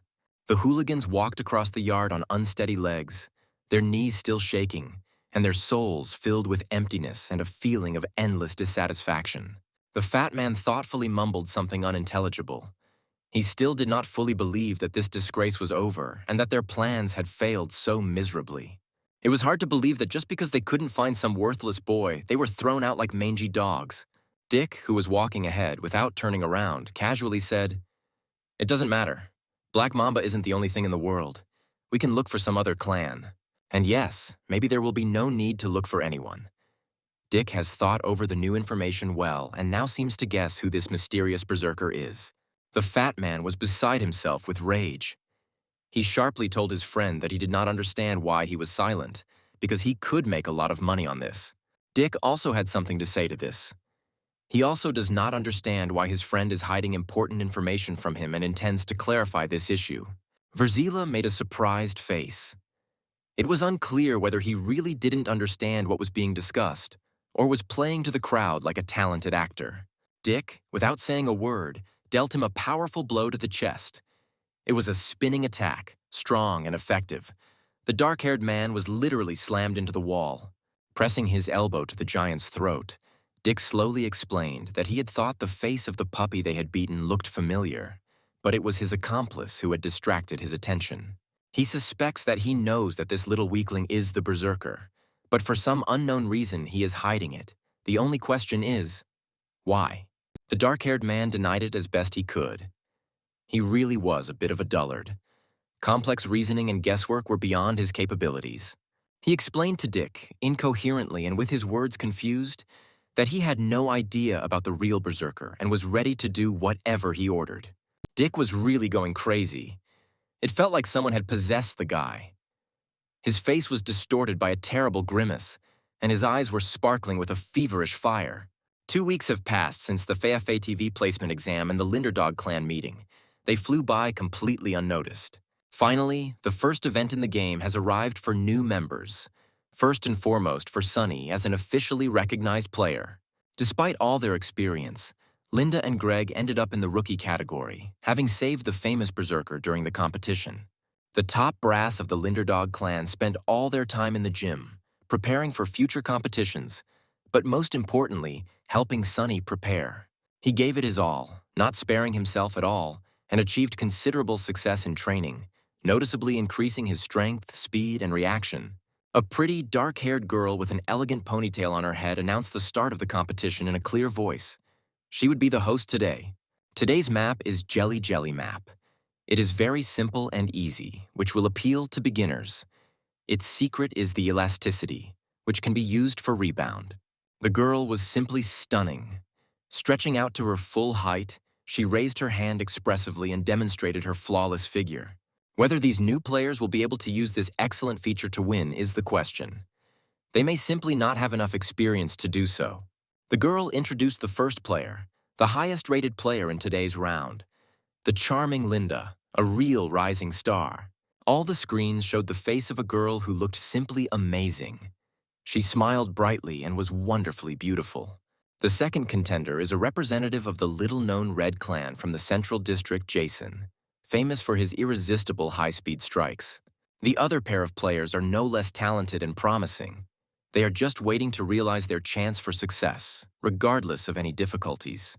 Just look at these brave warriors, who inspire fear with their very appearance. They are fast, strong, and absolutely ruthless. Meet Greg. He is incredibly experienced, but only recently received his first official status. But this gives him the opportunity to reach great heights. And this tough fighter is Tony, from another little-known clan, Spider, from the eastern region. The clan has been actively rising in the rankings lately. A guy in futuristic glasses appeared next to the presenter and joined in the process, commenting on what was happening when the girl fell silent. Congratulations to Linda and Greg. This is their first competition. Let's add that their clan underdog is located in a completely different city, but is already becoming popular. But the most interesting thing is that their opponents are at higher levels of the rating and 2 whole ranks higher, and this makes the intrigue even more intense. Irene sat at the table and talked with Ben, resolving issues related to training. It was necessary to discuss how to include newcomers in this process. Today's event in the game came at just the right time. Thanks to it, you can more closely study the strengths and weaknesses of new allies. At that moment, Sunny approached Irina. He involuntarily distracted her from the conversation, but the girl was not offended, but only asked how the classes were going. The boy replied that he was doing fine. Training was over for the day, and he wanted to talk about something, but at that moment he changed his mind and fell silent. Suddenly, Sunny broke down. The teenager began to express his doubts about the fact that he could be useful to the new clan. He saw himself as a real burden. Hearing this, Irina was shocked. It seemed to the girl that the baby had overcome his insecurity and that this was a past stage. But everything turned out differently. She tried to stop him, shouting after him that they needed to talk and that things were completely different, but she couldn't find the right words. Meanwhile, Sunny didn't answer his new friend and only slowly walked towards the exit, as if he had made some important decision for himself. In a panic, Irene called Ben and quickly explained the situation to him, asking if she and Sunny had had a fight. When he answered in the negative, the girl fell silent, and suddenly it dawned on her. Irene understood why the kid had reacted so sharply because Ben had removed him from the number of participants in today's battle without asking anyone's opinion.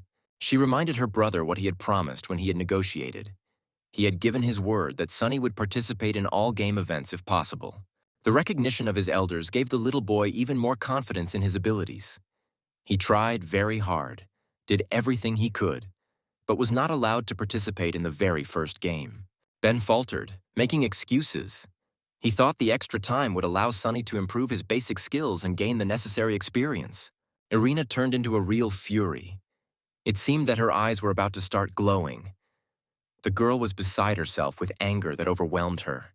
She screamed at her brother with all her might. The baby needs to be given the opportunity to prove himself, no matter what he can do. This will allow him to reveal his essence. Having finished her long accusatory tirade, the girl paused for a long time, and then, calling her brother a complete, hopeless idiot, pressed the reset button.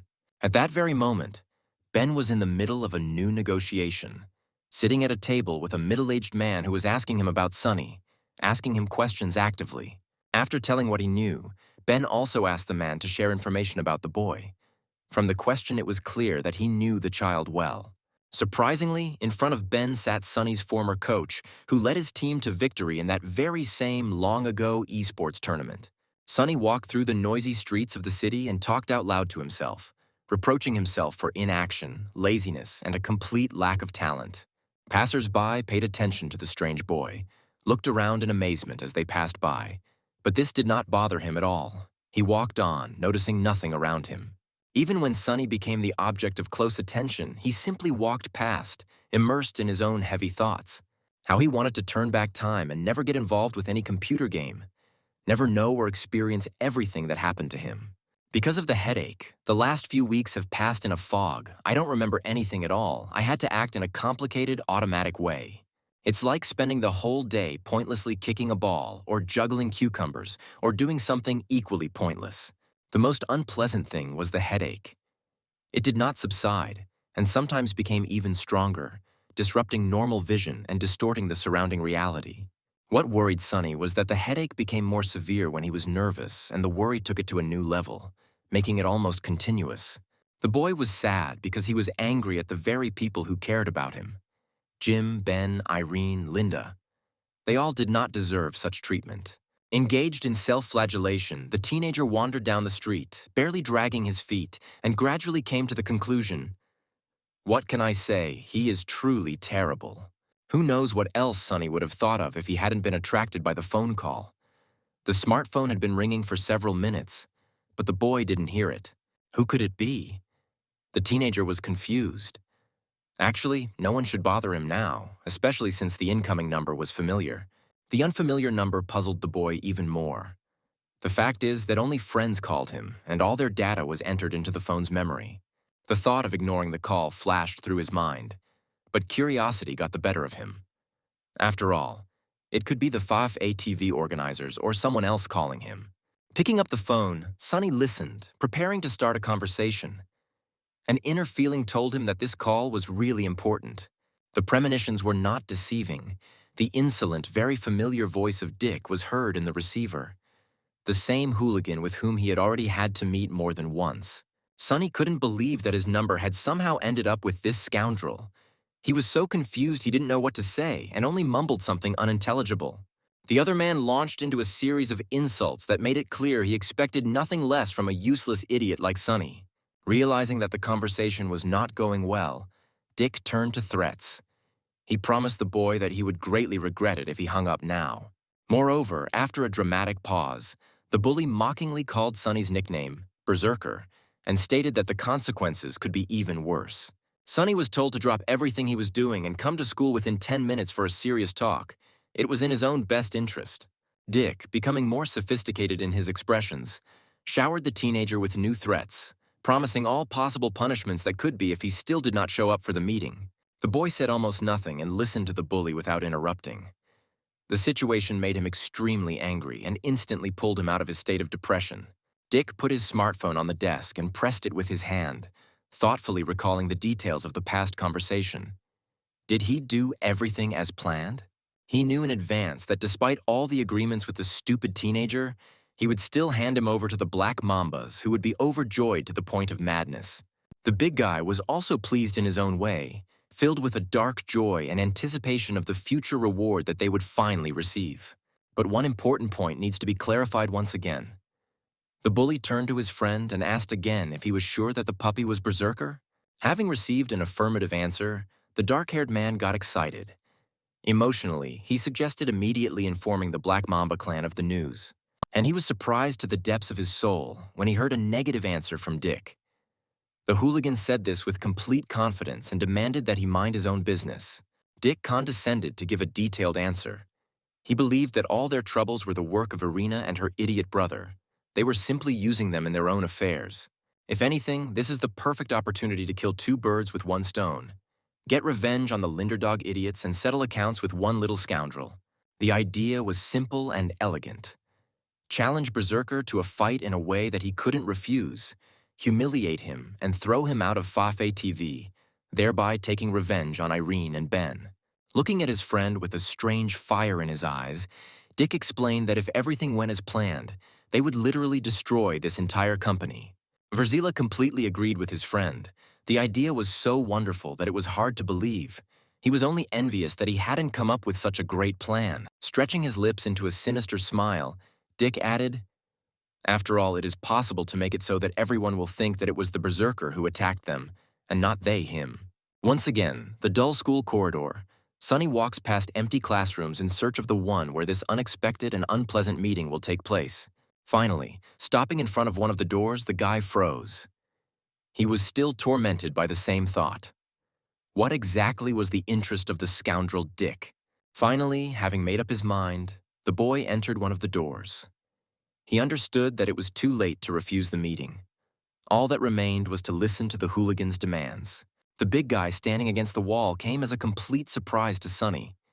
For some reason, he decided that the meeting with Dick would take place one-on-one without witnesses. The boy suddenly felt a strong sense of insecurity. The bully was almost 2 heads taller than him and literally overwhelmed him with his presence. Laughing mockingly, the dark-haired man told Sunny not to be afraid. The time to be afraid had not yet come, but it would come much sooner than he thought. Sitting leisurely on a chair against the wall was Dick himself, smiling ironically as he beckoned the teenager to come closer, promising that he would not hurt him. Suddenly, the bully swore foully, and from the confused tirade it was clear that some bet had failed and the money was irretrievably lost. Turning his gaze back to Sunny, who was scowling in anticipation of trouble, the scoundrel demanded that he behave more modestly. Otherwise, he would beat someone up right now. At that moment, Dick rose from his chair.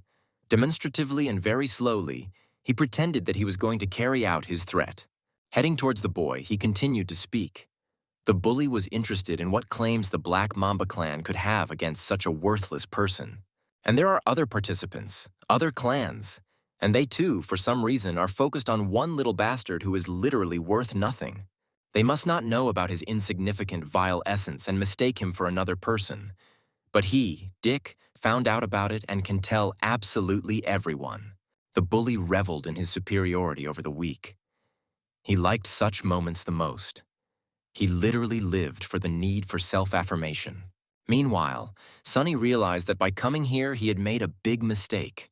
There would be no negotiations here, but the usual bullying of the strong over the weak. Having asked what Dick wanted from him, the boy received a clear and unambiguous answer. Consent to a ranked battle, and Sunny himself should be the initiator. Sunny must challenge Dick to a fight under the terms of the Fafe TV games, put his new rank on the line and deliberately lose. Nothing good will come of him anyway. Staring into the boy's eyes, the bully continued to press. He said that Sunny shouldn't care. The whole Fafe TV thing was a misunderstanding from the start. Losing wouldn't mean anything to him because Sunny would continue to live his life as he had before. And in addition, he would earn a lot of money. A whole 100,000. Dick wouldn't be himself if he missed the opportunity to make fun of him. He burst out laughing and said, "Perhaps 100,000 is a lot for such a moron." Sunny wanted to hit the bastard with all his might, despite his advantage. But the boy held back, because he had given his word to Irene and Ben and was not going to break it. You just need to listen and ignore the provocations of this scoundrel, because they are needed precisely to throw the victim off balance. Realizing that it was impossible to anger the boy, Dick approached and patted him on the shoulder in a familiar manner, expecting a reaction of indignation, but none followed. It's strange. He's either more restrained or dumber than everyone thinks of him. Dick decided to see things through to the end and still force the boy to do something thoughtless. Taking on a mysterious look, the hooligan loudly asked, "Isn't Sunny interested in what will happen if Black Mamba finally finds out who he really is? After all, What can you expect from a skinny guy? No one is interested in him, but his friends, what are their names? Ben and Irene are much more interesting. Dog is in big trouble. Dick announced that he had once seen on the news how the Black Mambas had dealt with a competitor. It had caused a lot of noise, and the police had never found anyone. So here, if the Black Mamba clan goes on the warpath, it will destroy everyone who gets in its way. Just imagine what they will do to the sweet little girl Irene. Sonny couldn't help himself and convulsively grabbed Dick by the lapel of his jacket. The boy was squeezing his clothes tightly, breathing heavily and saying nothing. Dick felt satisfied. He had almost achieved what he had planned. He had driven the puppy crazy. He was holding on with all his might and was only one step away from losing control. Suddenly, Sonny raised his head and came face to face with his offender. The boy's eyes seemed to glow with a fire that did not promise anything good. Dick did not believe for a second that this brainless puppy could harm him. He smiled and demanded to hear the rest of his undoubtedly generous offer. Time flew by unnoticed. Evening fell on the city. Windows lit up in houses and the streets began to look like some kind of fantastic landscape. In her room, Irina was sitting on the couch, looking tiredly through the incoming messages on her smartphone, an absent expression frozen on her face. Glancing sideways at her brother, who was sitting on the other side of the sofa, the girl finally said that she was still waiting for a detailed account of the meeting. After all, he left so suddenly and without any explanation, and only said that it concerned some problems connected with little Sonny's past. So what was the matter? Ben was in no hurry to answer the question, but sat with a gloomy, tense look, clearly immersed in some of his own unpleasant experiences and heavy thoughts. The only thing she managed to get was an answer, that the information received was extremely important if they wanted to get something worthwhile from the guy.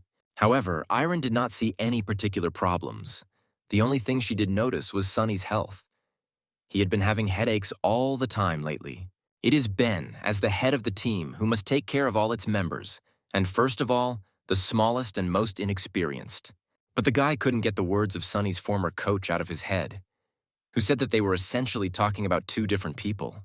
At that moment, the boy was sitting on the floor at home, among the trash scattered around the room, and was having a hard time dealing with the conversation with the two hooligans. As the coach said, he was a combination of two different personalities. A small frightened boy and a brave fighter of the virtual arena one frame. Looking at Sonny at that moment, one could believe it. A minute ago, he resembled a poor, beaten puppy, and now his eyes were burning with an evil gleam. Early in the morning, the smartphone lying on the nightstand made a loud sound and broke the silence of the room with a piercing ringtone that gradually got louder. The guy lying on the bed with difficulty tore himself away from the sticky embrace of sleep. With difficulty reached his hand to the device and, without opening his eyes, pressed it to his ear. From the conversation, it was clear that he was the host of the FAFA TV games, and someone was convincingly asking him to interrupt his day off to host another show. What's all the fuss about this morning? Why is all this necessary? Is there really no one to replace the presenter? And what's the urgent reason to break loose and run headlong? However, remembering the details of the conversation, the guy mentally agreed with his interlocutor. Of course, if he was not mistaken and the famous berserker was finally found. According to the caller, information was received that his incognito had been revealed and that a fight would take place today, where the very reputation of the mysterious fighter would be at stake. And the most intriguing thing is that old Ben is involved in this. Although if that is the case, then it is not at all surprising that some boy achieved serious success. The presenter, already known to the viewers, dressed in a robot costume, shouted loudly, greeting those who decided to watch an extra episode of the popular show. Yes, he's also surprised by such a rush and the fact that the broadcast is on a working day, but the occasion is really worth it. And now everyone will know this secret. There are enough people who want to watch the fight today. Despite everything, the chat is simply buzzing with the huge number of users who have registered in the system. The show is watched not only by Realp fans, but also by ordinary computer users, owners of tablets, smartphones, and other devices. Everyone wants to see this event. A fight between the famous newcomer berserker, who has skyrocketed in the rankings, and an unknown player with a low status. The presenter made a series of spectacular, fashionable hand gestures designed to attract the viewer's attention and emphasize the solemnity of the moment. No one can understand why this fight took place, because it does not give any advantages to the berserker and contradicts logic. But that makes the intrigue even more interesting. Berserker appeared for the first time since the distribution exam and immediately made an unfavorable choice of opponent for himself. Today, everyone will find out what is behind it. However, the mysterious fighter still does not intend to reveal the secret of his identity. He intends to remain in the shadows and declare himself only with his abilities. However, everyone would like to finally find out who is hiding behind the image of the unpredictable and very lucky fighter. Perhaps today it will happen. And finally, his opponent is Dick, whom everyone calls a weakling. He's the lowest-ranked player in his school, without any notable achievements. Only his friends will want to look at this weakling. The rest are not interested in him, and our entire huge audience has gathered specifically for the sake of Berserk. Having heard such an unflattering description, Dick was literally seething with anger, making plans for revenge for the future and promising to take cruel revenge on his offenders. No matter, today everything will change. He has come up with a way to defeat this little bastard. This is his day of glory, and the victory over the Berserker will be the first of many. Standing before him was Sunny, dressed in his traditional attire, a black tight suit and a loose outer garment with a hood pulled down over his eyes. The host announced that the map of the playing field was still unknown. It would be chosen randomly at the very beginning of the round, after only a few minutes. Finally, the moment came when the map was announced. It turned out to be very simple. The host declared that the players were lucky and raised his hands to the sky. The virtual arena was covered in a swirling fog, as if woven from numerous streams of smoke, shimmering and intertwined with each other. The camera zoomed in on the players standing in the smoke, and the host said, "This is one of the maps where the wind and smoke are raging and visibility is poor. Here, opponents can stand side by side and not notice each other. They can get lost in the smoke and fog, and a strong wind will hide all traces." This card is the Eye of the Typhoon. It is both simple and complex at the same time. Here, everything is decided by the ability to use the enemy's weaknesses and the right tactics. Although this is one of the simplest maps, it is here that the personal skill of each player and his will to win are clearly demonstrated. It may seem that the spectators will not be able to see anything in this smoke, but this is not so. It only obscures the eyes of the fighters and does not interfere with watching the game at all. Dick and Sunny stood in the middle of the playing field, which was divided into large checkers. Their figures were practically hidden in the clouds of fog. Visibility was very poor. Dick raised his hand. He had the feeling that he was about to grab this fog and squeeze it with his fingers. The vague silhouette of Sunny was visible in front. Suddenly, Sunny spoke up. He would keep his promise, but he also expected the same from his rival and really hoped that he would do the right thing. After a short pause, the boy repeated what he had said to be completely sure that he had been heard. Dick, lost in his thoughts, did not immediately understand what exactly the teenager was talking about and only made an indistinct cry in response. The host raised his hand and sharply lowered it down, giving the start to the battle. From that moment, the contenders entered the fight and only one of them could be the winner. Everything looked very impressive. A live broadcast from the virtual arena was shown on the screens, and the host quickly brought everyone up to date with the situation. Dick was in no hurry to move from his place. He saw no point in it. The bully was not going to fight for victory. He was just waiting for it to fall into his hands. Well, Sunny at this time was slowly moving towards the enemy. He had already decided everything for himself, so he knew that the fight would begin and end very quickly. Suddenly, the boy heard a voice with mocking intonations. Dick asking what kind of nonsense was going on with all these promises. He didn't remember any promises. Sunny started and froze in surprise, staring at his opponent. At that moment, the bully delivered a quick kick that knocked the guy out. Dick was angered by the very fact that some weakling had the courage to demand anything at all, and he cursed again, refusing to keep his promise. The teenager slowly rose to his feet, and the bully tried to repeat the attack, just to be sure, and was very surprised when it did not achieve its goal. Sunny stood confidently and was ready for any action of the enemy. His stance was strikingly different from the one that had taken place just a couple of minutes ago. There was fog swirling around, its clumps intertwined into intricate textures, making it difficult to see what was happening. It was completely unclear where the opponent had gone. His voice seemed to come from everywhere at once. Dick drawing out his words with the venom of contempt as he described how he would deal first with Sunny and then with the others. Irina will also be punished. She will still regret that she once rejected Dick and all the words she said. The punishment will be incredibly cruel. In the meantime, He will take care of knocking out of the game one arrogant upstart, a worthless nobody who is worth nothing. With these words, the bully rushed into battle. It rushed towards Sunny like a gust of wind and caught him by surprise. Despite the fact that the boy was prepared to meet the enemy, he lacked experience in real combat. The teenager was simply at a loss. The blows were raining down one after another, visibility was poor, and the boy was only thinking about staying on his feet. He decided to make one last attempt to negotiate with Dick, but he absolutely did not want to hear anything, being intoxicated by the imminent victory. As he struck, he shouted that he was looking forward to the moment when one little bastard would fail and show the full depth of his worthless nature. His face twisted into a grimace of rage. He remembered Irina again. Now the bully was only talking about the pain she would experience because of her pupil's failure. At this point, Sunny made a mistake. Underestimating Dick, he opened himself up and the bully immediately took advantage of the chance, going behind the enemy. From this position, he delivered a truly devastating blow to the back, literally driving his fist into the boy's body and causing him to fall like a broken doll. It was serious. The teenager was lying there, showing no signs of life. His eyes were closed and his head was thrown back. It felt like the fight was over. The spectators sitting in front of the screens gasped. This was definitely a bid for victory. They had not seen such a crushing defeat of the enemy for a long time. The girl from the Black Mamba clan stood and watched this heartbreaking scene. The monitor broadcast what was happening with all possible details. Her compressed lips and tense cheekbones betrayed great tension. It seemed that the beauty saw nothing but the broadcast and was actively comprehending what was happening. The camera zoomed in, showing large drops of blood falling onto the floor where the opponents were fighting, the drops looking quite ominous. The host started babbling, quickly commenting on the situation that had arisen. Photos of the fighters appeared on the virtual screen, and the recalculation of new ratings. The presenter began to suspect that something was wrong. The fight was not going at all as it should have, and suspicions arose that the famous berserker was giving in.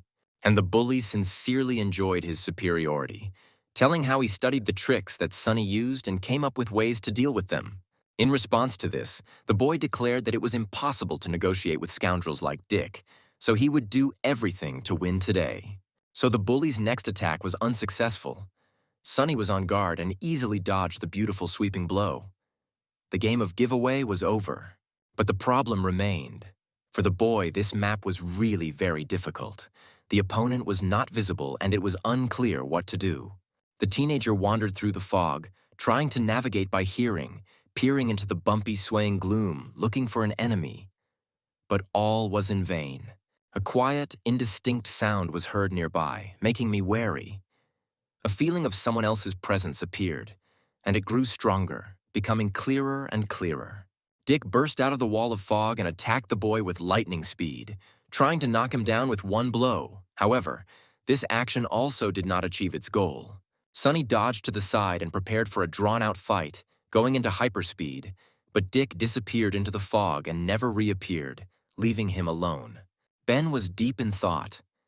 He sat with his fingers clasped and thought hard. Everything was going completely wrong. He was missing something important as the head of the clan.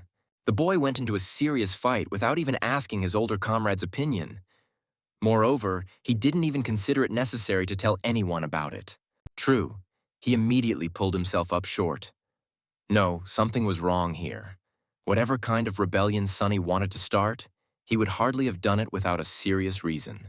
The most the boy could do was to be offended, which meant that the decision to participate in the battle was forced and he found himself in a situation where he had to do it.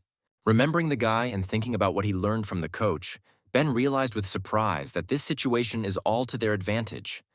Oddly enough, it gives new opportunities. The part of the baby's personality that allowed him to win was gradually hidden, giving way to another, submissive and compliant, and Ben did not know how to prevent this. But this new event clearly puts the boy on the brink. He will have to either submit to fate or become the new Sunny, a strong, confident winner. And at that moment, the boy was having a hard time. The scoundrel Dick had crept up unnoticed, in order to then deliver a vile blow in the back, counting on success. But Sunny somehow managed to get out of the line of attack without looking at the enemy. It was as if he saw him in his mind without the help of his eyes, and it was cool. The new ability really made the boy happy. He didn't even expect to learn something like this. Now he was confident of success. Roaring like a rhinoceros, Dick demanded that the little rascal stop dodging and accept his fate like a man. However, the boy had a different opinion, and he was getting better and better at dodging blows and maneuvering between his opponent's attacks. Dick was gradually losing his composure. The victory that had been so close was constantly slipping out of his hands, and the situation was becoming more and more uncertain. However, not everything was so rosy for Sonny either. Some blows still reached their target, causing confusion in the boy and gradually depriving him of strength. The changes in the game situation caused the presenter's interest. The guy again analyzed the opponent's chances and talked about their achievements. At this time, all the screens were broadcasting the image of Dick, who was clearly posing, taking heroic poses in an attempt to arouse the sympathy of the audience.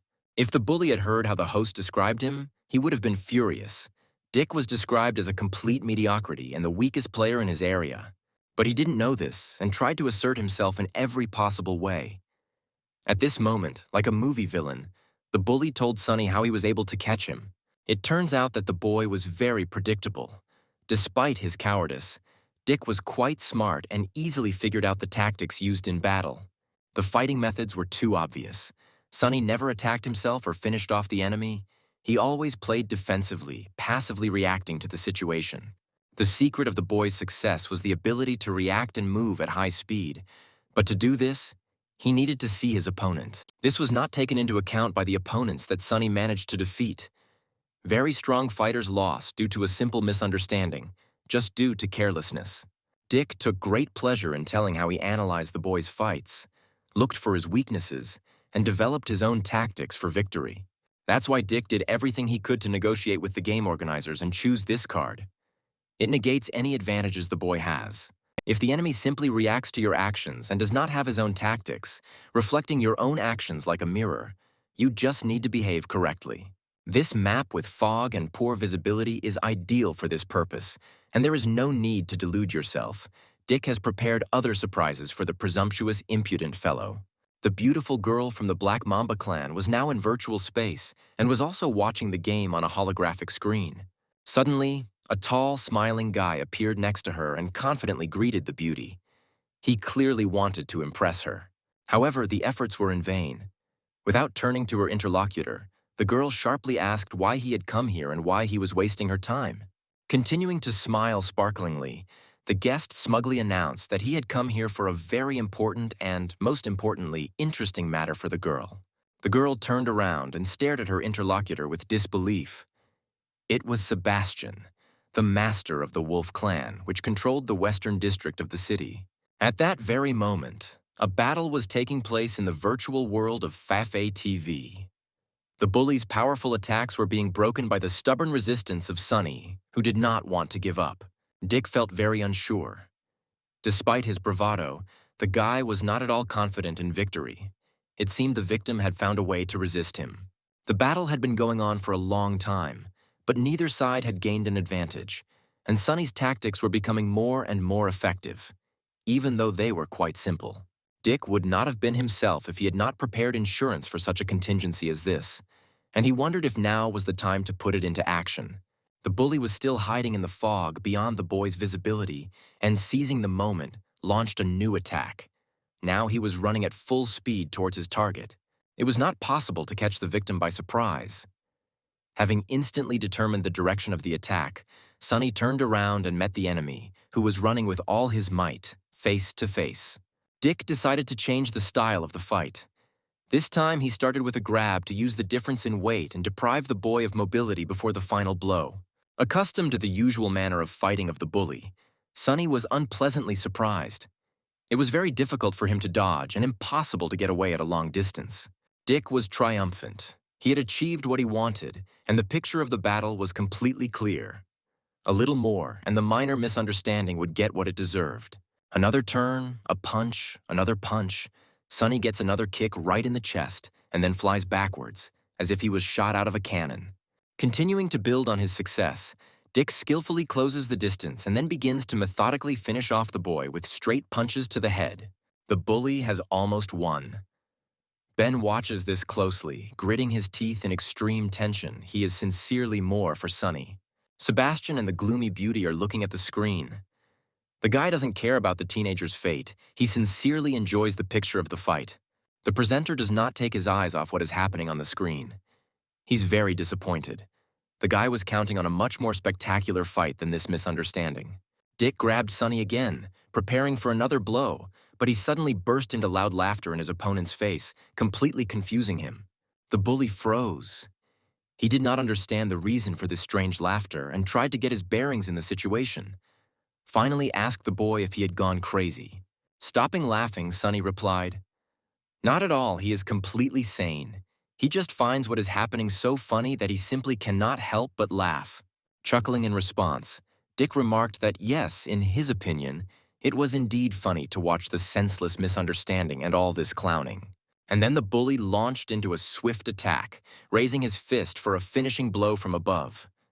Everything indicated that he would be the last one. But strangely enough, he again did not achieve his goal.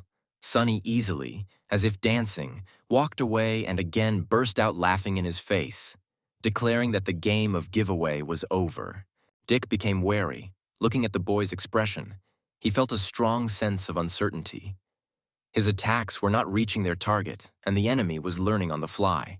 Sonny's face had really changed. It was adorned with a cheerful, slightly angry grimace, and his eyes were burning with some strange, feverish fire. Dick recoiled. At that moment, he understood with piercing clarity that the situation had changed radically, and he had missed this change, which he might seriously regret. The puppy learns too quickly. Even when losing, he was able to adapt to the new conditions in the shortest possible time and reduce Dick's advantages to nothing. Sonny cleared his throat and croaked something at his opponent. Whatever the boy wanted to say, it sounded truly creepy. Then he straightened up to his full height, threw back his head, and again burst into a long, ominous laugh that echoed loudly in the silence. Trying to cheer himself up, Dick answered the boy sharply, calling him a little moron, capable only of stupid theatrical effects, nothing more. The bully deliberately wound himself up and showered him with insults, trying to throw the boy off balance again and force him to do something thoughtless. But Sonny just stood there and burst into laughter every now and then, showing complete disregard for his opponent. Strangely enough, his soul was filled with confidence. After laughing, he answered Dick's question, explaining that he really did feel good. But why exactly? Dick wouldn't understand, and he shouldn't even try. But the hooligan shouldn't dream of winning either. It's better to forget about such an opportunity. He had a great chance, but the moment was missed, and there won't be a second chance. Dick studied the teenager with a gloomy expression on his face, as if he was seeing him for the first time. He still couldn't believe that so much could change in a short time. But something needs to be done. You can't win a fight with talk, so Sonny needs to be distracted with talk, and then, seizing the moment, attack again, this time for sure.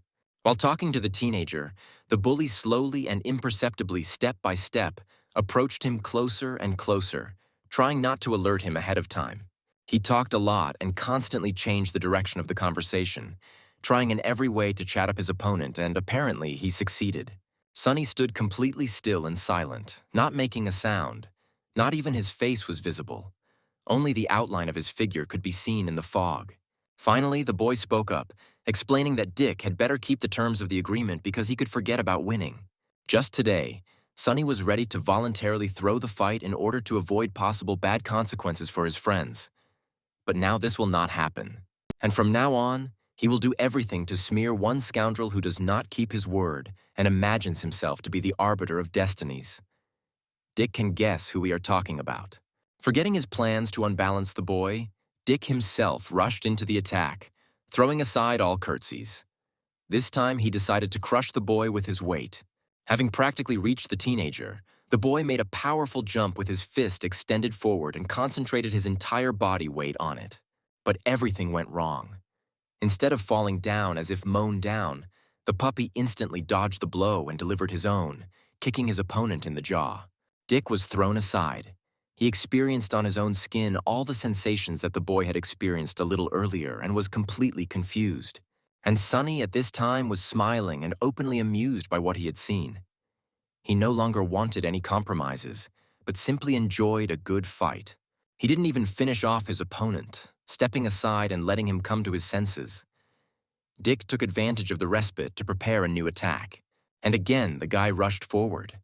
It might have seemed that he was driven by the will to win, but this was not so. What was happening was a gesture of desperation. He did not control the situation. It was hard to see anything in the flickering of arms and legs. The fighters were moving quickly, but in the end, Sonny delivered a flying kick right to the face. And then he performed a dizzying and very effective somersault, which earned the approval of the audience, who appreciated the beautiful scenes. It was hard for Dick. He had never received such serious injuries in this fight, and was already accustomed to his superiority over the small fry. The fall was beautiful and very shameful. It was not only a huge blow to pride, but also a very noticeable loss in the player's rating. The bully was completely stunned by what had happened, and was afraid, to the point of shaking in his knees, that this little monster would rush to finish him off completely. However, that same little monster had no intention of doing anything like that. He seemed to freeze like a statue in a low stance and withdrew into himself. And suddenly the teenager turned towards his opponent, meeting his gaze. Real madness was splashing in the boy's eyes. Dick couldn't stand it any longer. He rushed away from this little monster with all his might, ready to do anything to avoid being near him. He ran as fast as he could, turning from a hunter into a victim, and he felt the living horror breathing down his neck. A strong blow to the back of the head interrupted the race. It turned out that the teenager was a much better runner and could attack while running, striking with his feet. And again, humiliation. The guy, fleeing from danger, falls face down, seeing nothing around him, and rolls head over heels, completely losing control. The viewers froze in front of their screens.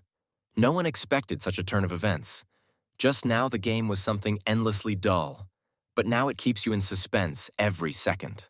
The presenter howled with emotion, and he declared with delight that the ratings and bets were completely mixed up, and that the bookmakers would probably go bankrupt. Ben, glued to the monitor, couldn't understand what it was.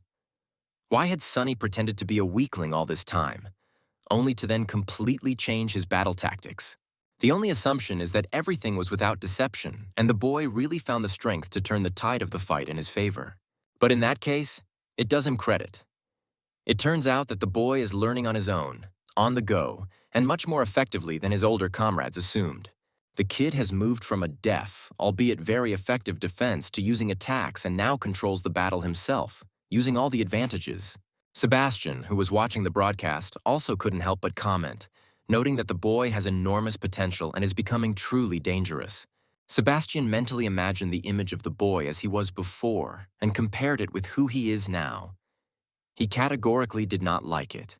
This boy could become a problem in the future, so you need to do one of two things. Either destroy him now or gain his friendship.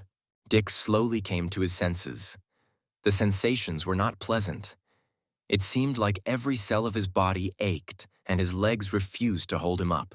The bully was puzzled as to what had happened, how the submissive loser had suddenly become such a dangerous fighter, and most importantly, what to do with all of this now. The internal indignation knew no bounds. Dick was literally filled with anger.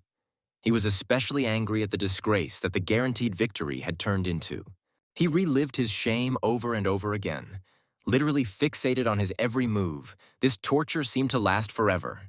And the most incredible thing is how cold-bloodedly the puppy finished him off. At this point, Dick began to shake, and it seemed as if foam was about to come out of his mouth. Suddenly, Dick experienced it again in reality. Sonny came up and with a powerful blow knocked his opponent to the floor and then effectively put his foot on his head. Then the boy said that he had a little gratitude for such a scoundrel as Dick, because thanks to him he managed to find the lost part of his personality. Although most of all, as Sonny admitted, he now wants to finally finish off one scoundrel and make his day truly happy. But Dick was in his element. Even in this situation, he tried to put pressure on Sonny, threatening to tell everyone something very shameful for the boy. The teenager could not understand what was being discussed. Mentally going over all his mistakes, sins, and miscalculations, he still could not find anything to be ashamed of. And besides, Dick threatened, Sonny's friends would definitely suffer. For example, Ben, who got involved in a game where serious people were involved. Isn't that a pity? Smiling, Sonny said ironically, "No, it's not a pity. He didn't even think about it because Ben is a big boy and can take care of himself." It became impossible to talk to the bully any further. It was necessary to urgently stimulate his thought processes, showing who was in charge here. Having earned a kick to the face, Dick immediately fell silent. As it turned out, he's one of those people who find it very difficult to live in this world without a punched face. Now he behaved much more civilized and even answered questions. But Sonny still did not fully understand what he should do next. However, time will tell. As for the game, the outcome has already been determined. All that remains is to wait for the announcement of the final victory over the opponent. Sonny remembered how the clans hunted him, how they targeted him and tried to get rid of him, how he hid from everyone. Now it was in the past, and here is his first real victory, one without outside help, only by his own efforts, and the defeated enemy at his feet. At that moment, Sonny was experiencing the most exciting experiences of his life. Victory was intoxicating.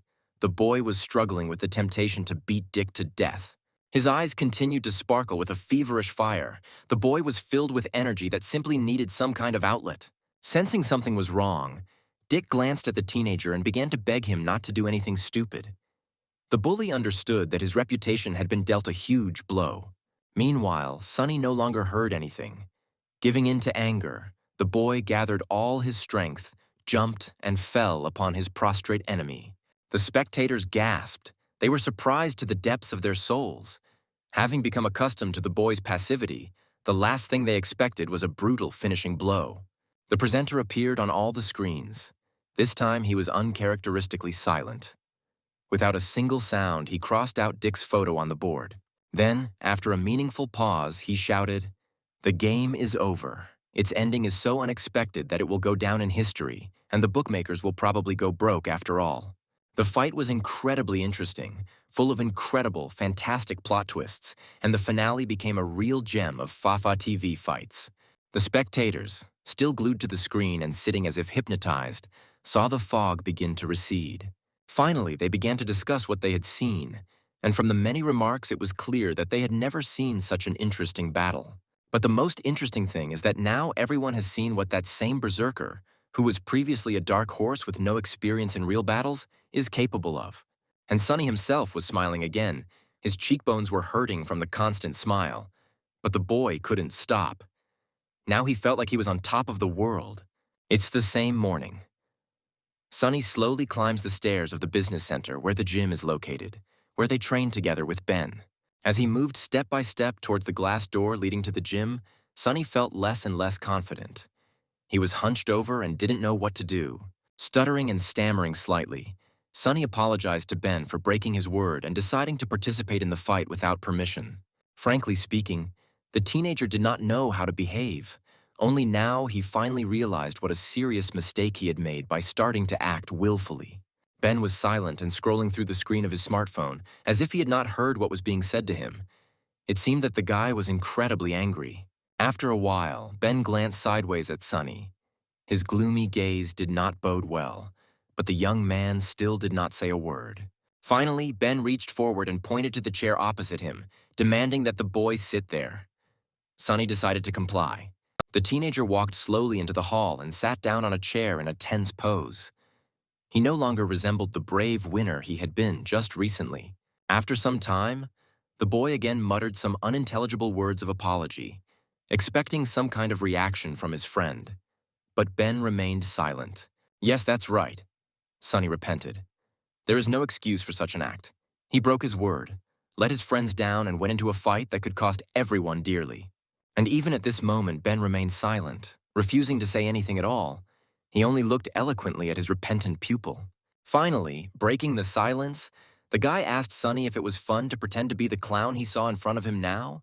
Sonny sat with a dejected look. His hunched figure could have been used as a model for painting a scene of bitter remorse. Suddenly, the boy raised his face, looking at Ben. It became clear that in reality there was no smell of remorse there. A grin was frozen on his face. Ben assumed a relaxed pose, sprawled on a chair, and explained that he immediately realized that Sonny was messing with his head. But he didn't take offense, because he expected something like this. Realizing that the execution was canceled, Sonny smiled widely at his older friend. The boy was interested in how Ben and Irene reacted to his prank. Ben said that there was nothing good in such an act, of course, but it was part of the boy's character, and precisely the one thanks to which he achieved victories. This revelation came as a surprise to Sunny, who had not even thought about the fact that his contradictory nature was the reason for his success in esports. At that moment, the boy confessed that he had indeed hidden his past out of fear. It seemed to him that no one would be friends with such a crazy person. However, Sunny understood that he had been wearing some kind of masks all his life. They were necessary to find his place in the team and achieve universal recognition. Gradually, he stopped understanding who he really was, and against the background of stress after the death of his parents, the worst side of his personality came to the fore. Sunny was also let down by his painful pride. When he faced betrayal and his achievements were forgotten, it was difficult for him to survive it. Here, Ben asked whether the boy had been able to draw any conclusions from this whole story and what feelings he was experiencing now, having won the battle. The teenager didn't quite understand what his feelings had to do with it. In Sunny's opinion, only the result mattered, and the result was simply magnificent. Ben explained that feelings are very important because they give the opportunity to understand whether his student will now remain himself or will turn into a bore and a weakling. At that moment, Sunny froze. The smile disappeared from his face and a ringing emptiness appeared in his head. In fact, the boy himself did not know the answer to this question. And again there was a pause. Everyone was thinking about something of their own. Ben was analyzing the prospects, and Sunny simply didn't like the idea of becoming a wimp again. Suddenly the boy broke the silence and, as if making excuses, said that when that game failed and he was thrown out into the street, it was too much of a shock. Then he hid, and even denied his true character in order to completely isolate himself from the past. And that's when this strange new Sunny was born. But everything turned out to be difficult. Living in a new way turned out to be unbearably sad, and the teenager clung to the opportunity to become himself again, experiencing strong emotions. Ben was tormented by the question that was immediately asked of the boy. Should we hope that he would remain the same as now and not turn into his old self? After hanging for a bit in his inner world, Sunny shook his head and, as if having decided something for himself, confidently answered, "Of course he will now become the same." This heart-rending moment was interrupted by a sudden crash. The door, which someone had forcefully thrown open from the outside, hit the wall as it opened. An agitated and for some reason angry Irina appeared on the threshold. She did not understand at all why her brother had called her and wanted to vent her dissatisfaction. Seeing Sunny, the girl got even more excited. Her face changed. She took a breath and started screaming deafeningly, accusing the boy of impenetrable stupidity. The long tirade ended with a teaching moment. Iron rushed towards Sunny and gave him a deafening, ringing slap. Having calmed down a little, she once again told him everything she thought about his stupid act of participating in this setup, as she called the recent fight. According to her, Sunny could not know that the scoundrel Dick, even before receiving his minor rank, was always up to no good, not shying away from threats and blackmail. "Yes," Ben said. "That's all true, but it's all over now and it's all over well. And so they all need to think carefully about what to do next and where to go." And therefore the head of the clan decided, from the next training the baby will also participate in battles. Now he will be trained as a full-fledged fighter of the team. For some reason, this statement calmed Irina down. She relaxed, sat down next to Sunny, and asked with a smile how he felt about this news. Looking sweetly at the girl, the boy replied that he was undoubtedly happy about this and promised to make every effort to justify the trust and refrain from stupidity. "As for the nonsense," Ben commented, "we need to talk about it later. It's worth returning to this issue separately, but now something else is very interesting. The main question is, how will the other side behave now? That is, the members of the Black Mamba clan and their hangers-on, whose plans have now crumbled to dust." Meanwhile, the Black Mamba clan was holding an urgent meeting. The few leaders and their allies gathered in some corridor. The meeting had already begun, but no issues were discussed. Everyone was waiting for the others to arrive. However, it looked like no one else would show up. Sebastian, the leader of the Wolf clan, who was sitting in the chair, commented, he didn't expect anything else, judging by how their partners were acting. Therefore, there is no point in engaging in any more stupid things, such as waiting for the weather to change and hoping that these traitors will keep their promises. In front of him sat a beautiful girl, well known for being the official face of the clan and representing the interests of the Black Mambas.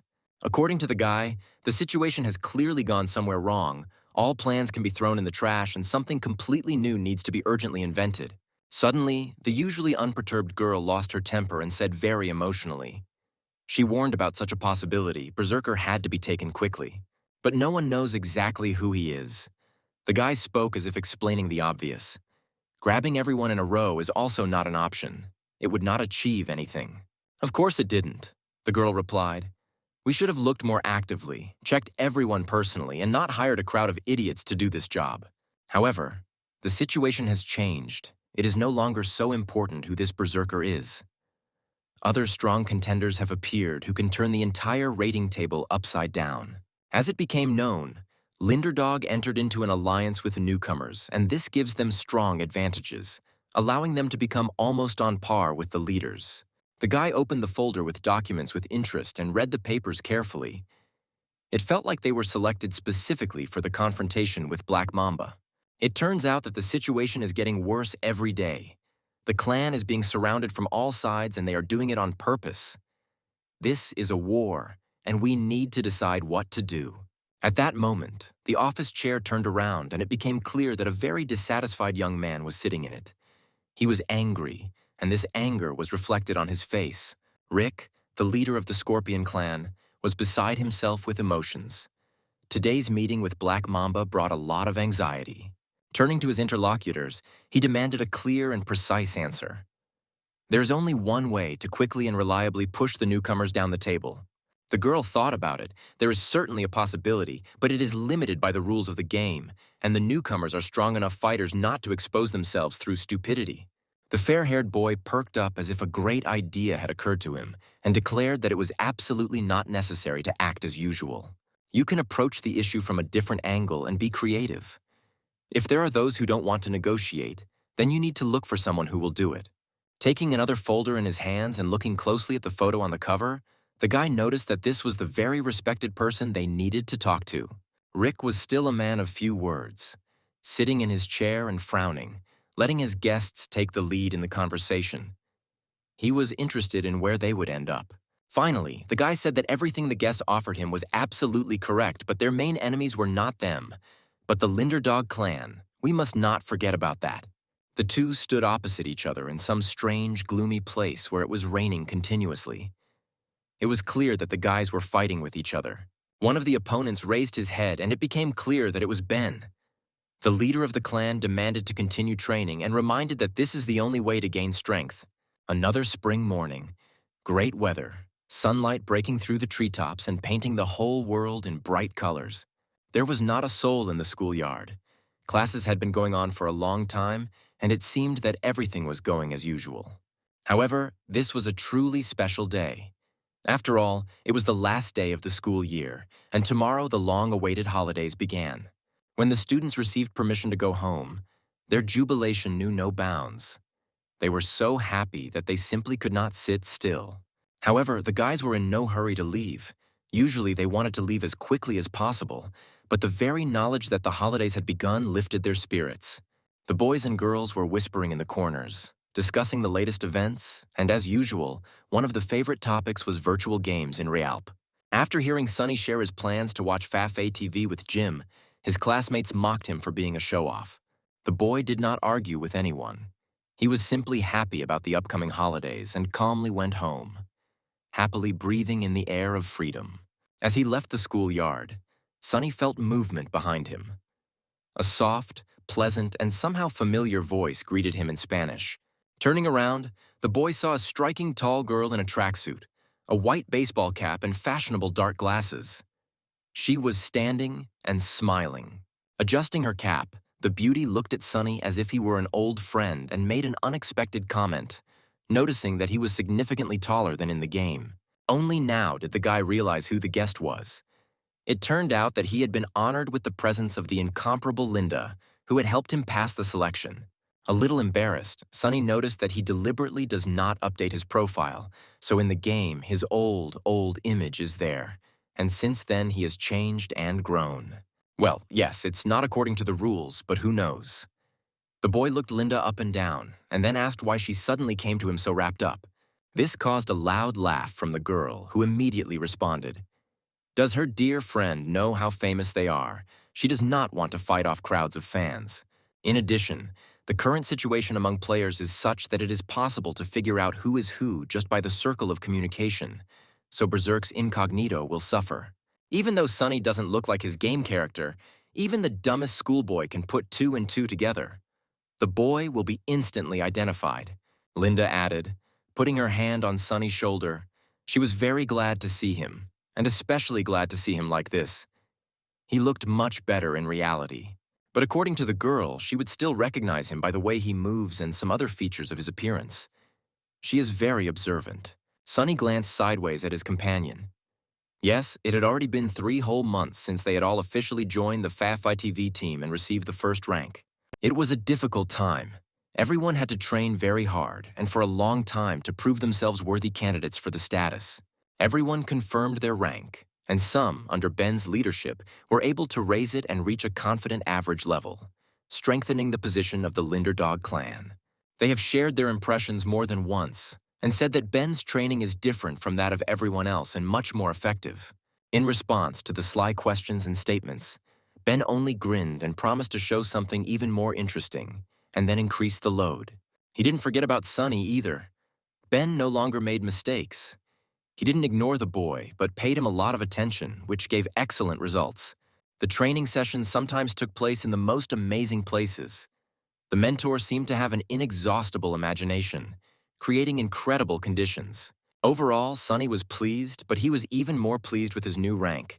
He had recently passed another test and moved up in the rankings. True, for some people things didn't go so well. Irina, unexpectedly, was left out of the picture, considering her rank. There were no rivals for her yet. The cheerful voice of the host of the popular show Coliseum from FAFA TV exploded the broadcast. Today, there was a big duel for rank confirmation. A girl with a fashionable bluish tint of hair and a frightening mask quickly brought the audience up to speed and began introducing the duelists. On the left side of the arena is a powerful fighter named Andrew from the Balk Mamba clan. He is famous for his victories and all-destroying power. Andrew stood at attention, pretending to be a seasoned gladiator without fear or reproach. But upon closer inspection, one could see that the guy was nervous. Sweet and dangerous, like a cobra, the girl from the Balk Mamba clan was now sitting at the monitor, watching the start of the show and waiting to see how their fighter would show himself. On the other hand, another brave player who challenged such a big guy is Irene, a girl from the Linderdog clan who is entering the arena for the first time since the beginning of the season. It will be very difficult and most importantly interesting. Each fighter has his own merits and serious experience, so this is a fight of equals. After so many months of oblivion, she decided to grace the public with her presence and was clearly preparing for a fight. Let's see what she has prepared. Despite the absence of top players, this fight attracted a lot of attention. A huge number of spectators followed the events inside Realp and on the screens. Irina demonstrated determination. She rejected any possibility of defeat, not even mentally considering giving in to her opponent. Ben took off his virtual terminal and exited Realp into the real world. He had just given his sister advice in the arena, but now he had returned to his team. Turning to the guys who had gathered in the room, the guy greeted them and asked what new things had happened in his absence. Everything was fine. Greg, Linda's fair-haired friend, quickly brought the leader up to speed and did not fail to ask how Irina was doing and if everything was okay with her. In response to the question, Ben did not embellish the situation and told it as it is. Things are not so good despite the preparation. Irene came out to fight with a long break. But the main thing is her opponent. At first it seemed like nothing special, but according to the draw, she got an opponent from Balk Mamba and the surprises began. It's even worse. Ben managed to find out that Andrew is a former B-rank player, and this is extremely serious. At this point, the guys froze with their mouths open. Sunny thought about it. Everything that was happening evoked some familiar associations, as if he had dealt with something similar before. Then it dawned on the guy. What if this is all a setup and this is abuse? On the surface, it seems like everything is according to the rules, but in reality, the result is rigged in someone's interests. Ben listened without interrupting as Sunny explained that the boy had encountered this phenomenon when he competed in the World Championship under the nickname One Frame. Now everyone was listening to Sunny. He was saying that Andrew could have been deliberately demoted for a trumped-up reason so that he would act as a mercenary. This caused a lot of concern among the team members. For the first time in Sunny's memory, the guys didn't know what to do and wondered if Irene could win. Linda's fair-haired friend couldn't help but speak out. He doesn't blame Irene, but she's stuck in her rank, and no matter who the opponent is, she has to try to win. Ben put his hand on his shoulder reassuringly. There was no need to worry ahead of time because they all knew Irina. The girl was full of the most unexpected surprises, and he himself had prepared something in case of such unexpected events, so Greg needed to go somewhere, without delay, right now. However, this did not convince Greg. He clearly remained of his opinion. The guy was convinced that the situation was poorly planned and the advantage was lost. Having said goodbye to everyone, he left the building and walked thoughtfully down the street. The young man was haunted by dark thoughts. He did not like what was happening.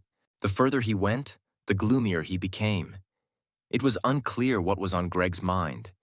It seemed like something was seriously weighing on him. Suddenly, Linda remembered that today was Wednesday, the very day when he went to visit his friend in the hospital. On Wednesdays, he was always gloomy and unbearable. Ben joined the conversation from across the room.